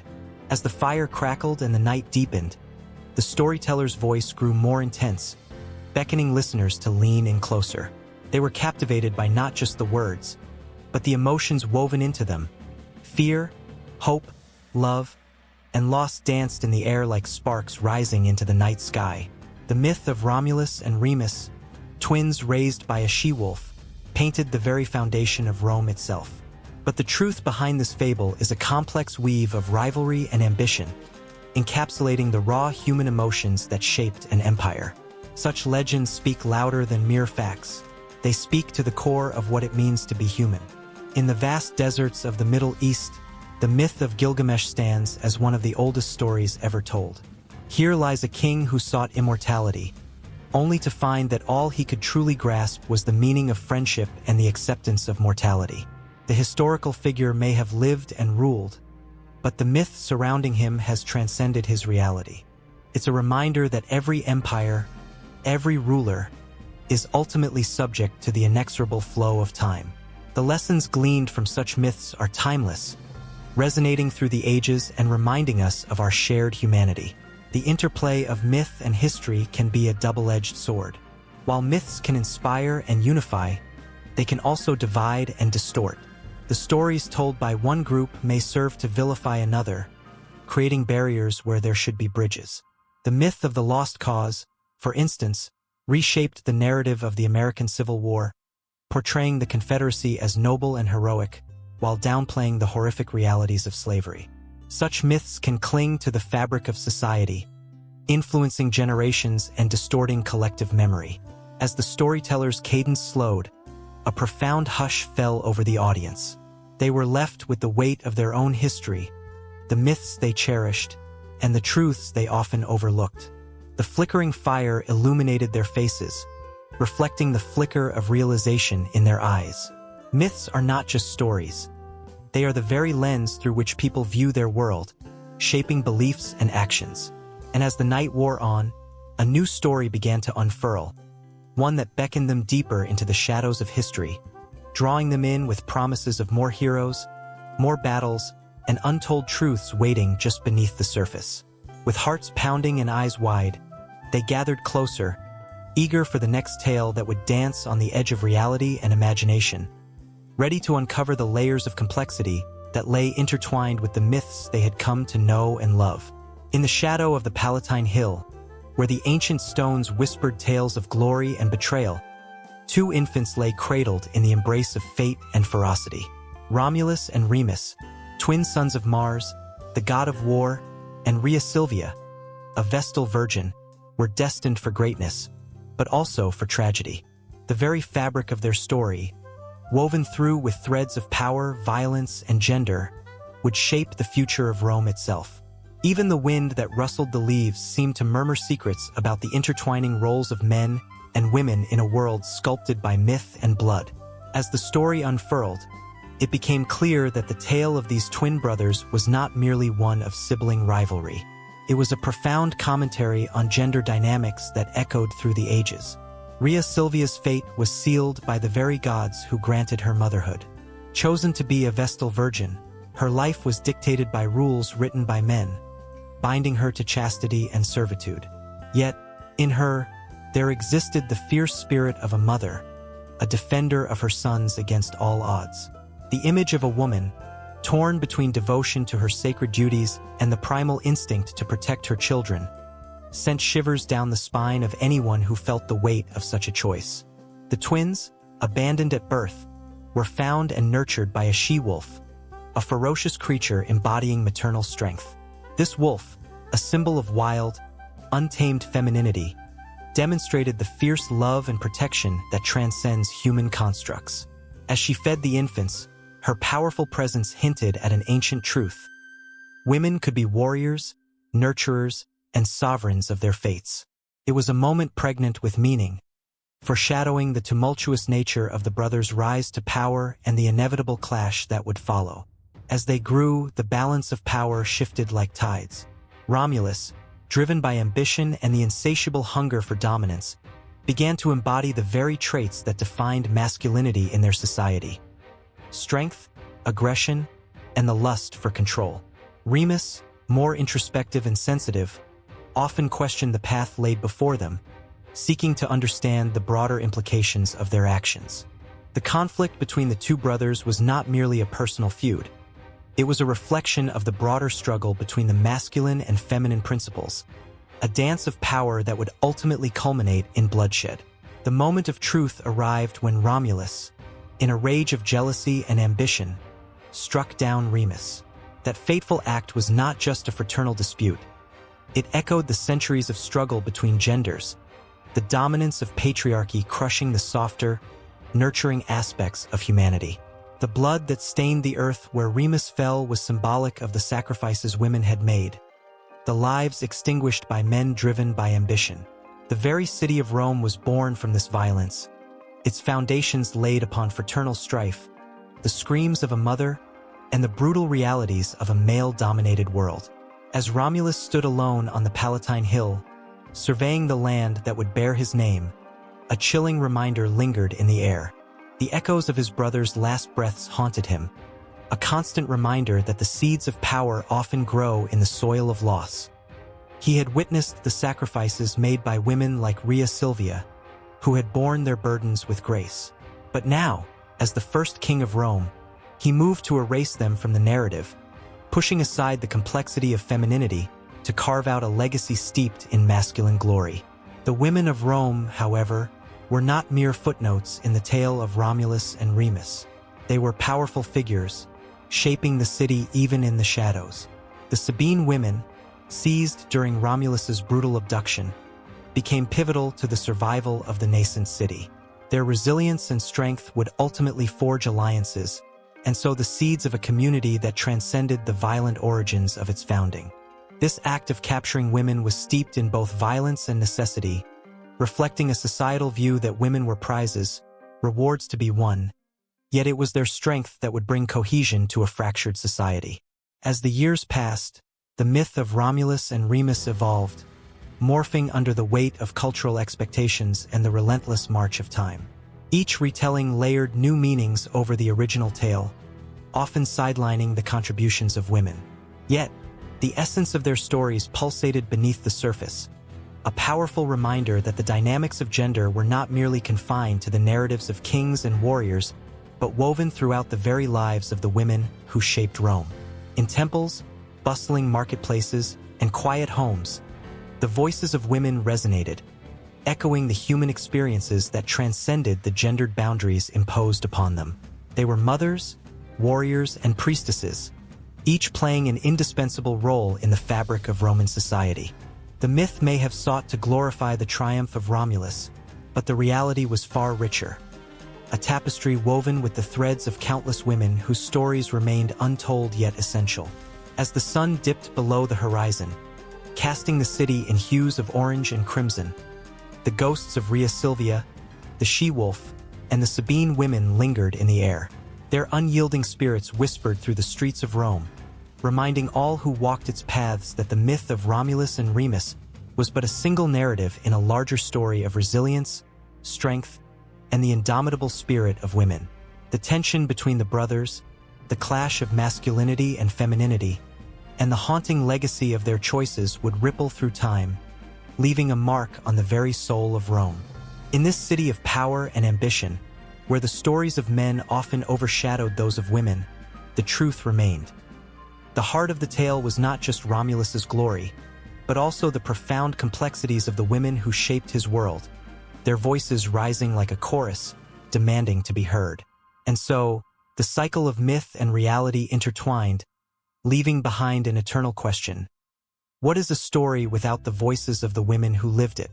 The sun hung low in the sky, casting long shadows across the Forum Romanum, where the ghosts of 1,000 forgotten souls whispered in the wind. For centuries, the heart of Rome had pulsed with power, passion, and bloodshed.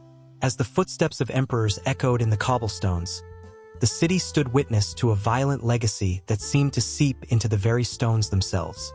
The grandeur of towering columns and intricate mosaics belied the brutality that lay beneath, a history marred by betrayal, conquest, and relentless ambition. From the outset, Rome was no stranger to conflict. Its very foundation was steeped in blood, with Romulus famously slaying his brother Remus to claim the throne. A chilling prologue to a story where ambition often outweighed morality. The city grew through wars, each conquest a notch in the belt of glory that came with a heavy price. The cries of the vanquished echoed through the ages, a haunting reminder of what it meant to be a victor in this brutal arena. Each victory brought spoils, not just for the living, but for the spirits of those who had fallen, their sacrifices etched into the memories of the people. The Colosseum, that grand amphitheater, stood as a testament to humanity's darker inclinations. It was not merely a venue for entertainment, but a stage for bloodletting. A place where a sea of spectators, faces lit by the glow of torches, cheered for the carnage unfolding before them. Gladiators, often enslaved men or prisoners of war, faced off in battles that would only end in death. The roar of the crowd would rise to a fever pitch as swords clashed and the air filled with the metallic scent of blood.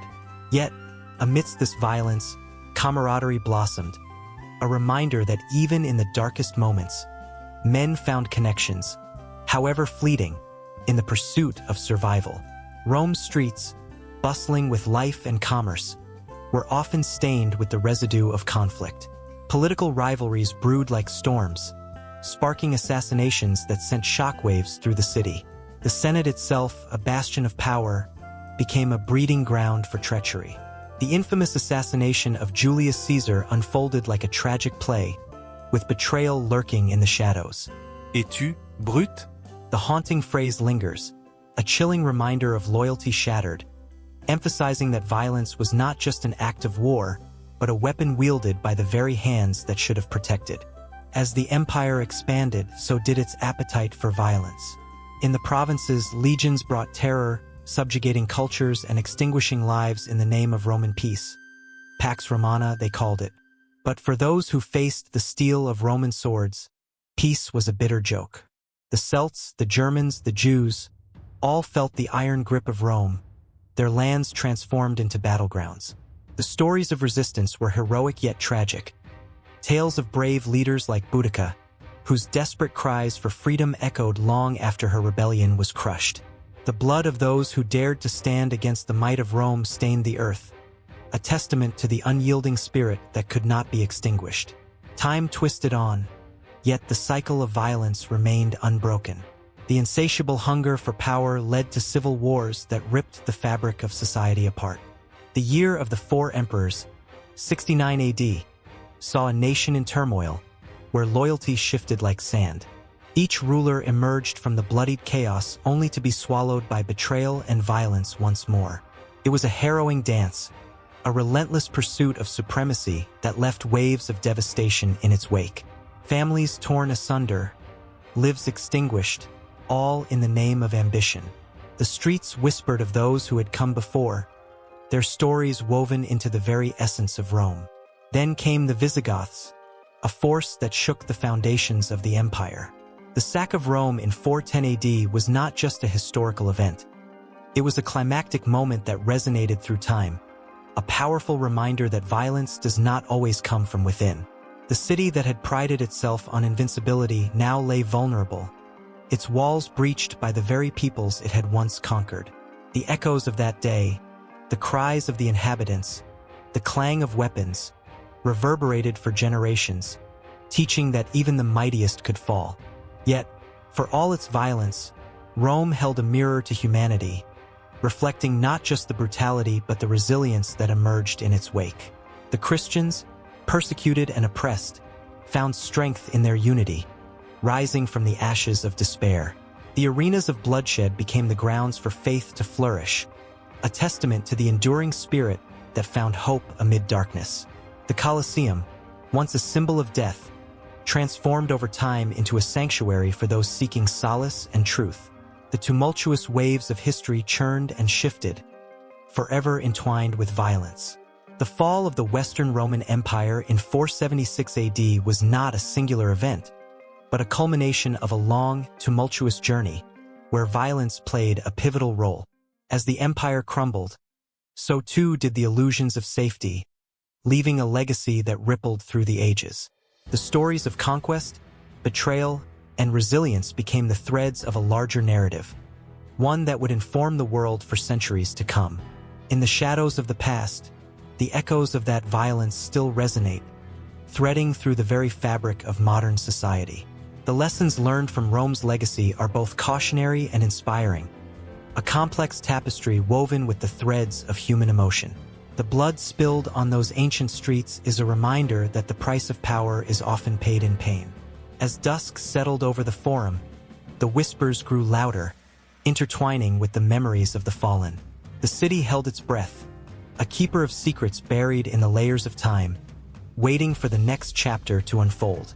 The violence that had shaped its destiny lingered, a haunting refrain in a song that knew no end, echoing into the night as the shadows danced, connecting the past and the future in an eternal embrace.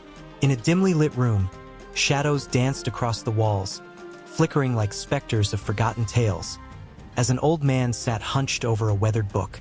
His fingers traced the fragile pages, each one a portal to a time when myths were not just stories, but lifelines to understanding the world. Outside, a tempest raged. The wind howled as though echoing the voices of ancient gods, calling forth their wisdom for those willing to listen. The air crackled with anticipation, hinting at the revelations that lay just beyond the veil of time. Society has always been woven together by the threads of myth, the grand narratives of creation, heroism, and moral lessons that have shaped cultures across the globe. In Mesopotamia, the Epic of Gilgamesh told of a king's quest for immortality, reflecting humanity's eternal struggle against the inexorable passage of time. His journey was not just about seeking glory, but about grappling with the profound truths of friendship and the acceptance of mortality. As the old man turned the pages, the echoes of Gilgamesh seemed to blend with the whispers of contemporary fears, the fear of being forgotten, the fear of our insignificance in the grand tapestry of existence.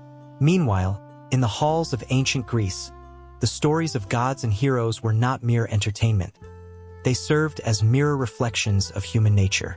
The tragic tale of Prometheus, who defied Zeus to bring fire to mankind, illuminated the price of progress.